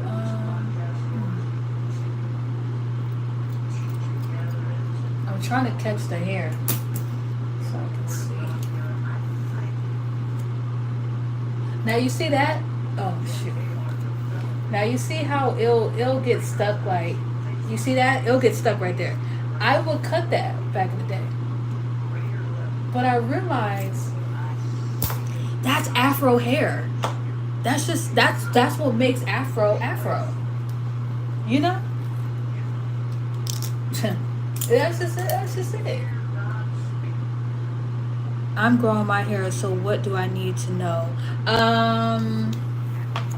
Well, I don't know. I can't really tell you because I don't know your lifestyle. I don't know if you exercise, what you eat. I don't know what your hair is like, what it's looking like. So I can't really tell you like really that much. But what I can say is,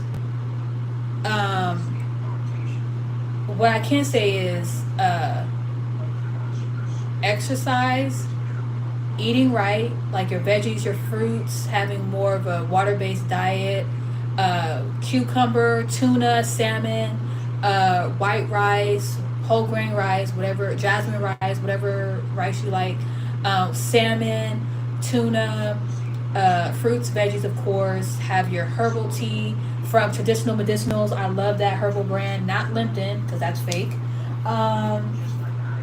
I would say Yeah, and I would say if you can go find a stylist that is educated and knowledgeable in your hair texture, definitely go so they can reassess your hair and let you know what you can do as far as products. And yeah, it's damaged there. Okay, so when you say, so that right there, right? This is damaged hair. Okay.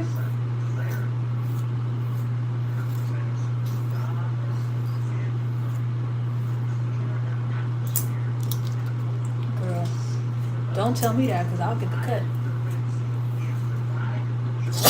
Bless me. You're welcome.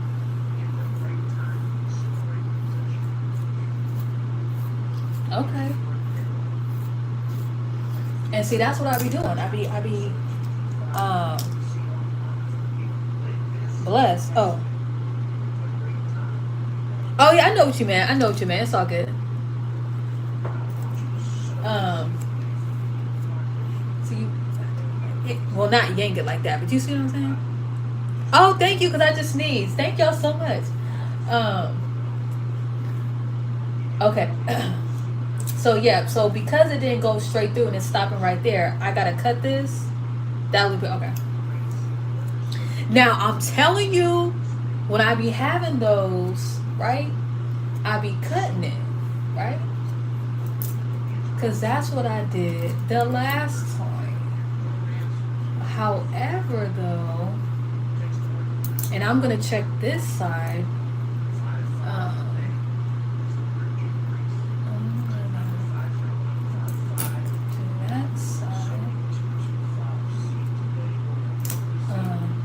But again, I don't want to cut too much because, like y'all were saying, and I was kind of thinking it too, just a little bit, that it's probably like that because you're talking about this, because my teacher said that you wanna use this side. See, my teacher said you want to use this because it brings the hair all together, right? And because if you use this, it separates the hair. Cause I would use this side, right? And she's like, no, you want to use this because it brings the hair together more, versus this will cause gaps. But you see how it's easier to comb through. But this gets a more closer, whatchamacallit. I'm not cutting too much, girl. I'm not gonna cut too much. So I'm just gonna leave it like that. I'm just gonna leave it like that because like y'all were saying, and like what I'm gonna do in a couple months is I'm going to flat iron my hair on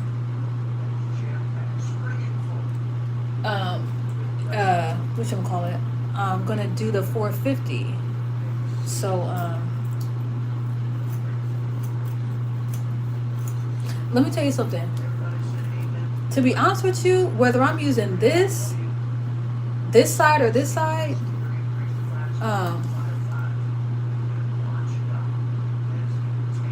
and this right here, well, I guess that doesn't really matter. I don't know. Whichever side, I could definitely, that's the thing about my hair. I could really feel, like I'm telling you, all this right here is smooth. Okay, hold on. See, I could split it, right? So all this right here,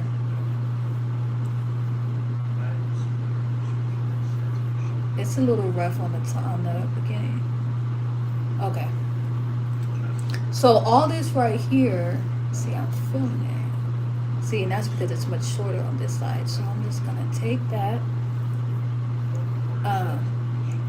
This is all smooth right here, and it's not until I get about right. It's not until I get about right here. So right here is where I start feeling it being dry. And I start feeling it being a little different. Now check this out.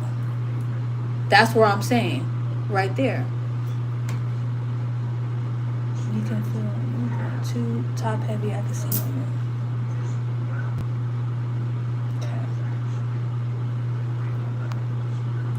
Use the small side when straightening, the wide side when combing. Okay. So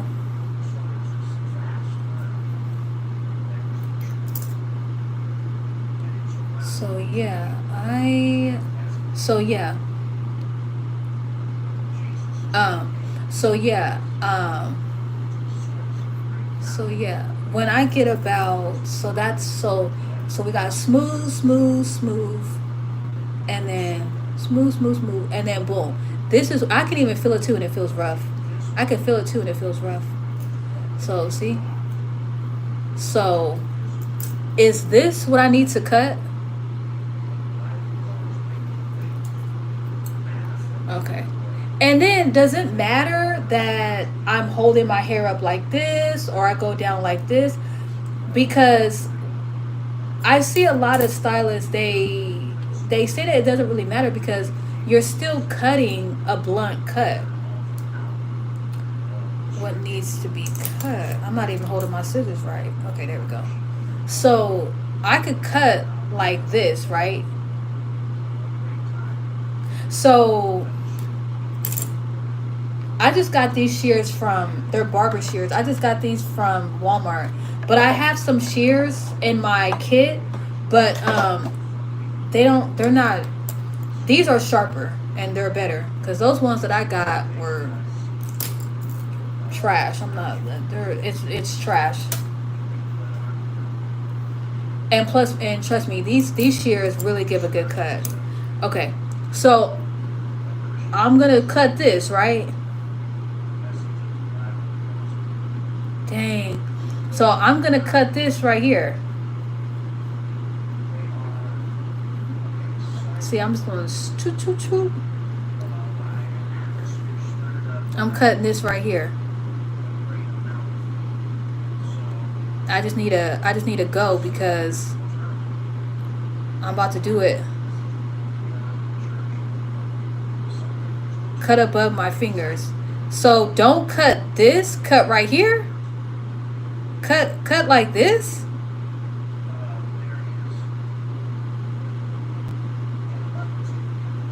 I cut right here or do I cuz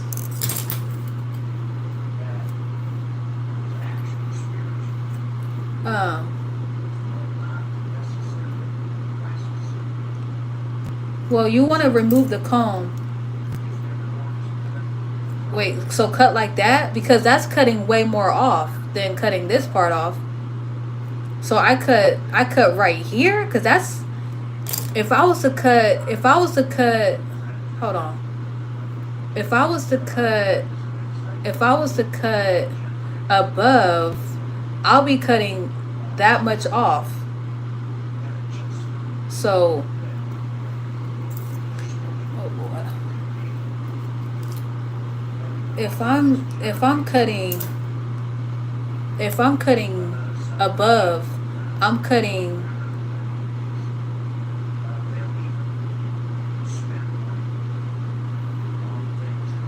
so so so I'm cutting this much off. Cut the tip. So I'm cutting this much off. So if we're doing oh my gosh, my fingers. So if I'm doing this and I'm cutting beneath that, that's not okay. I gotta go right here. And if I cut above, so I'm cutting that much off.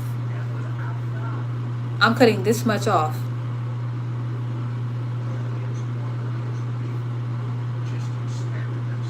Cut above your fingers, okay. That's crazy because I be seeing people cutting above their fingers. Girl, I want to make sure I ain't cutting. I want to make sure I ain't cutting too much. Hold on. So because if I'm cutting above my fingers, I'm cutting right here. I'm cutting so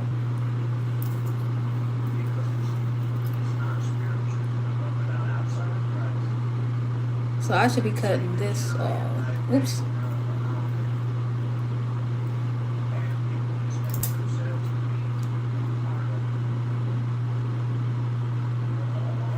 Sorry, girl. Ooh.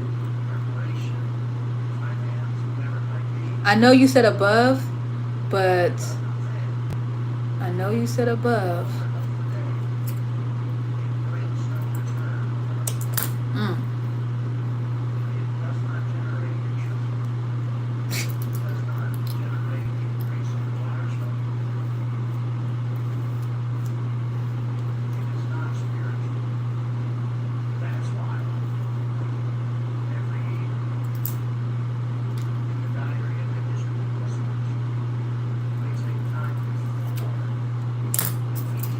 Oh.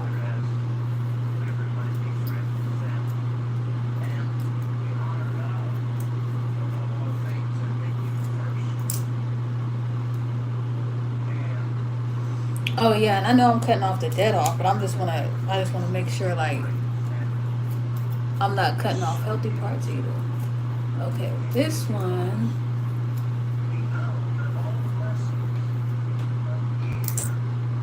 So it's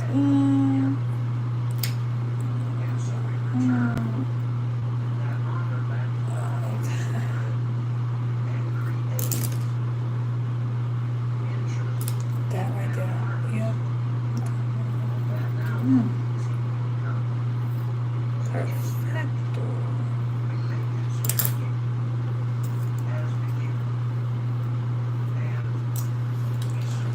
Perfecto.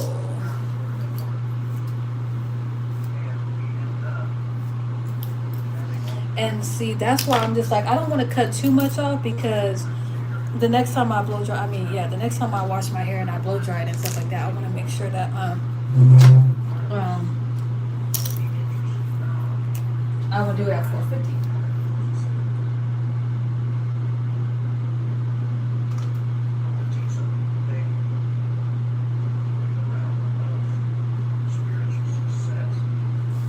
I'm gonna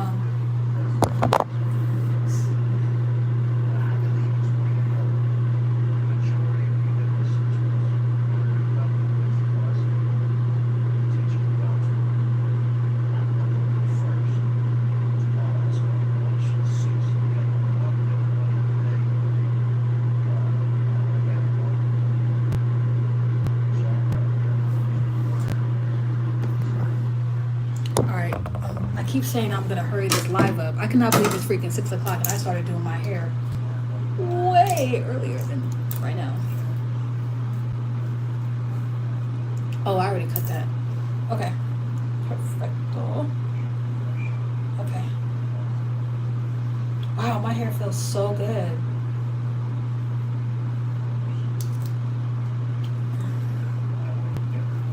My hair feels nice and smooth. Okay. Okay.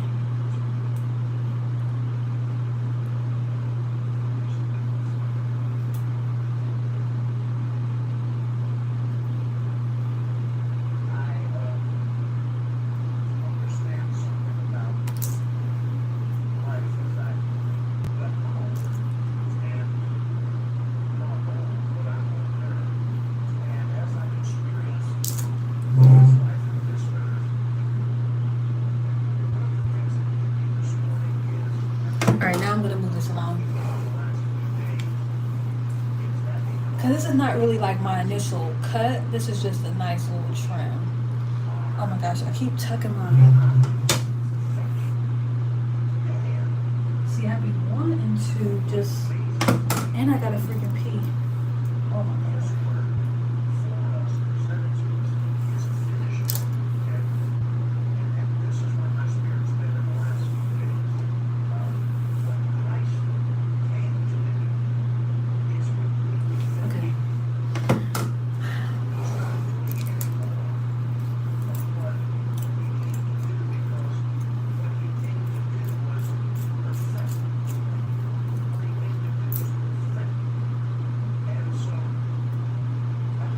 I never want to cut, or you never want to cut the shorter pieces with the long pieces. Excuse me, I did it again. Unless you are, wanting to be all one length. Now again,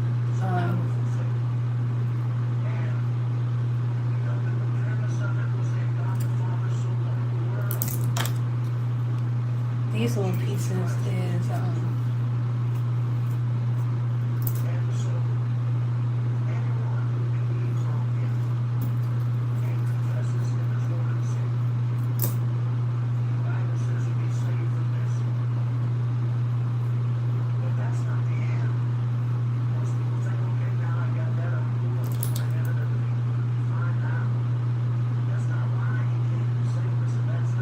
oh, I've been felt it. It's just, you know, I just, um,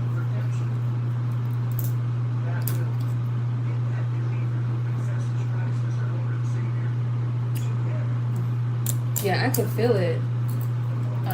But that's what I was doing last time. So, was cutting where it was rough at. So, um,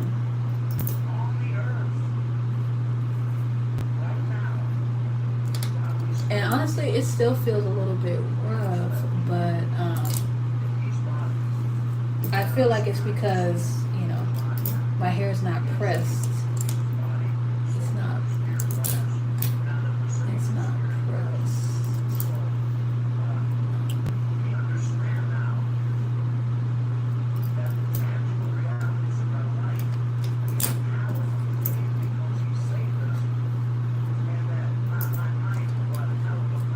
I'm just doing it. It's just a trim. It's just a light little trim. And to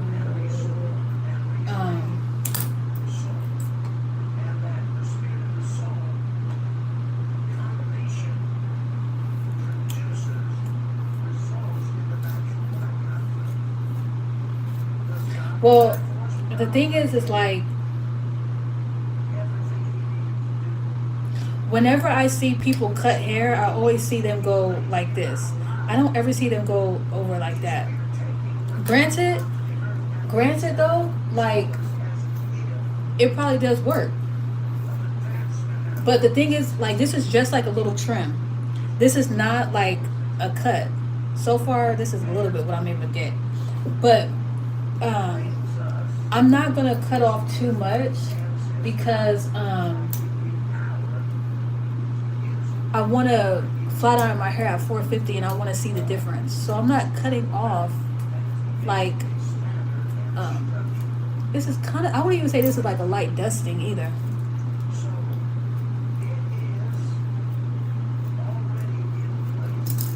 I'm just cutting I'm just cutting a little bit off right now because if my hair is not pressed enough, then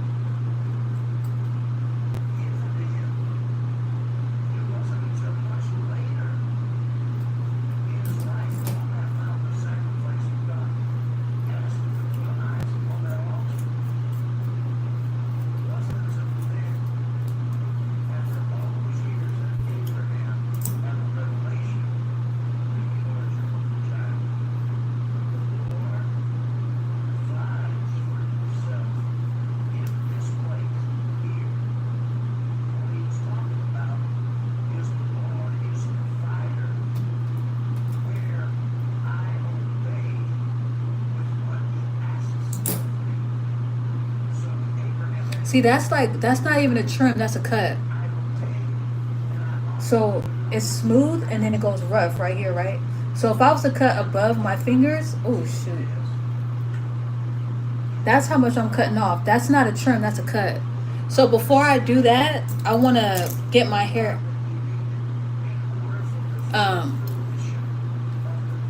I'm trying to, before I cut too much, I just want to see, see, this is how much I'm going to cut. That right there. Versus cutting above my fingers will be that. You see that?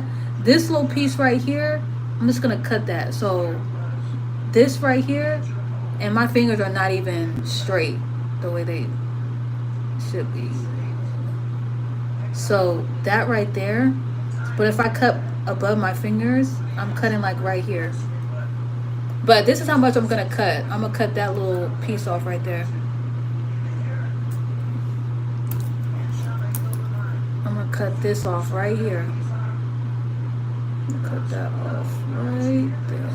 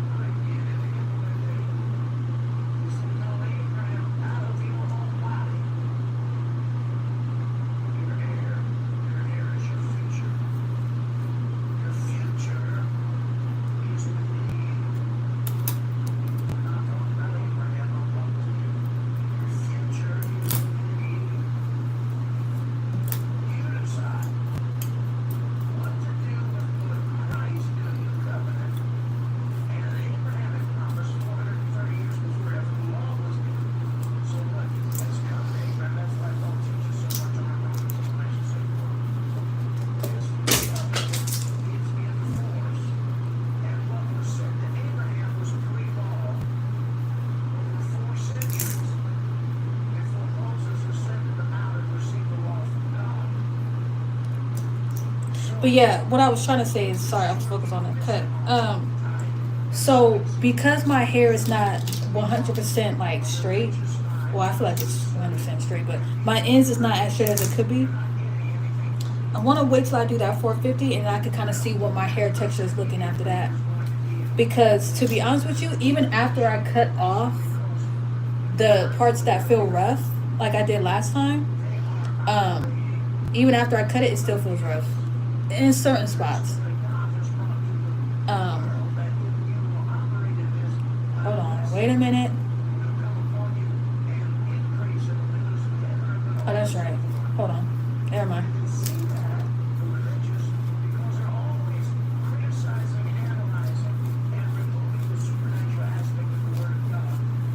Oh my gosh, my hair smells so freaking good.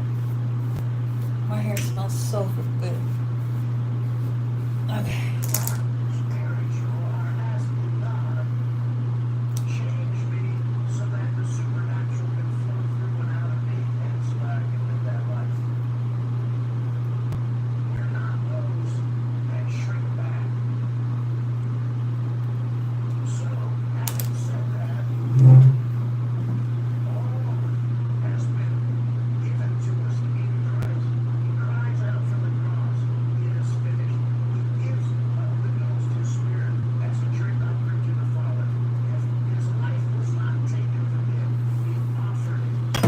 Yeah, so I'm gonna wait until January. I'm gonna wait till March, and I'm gonna do the 450.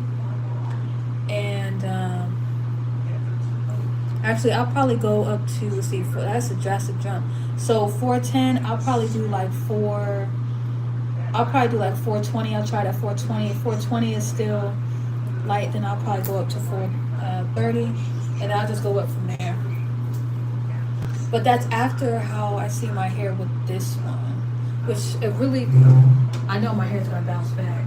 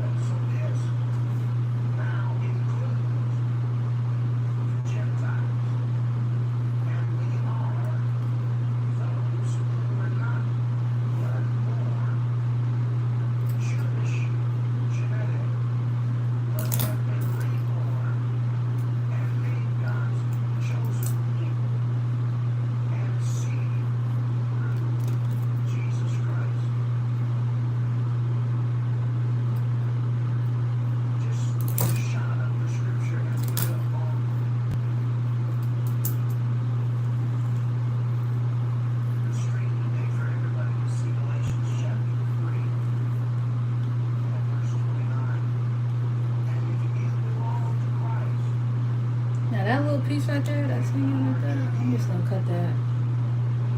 I'm just gonna cut that.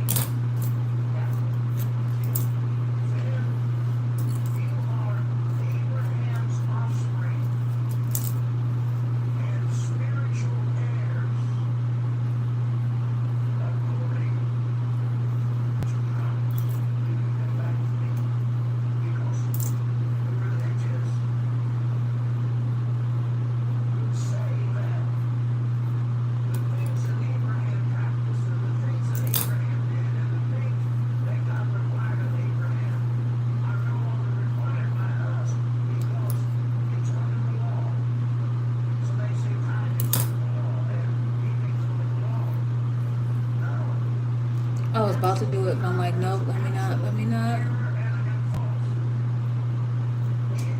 it is.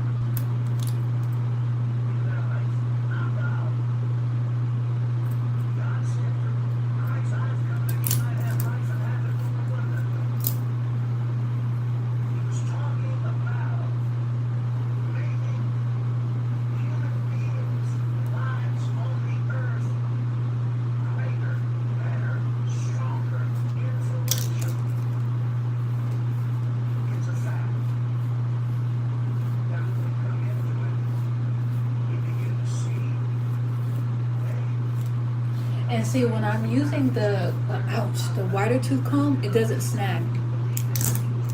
Using this one, ouch, it doesn't snag. It doesn't snag.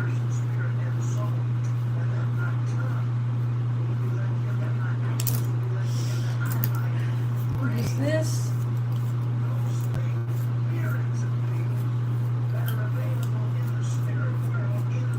When combing, and see, you know what? It's because it's also not.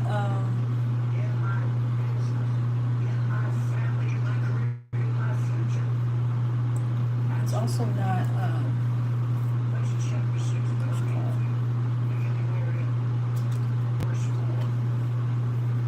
It's just really the ends.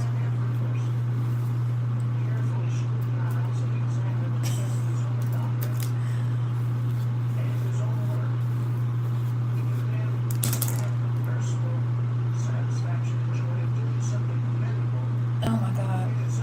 Hold on.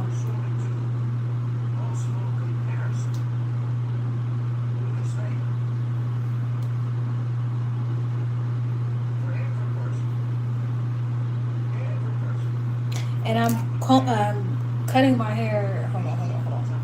I'm cutting my hair this way because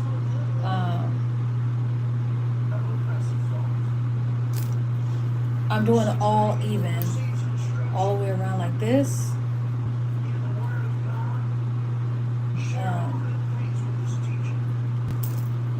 Yeah, I'm doing it even all the way around like this.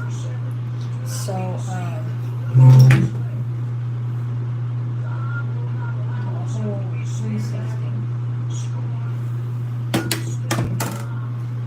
so it can all be even, and honestly, it can all be even, and it can also be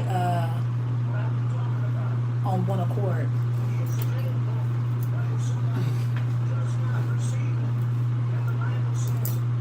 And I could just kind of see too, like where the lengths need to adjust. Like, see, like this one, right? I'm gonna cut that off. And this is when I'm gonna start to align my hair so where it could be a little bit more even, and it's not so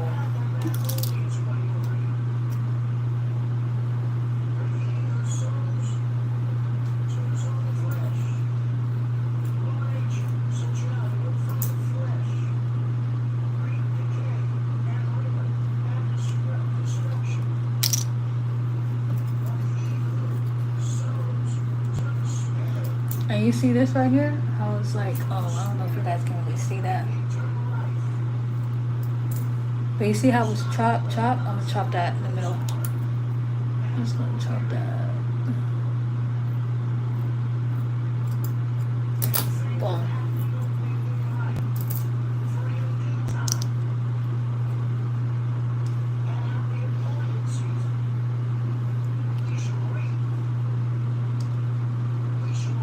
And back here, it is a different length. Oh my gosh. It is a different length.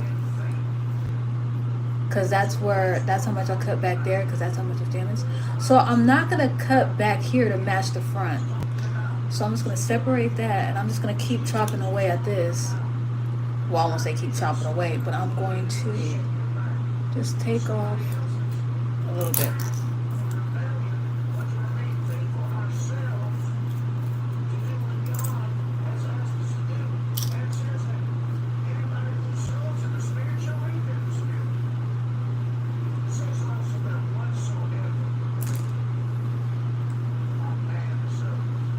And there is a plan, and this is the same thing that I did last time with my hair. This is the same thing I did last time with my hair, and my hair, let me tell y'all something. Give me 6 months. Give me 6 months, my hair is going to be right here. Give me next year, my hair is going to be right here. Flat iron. And God showed me that in the spirit too. Wait.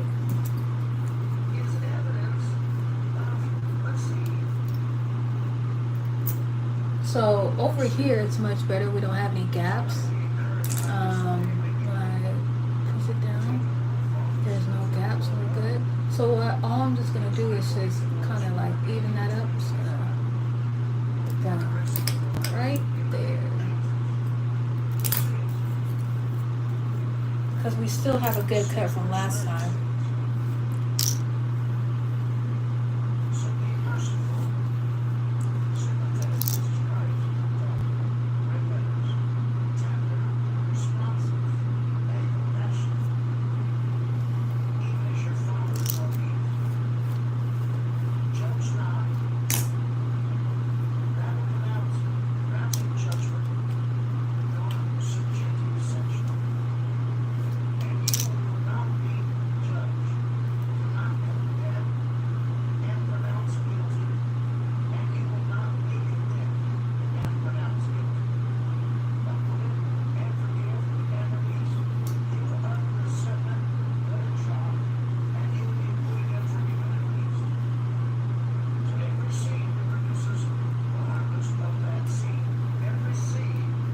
Maybe I should just, you know what?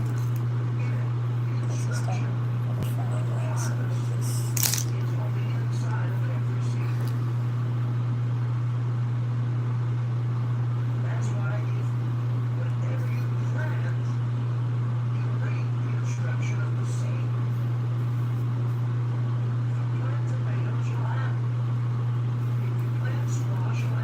If you don't know how to,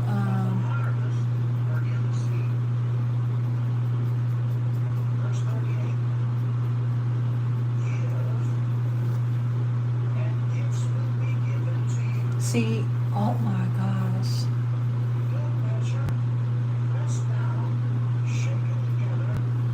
See, every single time I use something outside of my as I am, I'll always get like,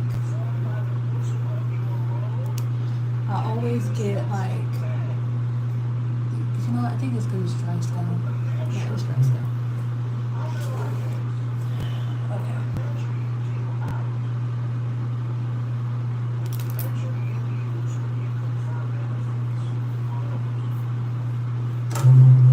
I always get these little flakes, but it's not because it's just dry still.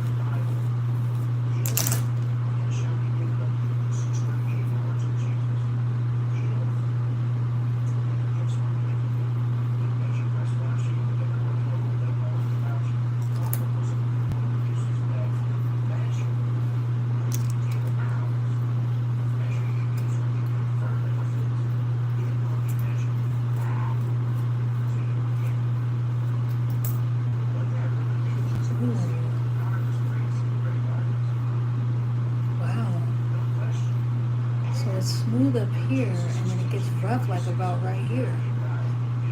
Wow.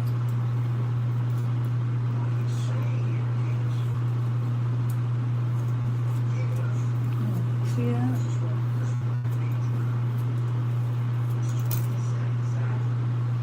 But it also can be because I also went over my hair them times. Oh, but you see, this I'm just gonna cut right here.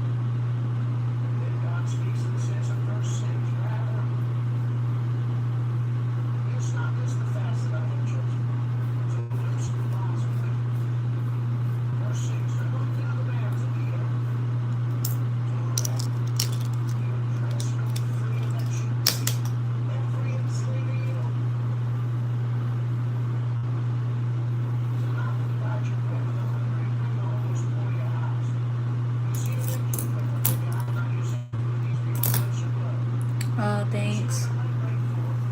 I'm just giving my self a trim. just a little mini trim.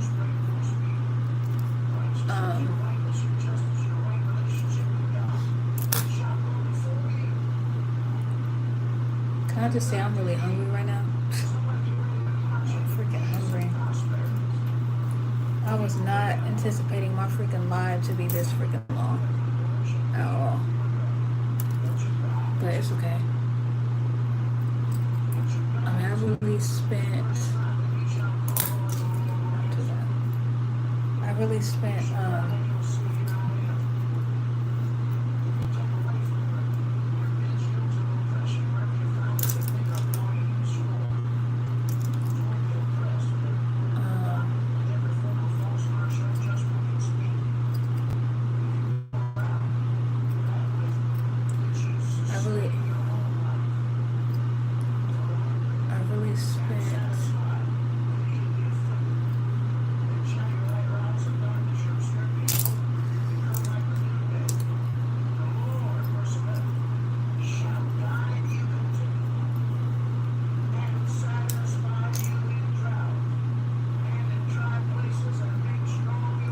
No, the reason why I'm still on here is because I was doing a lot of talking on my lives, and I'm now concentrating, so that's why.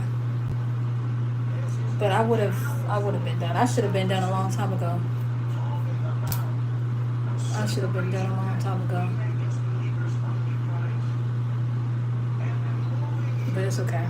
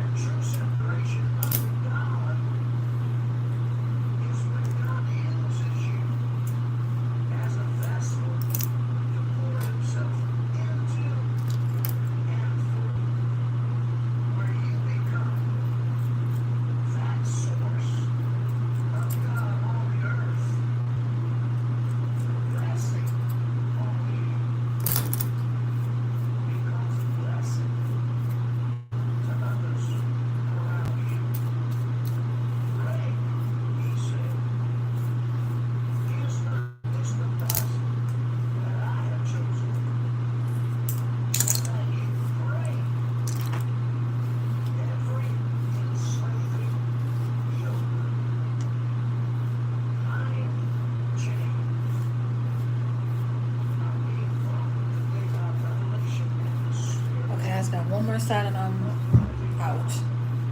Almost done. I have to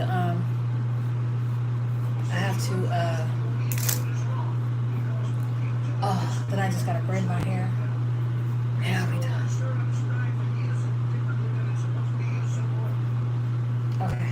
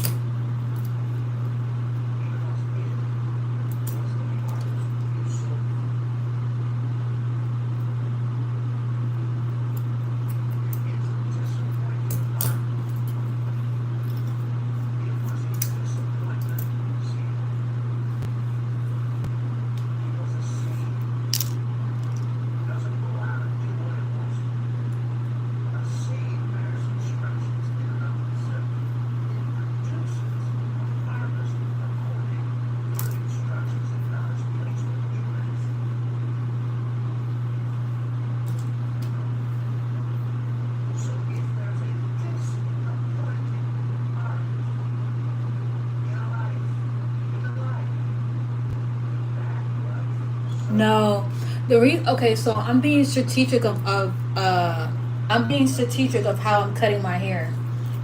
If I was to cut my hair all one length, it would be short. And all of my pieces would be like, see this right here. I'm not gonna cut this because this is, well, I'm gonna cut a little bit of it, but I'm not gonna cut it to where it's even. Um, Let me tell you something. That's a myth that if you cut your hair, it's gonna grow back faster. We learned that in Cosmo school. That's a myth. So I'm being strategic of how see, you should not be cutting your hair every month. You should be trimming your hair every 4 to 6 weeks or 6 to 8 weeks, depending on what you should be doing. But you should not be cutting your hair every month. You shouldn't be. Um, so for me, I'm not cutting this off, so I'm gonna separate that. I'm gonna separate this, and I'm being strategic because, and can I just say for the record though, my hair, when I did cut it the last time in November, it was this length. So from where it is now, it's literally almost there. Um, so I could cut that, but I'm just not going to. I'm gonna let this. I mean, it's gonna get longer, but I'm going to. I'm gonna let it grow out, and eventually, I will probably maybe get it the same length. But right now, it's just a light trim. Nothing too major. Um, it's nothing too major. Um,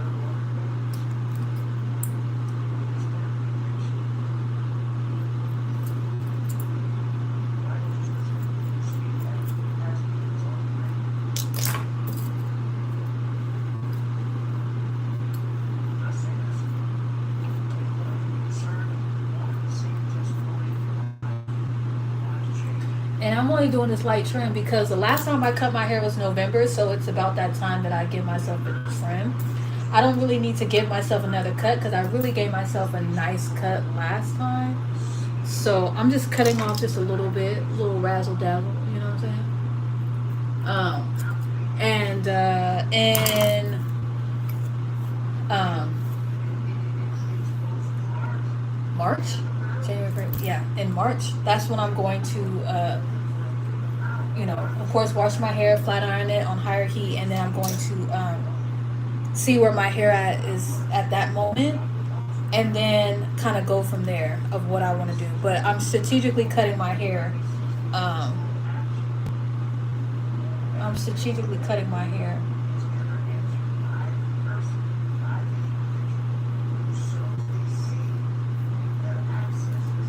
And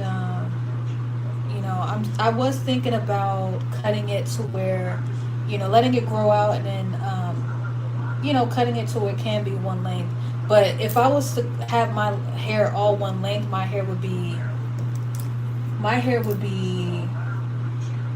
right here. My hair would be short. So compared to you see that? It'll be, if we're talking all length, you know what I'm saying? Uh,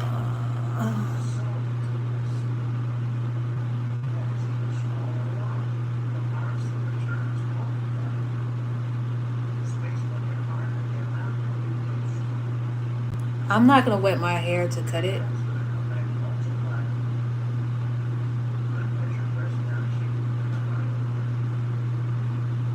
But the thing about it though is, if you're constantly cutting your hair, I will question what you're doing to your hair that you have to cut it so much. There's a difference between getting a trim and getting a haircut. What I'm doing right now is just a simple trim. When you get a trim, you really shouldn't see much of a difference. The texture should, you should feel a difference in. But when you are cutting your hair, it's like a cut because either you want to do a style or you have damage. But if you are giving yourself a simple trim, it, you know, it's, you shouldn't be trim, you shouldn't have to cut your hair every single month. That's not okay. Okay, let me tell you something, baby doll. I'm in cosmetology school, and in my cosmetology book, it's a myth that if you cut your ends on a consistent basis, it does not make your hair grow back faster. It's good as far as manageability, and it helps to perfect certain styles that you're trying to do, but it does not make your hair grow back faster. Your hair does not grow. Your hair does not grow from the ends; it grows from the root. So you could be cutting your hair all day long, like you cutting it every single month, and eat crappy food. And let me just tell you this: our hair is always growing. So unless you have an underlying health issue, but our hair is always growing, and it's not growing from the ends; it's growing from the scalp. Okay, what when you cut your ends, it just helps you maintain length, and it helps you not to have split ends. It's a maintenance thing. That's it. Okay. And if you're a cosmetology, okay, if you're a cosmetology graduate as well, you should know that giving yourself a trim does not mean your hair is going to grow back faster. It's equivalent to saying you getting an oil change is going to help your car run better. It's maintenance, but if you don't have gas in the car and you continue to, you know, do wheelies and stuff like that, that doesn't mean that your car is going to be running good because you get an oil change. That's part of it, but it's not the one all be all. You still have other work outside of getting a trim. Thank you, Rose Golden. It's maintenance. It's maintenance. It's not the one all be all.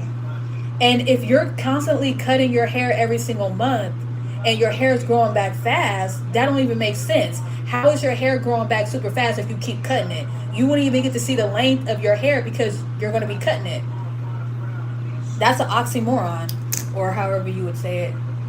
Like, that don't even make sense. Speak your piece, not gonna argue. My hair grows back every month and I wash and condition my hair every day. Okay. Everybody want to talk about, oh, I'm not gonna argue, I'm not gonna argue. It's like, okay, you don't know me. Okay, I clearly don't. I Whether I know you or not is irrelevant. That does not matter at all. Whether I know you or not, whether I know you or not is irrelevant. But carry on, player. Carry on. Carry on. You do whatever makes you happy. I literally trim my ends 2 or 3 times a year. Trim every month as well. Exactly. My man, see my hair. He is done. That is right. Wash and condition every day. Okay, so you have straight hair. Not her man. I know. It's like, girl. Okay. Herbalist as well. Okay. That's what's up. If you're a herbalist as well, then you should not have to be cutting your hair every single month. Because baby, I also use herbs. I have my own herbal oil and I make my own herbal butters. And you're not gonna find me cutting my hair every single month. You're not even gonna find me doing trims every single month. Like, I'll trim my hair every either 4 to 6 weeks. Not even 4 to 6 weeks, because 4 weeks is like monthly. You'll see me do it like 6 to 8 weeks. Like the last time I cut my hair was back in November, and it's January. I was gonna wait till next month, but I just wanted to do it early because I flat ironed my hair. So I'm like, might as well give myself a little light trim, and then I'm gonna assess my hair like I said in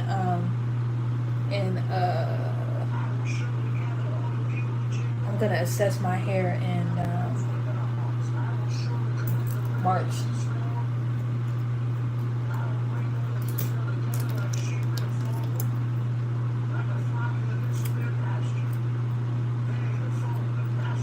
People love to hide behind the, oh, it's a choice that I cut my hair. Why would you choose to cut your hair? If your goal is to retain length, why are you cutting your hair so frequently? That doesn't even make sense.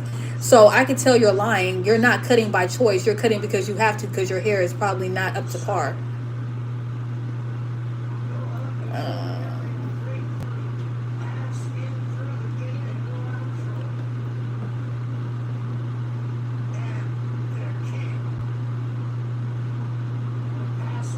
It do.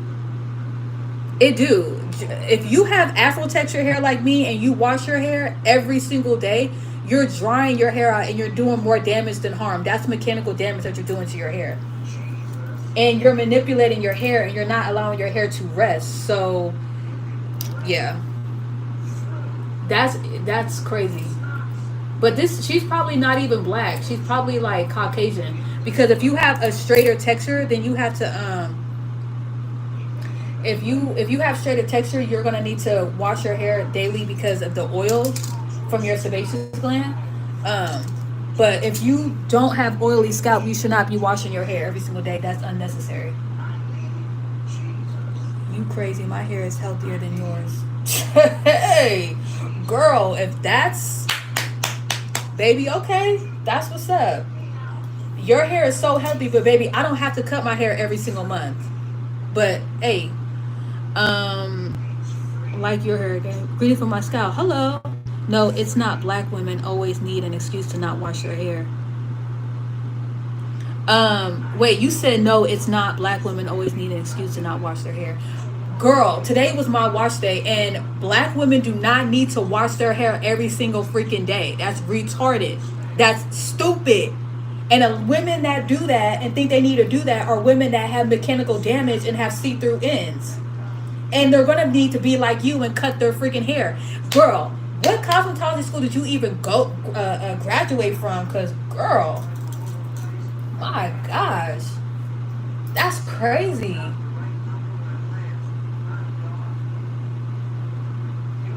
It depends. It depends on how you have your hair. So if you are constantly putting product on your hair weekly or bi-weekly, is good.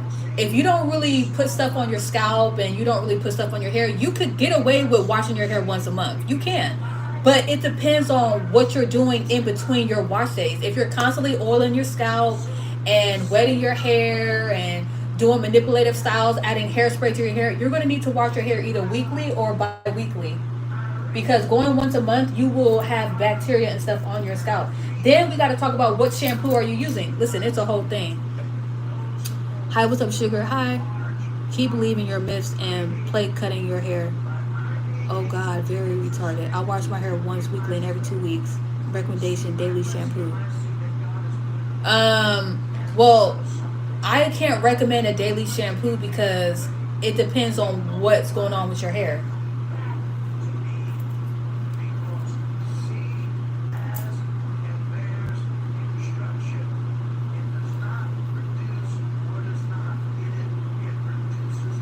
Like, I can't recommend a daily shampoo. What I can say is, if you are having any type of scalp problems or itchy scalp or whatever, I would definitely recommend doing that as I am. And I would definitely say for a deep conditioner, if you have drier hair, the TGIN honey mask.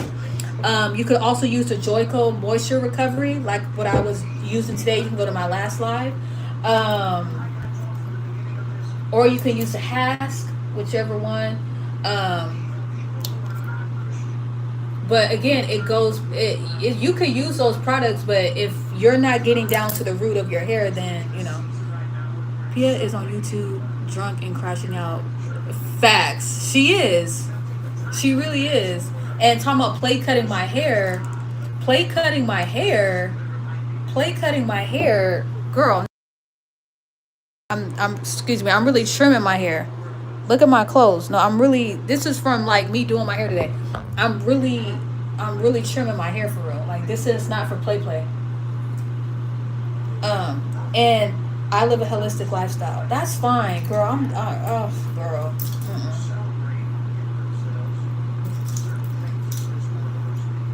Girl, you over here going hard on your lifestyle. It's like I could really care less. It's like I don't really care about any of that. You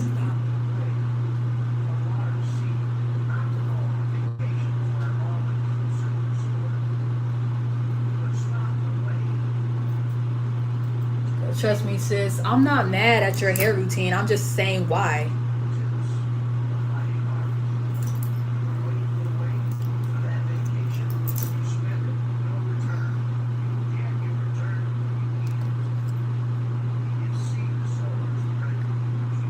I am. Well, first off, you caught me. Hey, um, hey yo, Hawk. I got this girl on here talking about she washes her hair. She washes her hair every single day. She cuts her hair, cuts, not trims, but cuts her hair every single month by choice. And she has afro hair. And she's a licensed Cosmo.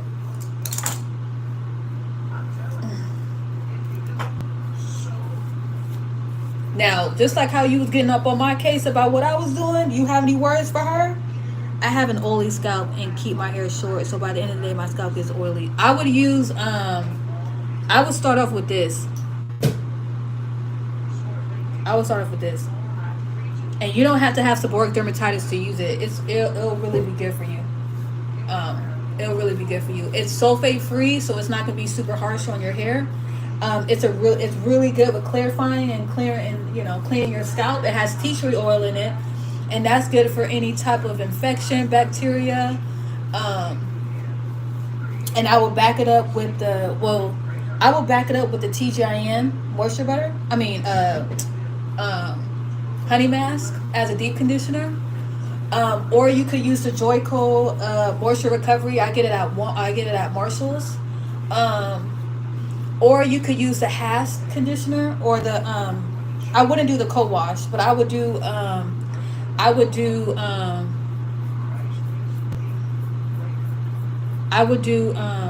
sometimes. Well, I mean, if the person has straight hair, though, I mean, they're gonna need to do they're gonna need to wash their hair. But at the same time, though,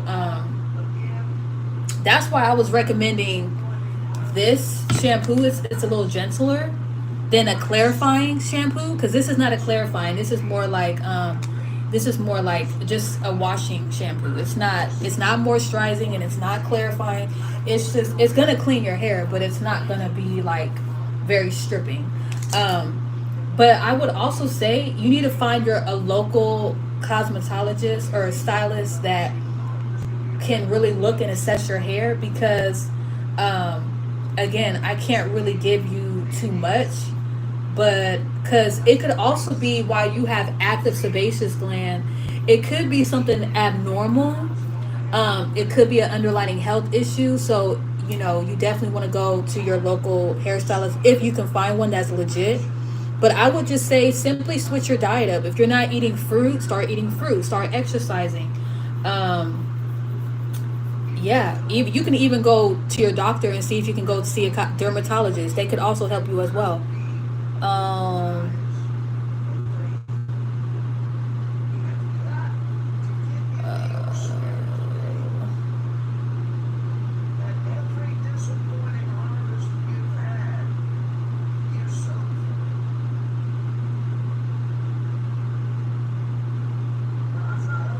Thank you so much, Paige.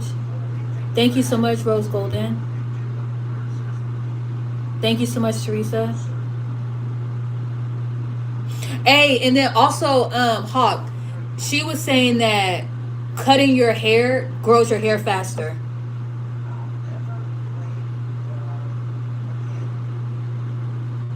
Thank you so much, Jakari.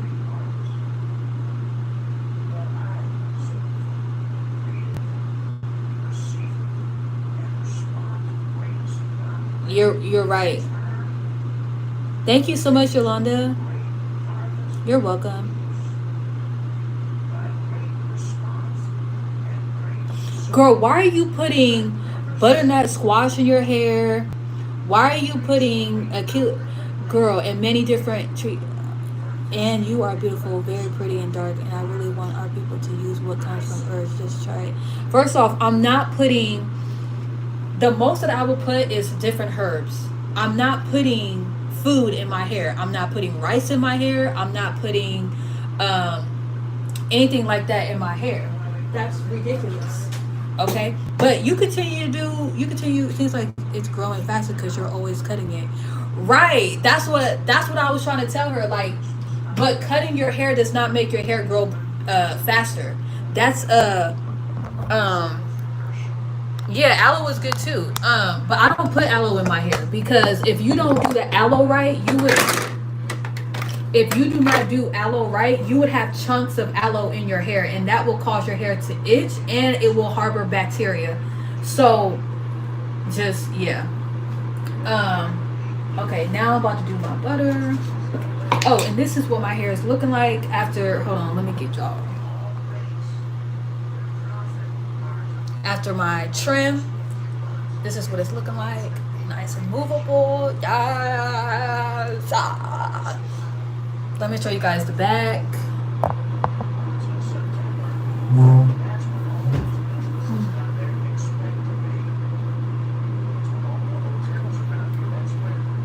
Now, I just did a light little trim. You know what I'm saying? Just a light little something, something. Just a light little something, something.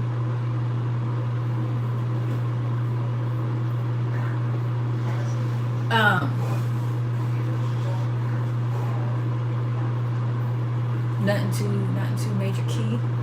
Nothing too major key. Uh, um,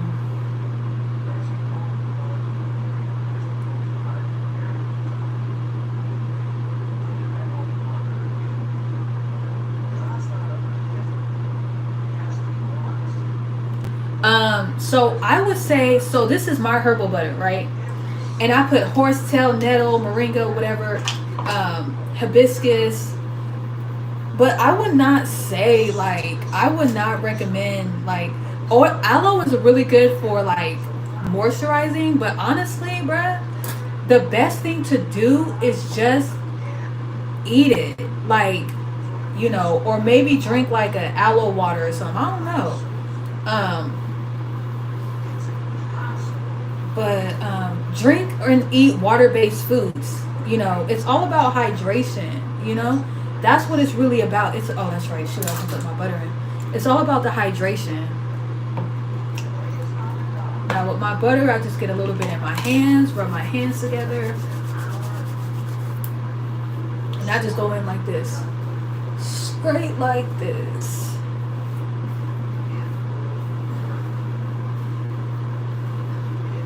I also do my castor oil. You heard definitely look. Thank you so much.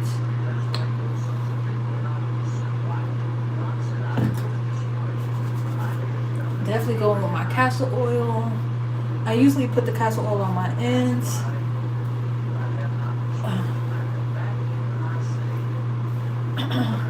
The castor oil really helps thicken your hair.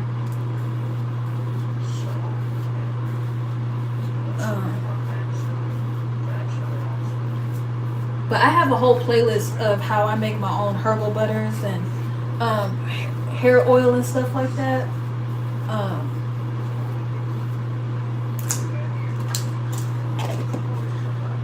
And I don't put that much.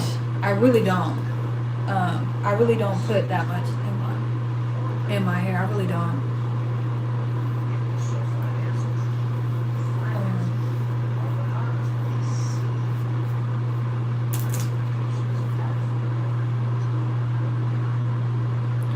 It's a sign. Just gonna find.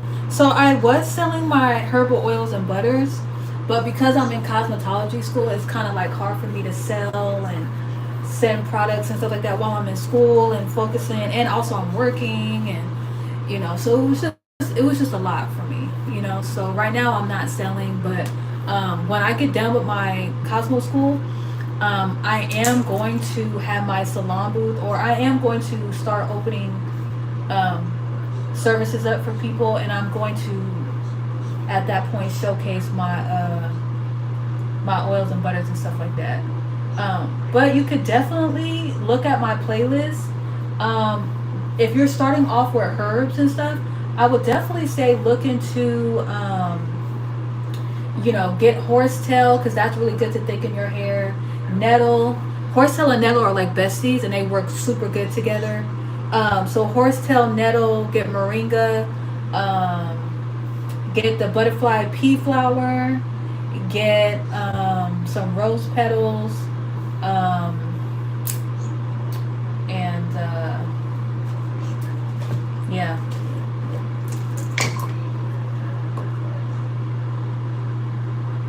So you can put the herbal oils on your scalp, maybe once or twice a week, but you should never put butters on the scalp. That will clog the scalp and it will make your scalp itch. Butters are only for your hair strands, and oil can be for when you want to detangle your hair or just oiling your scalp after you moisturize it. So I would say spritz it with some water. You can even put like rose water. Rose water is really good to balance the pH and to kill bacteria. I have my own rose petals, and I just get some, you know, cold water, put some rose petals in it, and then leave it in my fridge for like, you know, maybe like a couple, maybe like, I don't know, until it like gets cold or I see it like, you know, kind of start to change color. The water, the rose water, you know, starting to change color and stuff like that.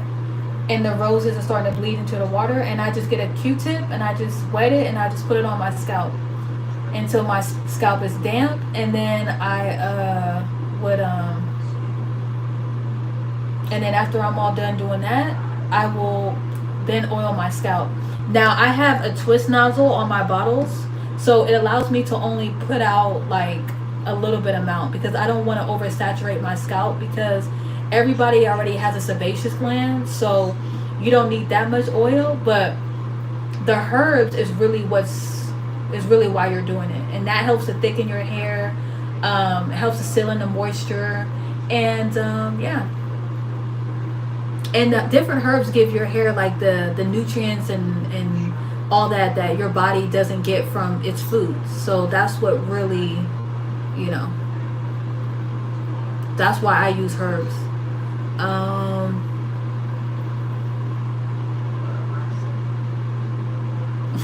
I'm braiding my hair now. Glory be to God. All those you name are glow. Thank God.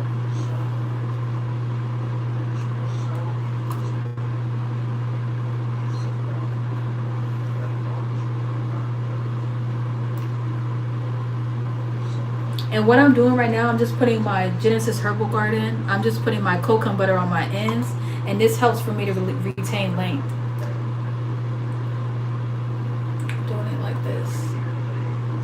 And this is how I prep for my wig. Okay, this is how I prep for my wig. So I always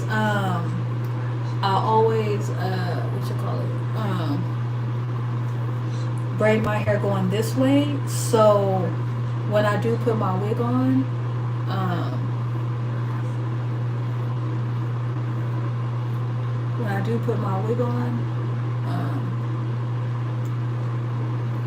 my edges is protected, and this is what keeps my edges thick and thriving. Now when I get done braiding my hair, y'all gonna see me oil my scalp and how I do it. And I would say, if you can, go on Amazon and order yourself some bottles where it has a twist nozzle, so you're not, you know, so you're not oiling your scalp too much. You're not putting too much oil on your scalp.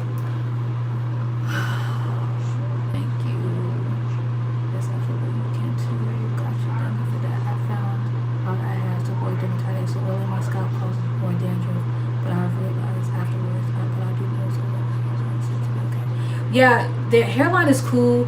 I would say too, use this shampoo. That's really good for seborrheic dermatitis, and it will help get rid of that. In Jesus' name, you're healed. You don't have to say that if you have that anymore. You're not gonna have that. Glory be to God. But yeah, you don't need to oil your scalp every single day. Once or twice a week after you moisturize, water based. Get your, you know, hydration on. Also too, it helps to drink plenty of herbal teas, drink plenty of water, cucumber water, detox your body with detox tea from traditional medicinals. eating your fruits and veggies. If you like seafood, tuna, salmon, grilled chicken, rice, all that, you know, all that.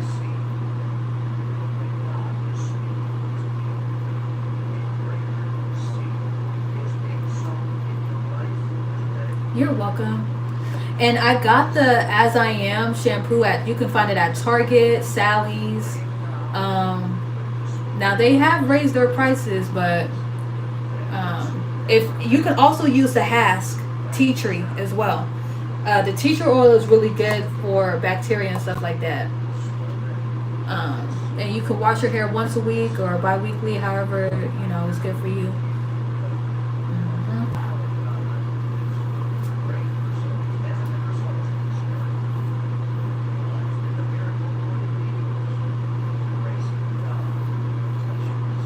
Ouch.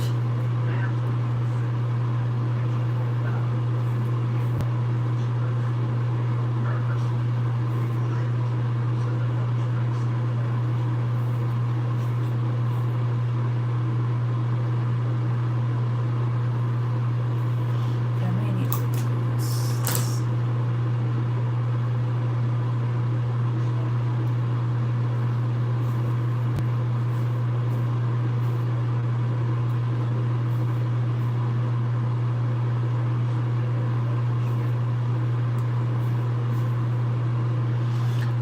I'm a pharmacist, and staying hydrated and having an eating difficult want to be more intense. Yes, okay. Yeah, that's what's up.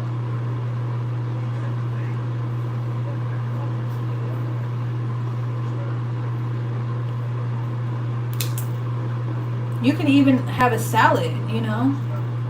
Have a salad. Salad is easy to pack.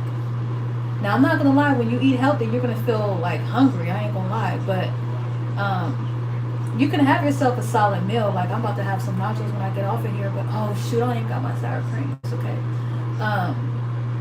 You know.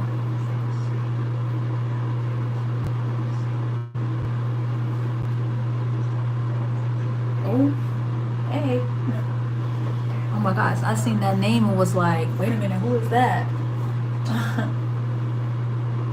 There's a guy I have a crush on that got that name.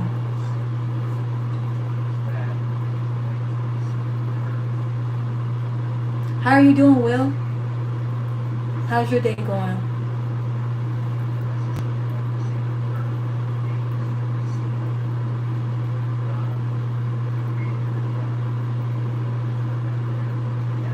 Wow, I have 109. Is that now? Oh my God.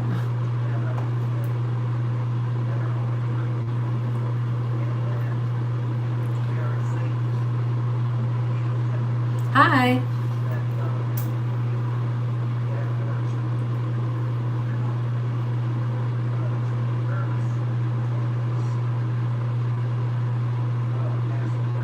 You're welcome.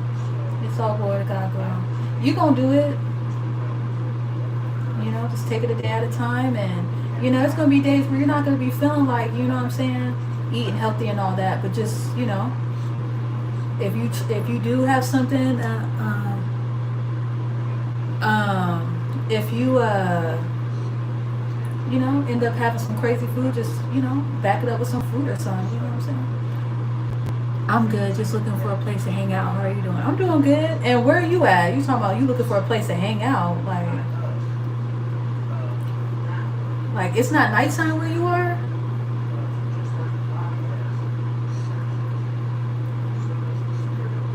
And everybody on here, Happy New Year. I've been on here and I didn't even say Happy New Year.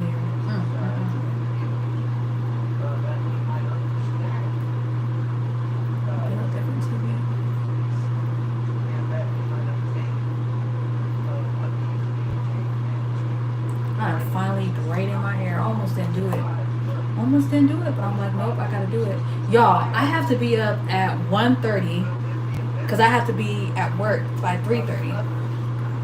Yes, Happy New Year. Happy New Year. Man, my hair looks and feels so freaking good. Like, no lie. And let me tell you something right now. If your hair strands is good and your ends is the only things that's like, I know that's right. Um, when you have healthy hair and like your ends is what you gonna call it, and your ends is the only thing that's like a little rough, you doing good. Shoot, man, shoot, man, shoot. Man, this live has been crazy. I done had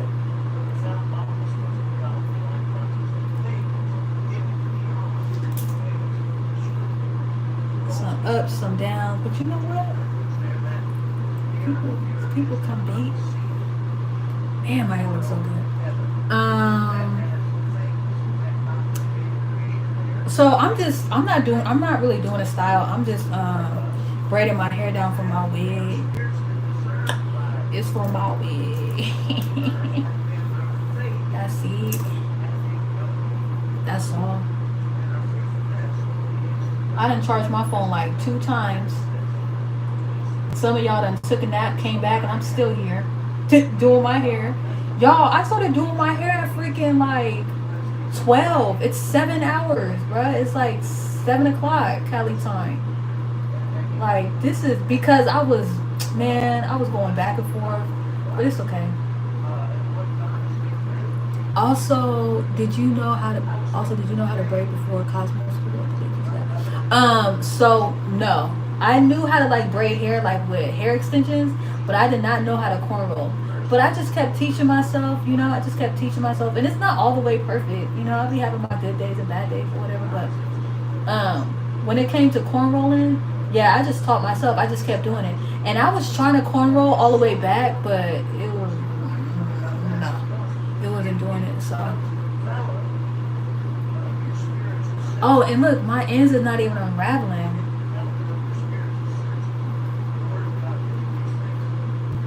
And it's because I have that little kink on it. You know what I'm saying? Little afro on the edge, you know what I'm saying? Okay.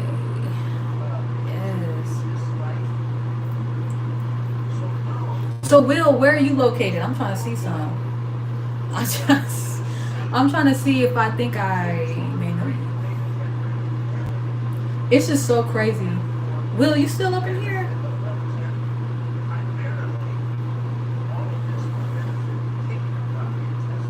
Everybody drop where you're located. I'll go first. I'm in California. Northern California to be exact. My hands act like they're stupid. I can twist this out. Aw, you just gotta keep practicing, Just keep practicing. And just be okay with it not looking perfect, Be okay with it not looking cute. Okay, Yolanda, girl, New York. I got family out there. I know that's right.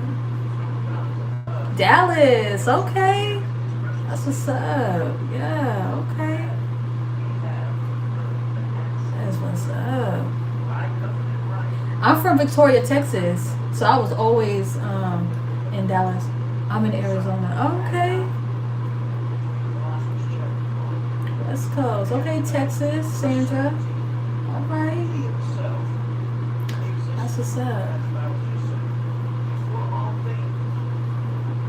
Virginia. Okay, Bernard. That's what's up. The pastor that I'm listening to right now, he's in Virginia Beach. Are you married? So I really don't answer questions like that, like if I'm single, do I live alone, am I married? Because there be some weird people up on here. So I gotta keep that private.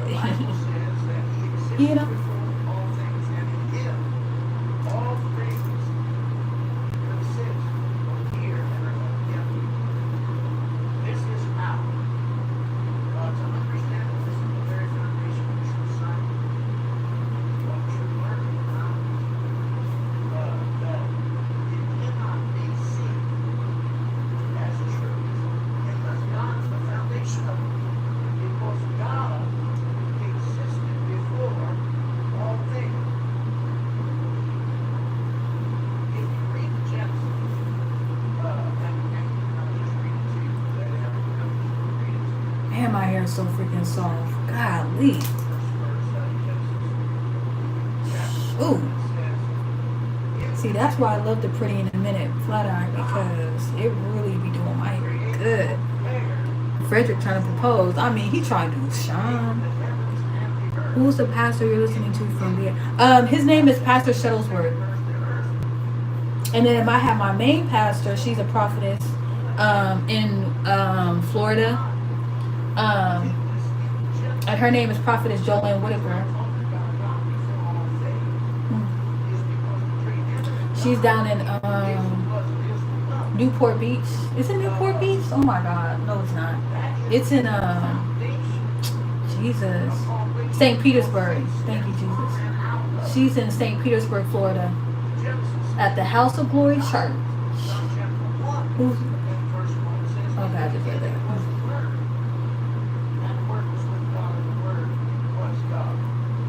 So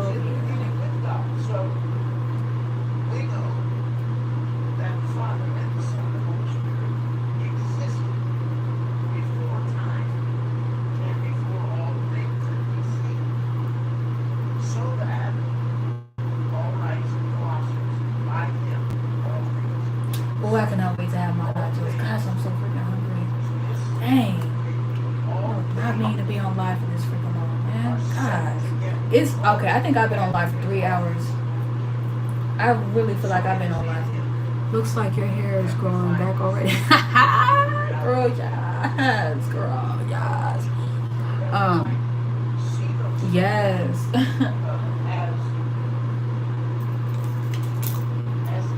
No, when I show y'all the pictures of when I cut my hair,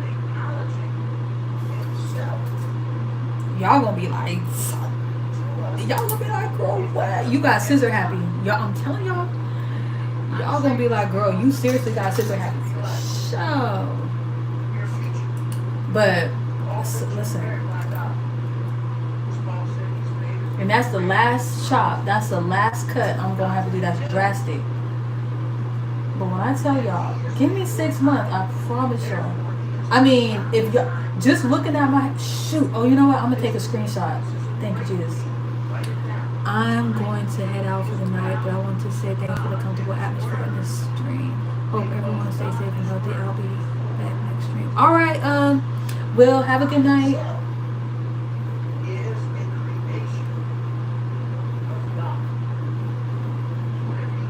Michael made it. It's so crazy how it's so crazy because Will, is that a female in your profile pic? Real quick before you leave, is that a female in your profile pic?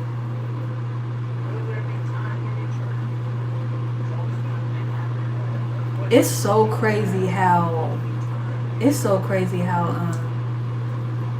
ain't gonna say too much. That's crazy. But can anybody else see, is that a female in his profile pic?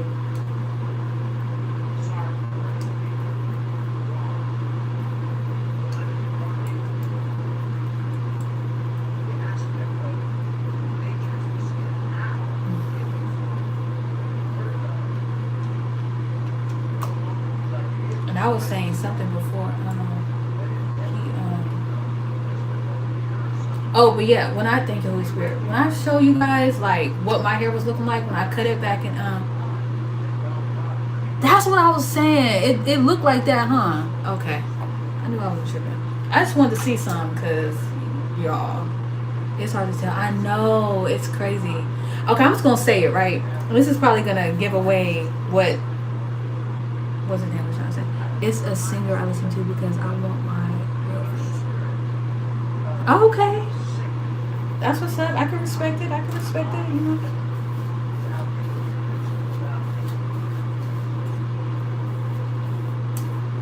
Okay.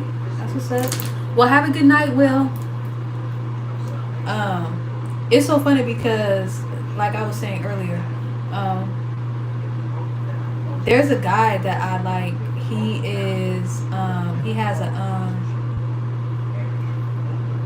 he's a barber. and his name is Will.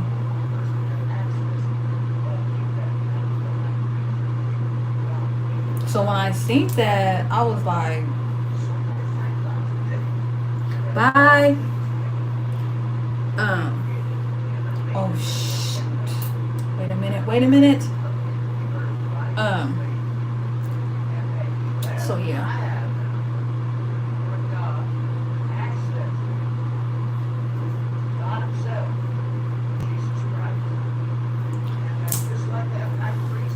Yeah, so it just caught me off guard because I'm like, oh. But his YouTube channel though is not Will. It's something else.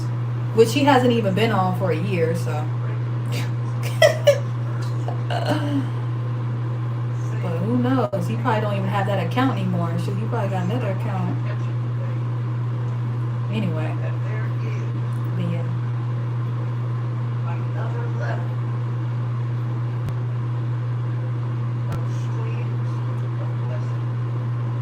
Oh, this is not coming out. Hold on.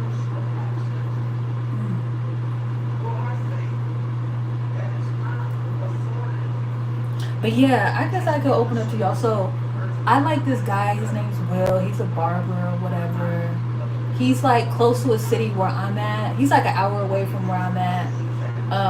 It's so funny because when I was on Instagram, I had typed in like barbers or whatever, and he happened to come up. And when I seen he was local, I was like, what?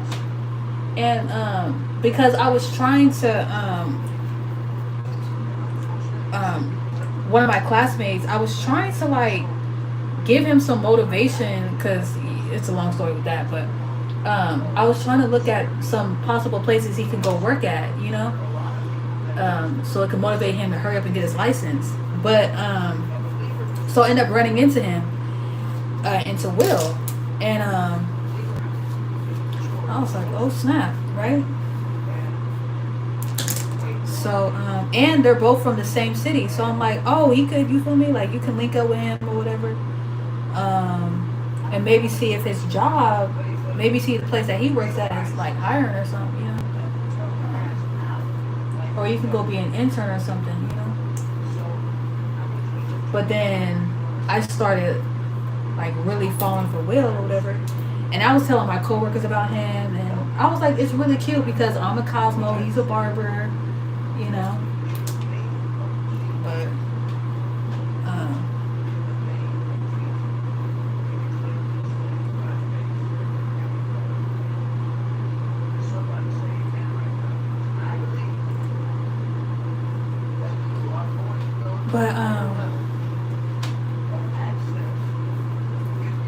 yeah.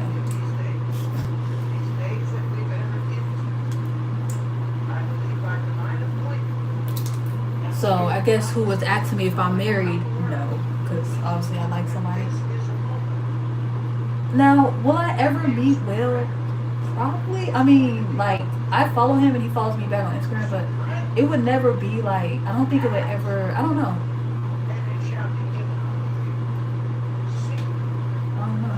Isn't that cute? Like, no, stop. Like, freaking, my coworkers was like, that is so cute. Like, you're a Cosmo, he's a barber. He's chocolate, you're chocolate. Like, you guys would make a cute couple. And I was like, and I could not stop talking about him. And they were like, oh my gosh, like, that's so cute. Like, you should reach out to him. And I'm just like, nah. But yeah. So many people. I even showed him to my mom. And my mom was like, yeah, he's really handsome. I'm just like, but, you know, and he's God-fearing, number one. I know, girl, barber in a, like, seriously. I'm only saying I just learned about that. Oh, I almost, so it's not called scalp braid. It's cornrow. But I know what you mean, though. But it's called cornrow, and that's what's up. Go for what you know. You never know what God has in store for you. I know that's right, Bernard. But I just never been the type to like, and I mean a minute about. I know, girl. He talking about reading the Bible. No, I mean he's legit, like for real. And what you gonna call it? I'm just not the type of female that, will ask a guy like, hey, do you want to go out? I've just never been that type. And, I feel like if he was to see my Instagram and, you know, I would think that if he finds me attractive or whatever, he would, you know, he would reach out and want to date and stuff like that. He did say he's not the type to slide in the DMs, but still. No, stop. Literally, Bernard, my coworkers told me that. They were like asking out for coffee. And I'm sitting here like, okay, well, I'm just like, okay, I'm like, okay, I could, do the coffee, but like, it's just kind of hard because it's like, what if he's not feeling me like that? You know what I'm saying? And he's like, oh, you cool, but you just, I'm just not looking to date right now, or, you're not my type, or no, I'm gonna have to pass, or he just doesn't respond, like, same. I don't know if it's a toxic trait or what, but I personally don't believe in asking men out. But hell, maybe asking for coffee and talking is okay and let him see a date. Coffee is a harmless dip in the toe. Yeah, there's something between the lines that you coffee folks have in common. What? What is that supposed to mean, Bernard? I just never been the type of female to I just never been the type of female to ask a guy out. I just feel like if a guy likes a female and he finds her attractive, he would reach out and be like, hey, do you want to, get some coffee? Do you want to go out? Like, can I take you out? You know what I'm saying?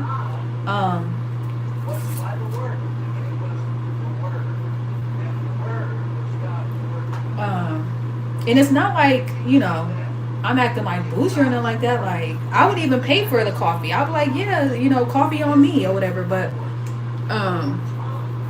then it's just kind of like, it's just like, I don't know. I just, yeah, it's hard. It's really, really hard. Oh, and this is getting cricket. Shoot. It's hard. Because guys are used to like, going up to females and asking them out, and if they get rejected, it's cool.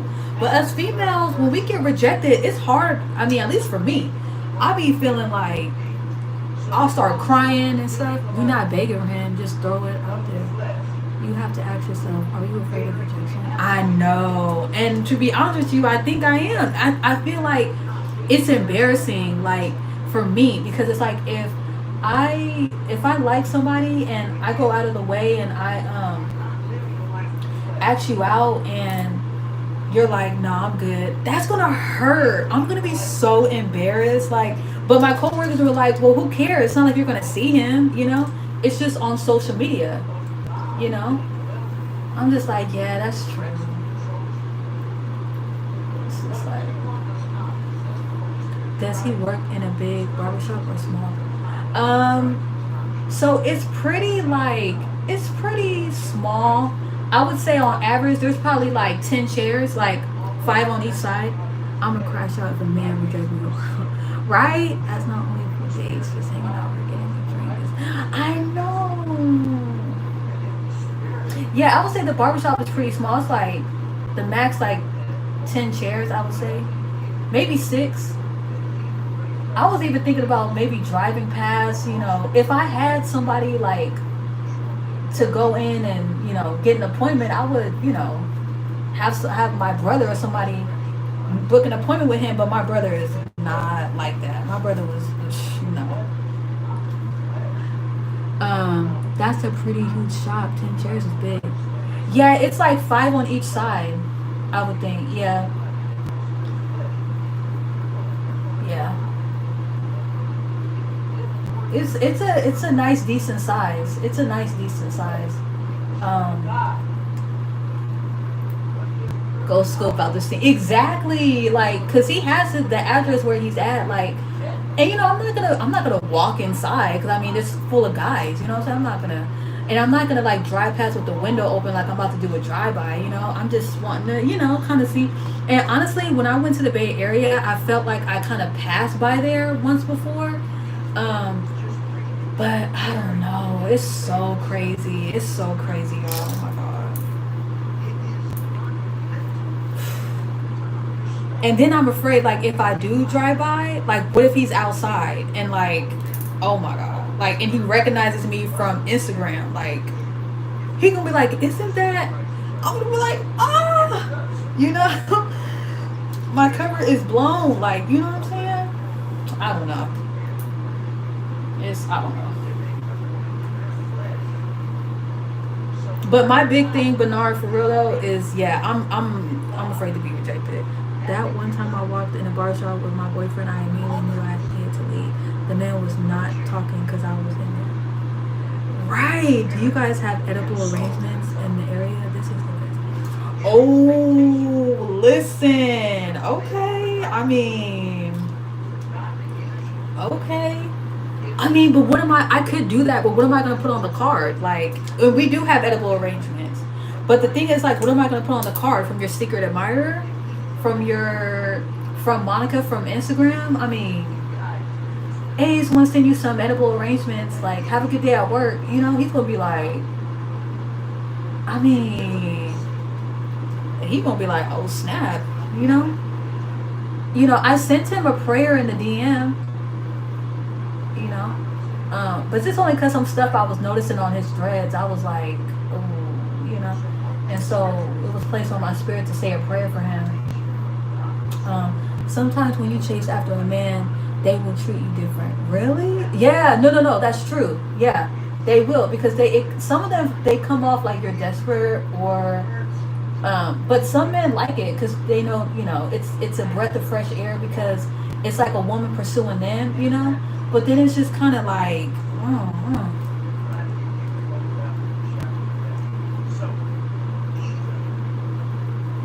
it's kind of like the man being pampered versus the woman. It's just so backwards. It's just so crazy. I don't know.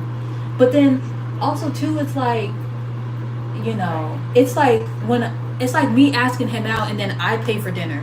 I open the door for him. Probably not going that far, but it's just, I don't know.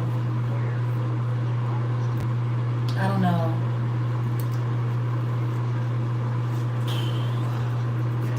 It is. It is weird. It is. Because some guys don't like that. They like to be. Yeah, that's true. Oh, Bernard, you asking some serious questions. Let me tell you, Brody. 10 years.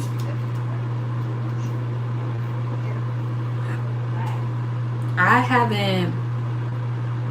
Yeah, I haven't been on a date. I haven't been on a date in 10 years. And I haven't been with anybody for 10 years. As far as talking to different guys,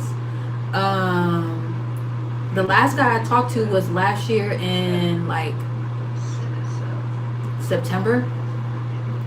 So it's been 10 years romantically, and it's only been like a few months like talking wise. And I've had guys like, exchange numbers with me and stuff like that, but they was just not it. Like, they were just trash. Like, they would either start cussing or acting crazy, and it was just like, nah. It just wasn't. It's been 8 for me, so I understand. I've been on a date, but I haven't been with someone. Nice. Okay. That's what's up. Yeah, it's just, yeah.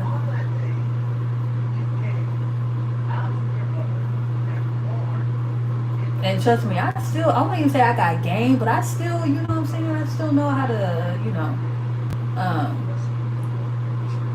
like, be there for my man. It takes time, just be there. Yeah, and that's what I'm doing. I'm just like letting the course play. I'm just letting God, I'm just letting God have his way. And I'm just, because right now I got school that I'm dealing with. I got my job. And, I want to make sure, like, if we do start dating and stuff like that, or we do start talking, that when it does get serious, I have something to bring to the table and not just good looks. You know what I'm saying? Because I want to be able to own property and and have multiple businesses and level up and be moving to different states. Like I want to live in Seattle. I want to have houses in Southern California, Northern California. Like I want to, have different places. I want to travel. I want to be financially free. You know. I heard the dating pool got pee in it, so that's good to be honest. Continue being right. It takes time to be you. Yes, the dating pool is horrible nowadays. It is hard to deal with, to be honest. Exactly. Right. And I definitely need to find someone that's God fearing. You know what I'm saying? Or not even find someone, but be with someone, because it says in God's word that a man that finds the wife finds a good thing. So I'll be founded by my man, but I need to make sure he's God fearing. That's number one. Cause can't be out here with these. Oof. Can't be out here with just anybody. But it's so funny how y'all said to ask him for coffee. That's so funny. Like, man, that is so funny. And you want to know what's funny? After my coworkers told me to ask him for coffee, there's this perfume that was at my job. It was called Coffee Date. I was like, man. They were like, see, Monica, that's a sign. I'm like,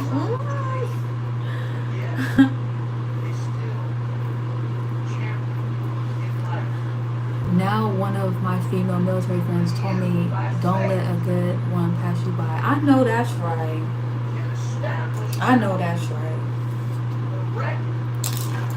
And see, that's the thing. I always had that mindset, so I would kind of jump things. Like when it was going too slow for me, I would always be like, okay, I'm gonna take things in my own hands. So I would do things to make it go my way, and I would end up kind of wrecking it in a way, because I was trying to, if I see somebody that I like and it's not moving fast enough for me, I would do things to where either the person would do something or whatever.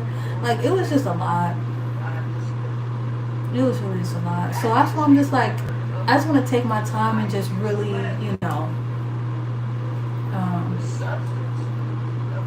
also, you have a good energy from what Oh, thank you so much. Yeah. But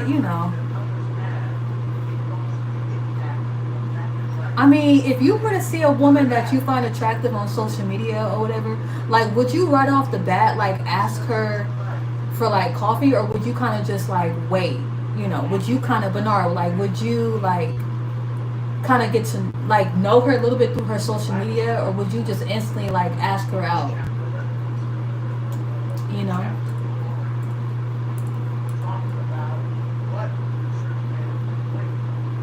And I know everybody's different, but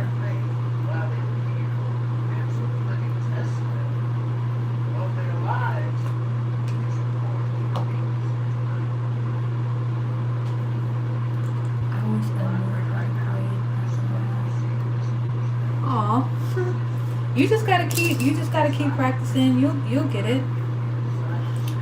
In my 28 years of living, I've learned to not force anything, but still be mindful of time. If he's dragging and not taking his shit out, that could be a sign to me. Yeah, yeah. Cause he'll post on his threads like this last time he posted, be the woman I prayed, not to me, but he was be the woman I prayed for, and 2025, he was 2024, I left single, I don't have no boo things, no side people, whatever. He was 2025, I want to meet my person, I want to settle down, have a family and stuff like that. So he be kind of throwing that stuff out, kind of be throwing it out there. So I'm just okay. And somebody told him, they're well, you gotta, if you're trying to find somebody on social media, then you should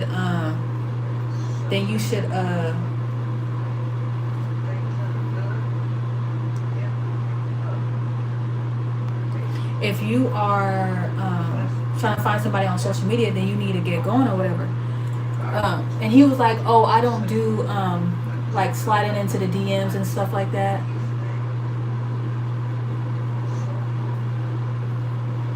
Yeah. He was like, I don't slide into the DMs or whatever. Like, I'd rather just talk to somebody in person. I'm just like, okay. But it's like you're on social media talking about what type of woman you're looking for and all this other stuff, you know? I am actually live. Hi. Bridget. Let's see what coffee gonna do before I said shit that invite.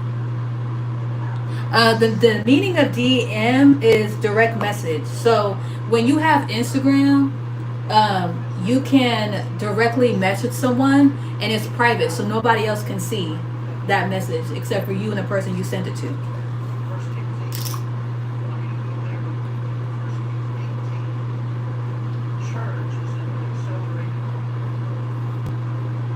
Since when can we go live on YouTube? Since forever. I don't know. I've been going live for a minute.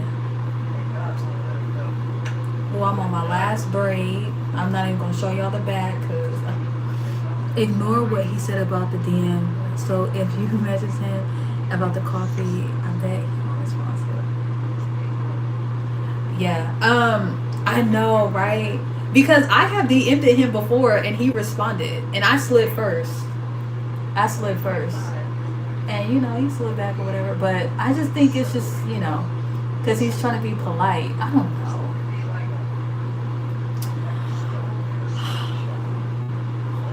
Y'all, and I'm nervous. Like, what if he does say yes? Like, oh my gosh. Like, I don't know how I'm about to be. I'm about to be so freaking nervous. Like, oh my gosh. So what are you waiting on? I am waiting. I'm waiting for God. Like, I'm not waiting for God, but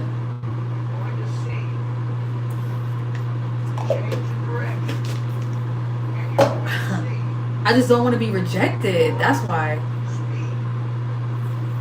I just don't want to be rejected, and I just don't. Show your heels or sandals.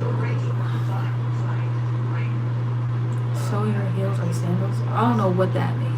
But anyways, yeah, I waiting to see like if this is something I should be doing or if I should just, you know. I just don't want to be rejected, and I don't want to look crazy. Like, you know, if he says, you know, I mean, he did say that he wants to be with somebody, but that don't mean it's me. Shoot.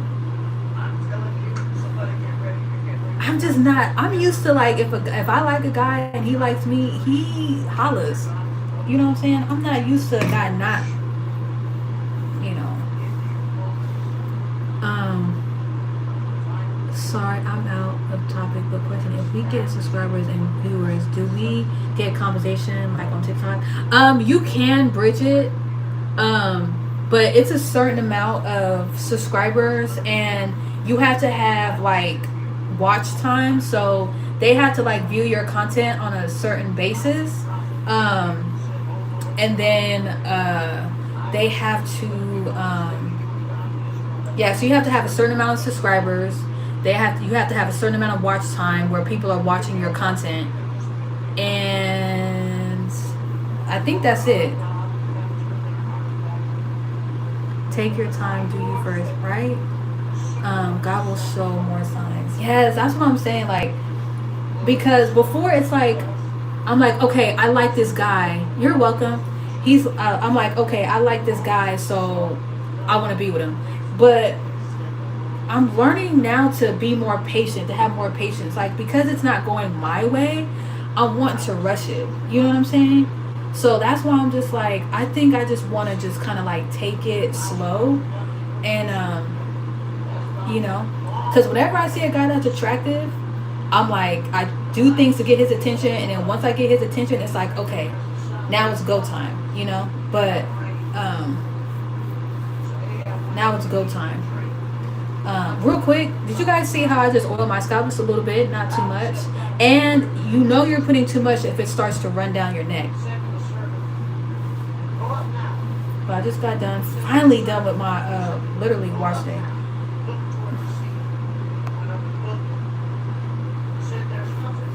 Okay, so hair is finally done.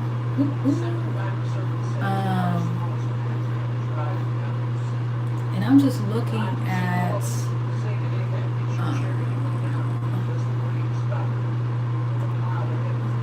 on average my hair is about even, both sides. But it's not like I don't have an even amount of braids, but ooh, look at this one. That one's long. Check that one out. Anyways, alright you guys, exactly. Don't force anything. Just peep the time and move quietly. If he wants to take further action, he will. I know that's right. But thank you. Oh, shit. Thank you guys so much for joining my live all day. Oh my gosh, I'm about to give you something to eat and then head to bed because I gotta get up early. And I go back to school this Tuesday, so I'll be posting some content when I go back to school. Happy New Year again to everybody. Thanks for all the comments, the likes, the subscribes, all that good stuff. I appreciate you guys so much. I love each and every one of you guys with the love of Christ. And yeah. And you know what's funny? I just want to say something else. I've been watching The Perfect Holiday, right? And thank you so much. I've been watching The Perfect Holiday, and Gabrielle Union, she acts Morris Chestnut out, like his character. And because she was like, her daughter overheard her saying like that she wants to take the guy out. If you ever seen The Perfect Holiday, you know what I'm talking about. And so when they ran into each other at the candy store, he was like, he introduced himself or whatever, and she was like, oh, I'm so and so, do you want to go out with me? And he was like, I love to. And I'm like, I need that. But he told her, you're a very attractive woman. So he already put it out there that he's feeling her. So, but it's okay. I'm not, it's, you know, it's all going to work out. Glory be to God. It's all going to work out. No need to stress about it. Thank you, Jesus. Hallelujah. So anyways, see, girl, right? But, you know, watch. By the end of, okay, so my birthday's in April. I'm going to be going live until then, you know. So we going to see what plays out. And I'll keep you guys updated on what happens and stuff like that. So hopefully we'll see. But I know I got people rooting for me and stuff like that. Glory be to God. And I thank you guys for allowing me to open up just a little bit. You know what I'm saying? Or honestly, a lot. But yeah, thank you guys so much for joining my live. I appreciate you guys. Happy New Year yet again. More lives to come. I don't know when I'll be on live again. But turn on your post notifications so you guys know when I'm on live. And I'm about to get something to eat. And I have to pee. I've been holding my pee for like an hour. Okay? Thank you, God. So that was probably too much information. But anyways, thank y'all so much. I love you guys. And I will see you guys later.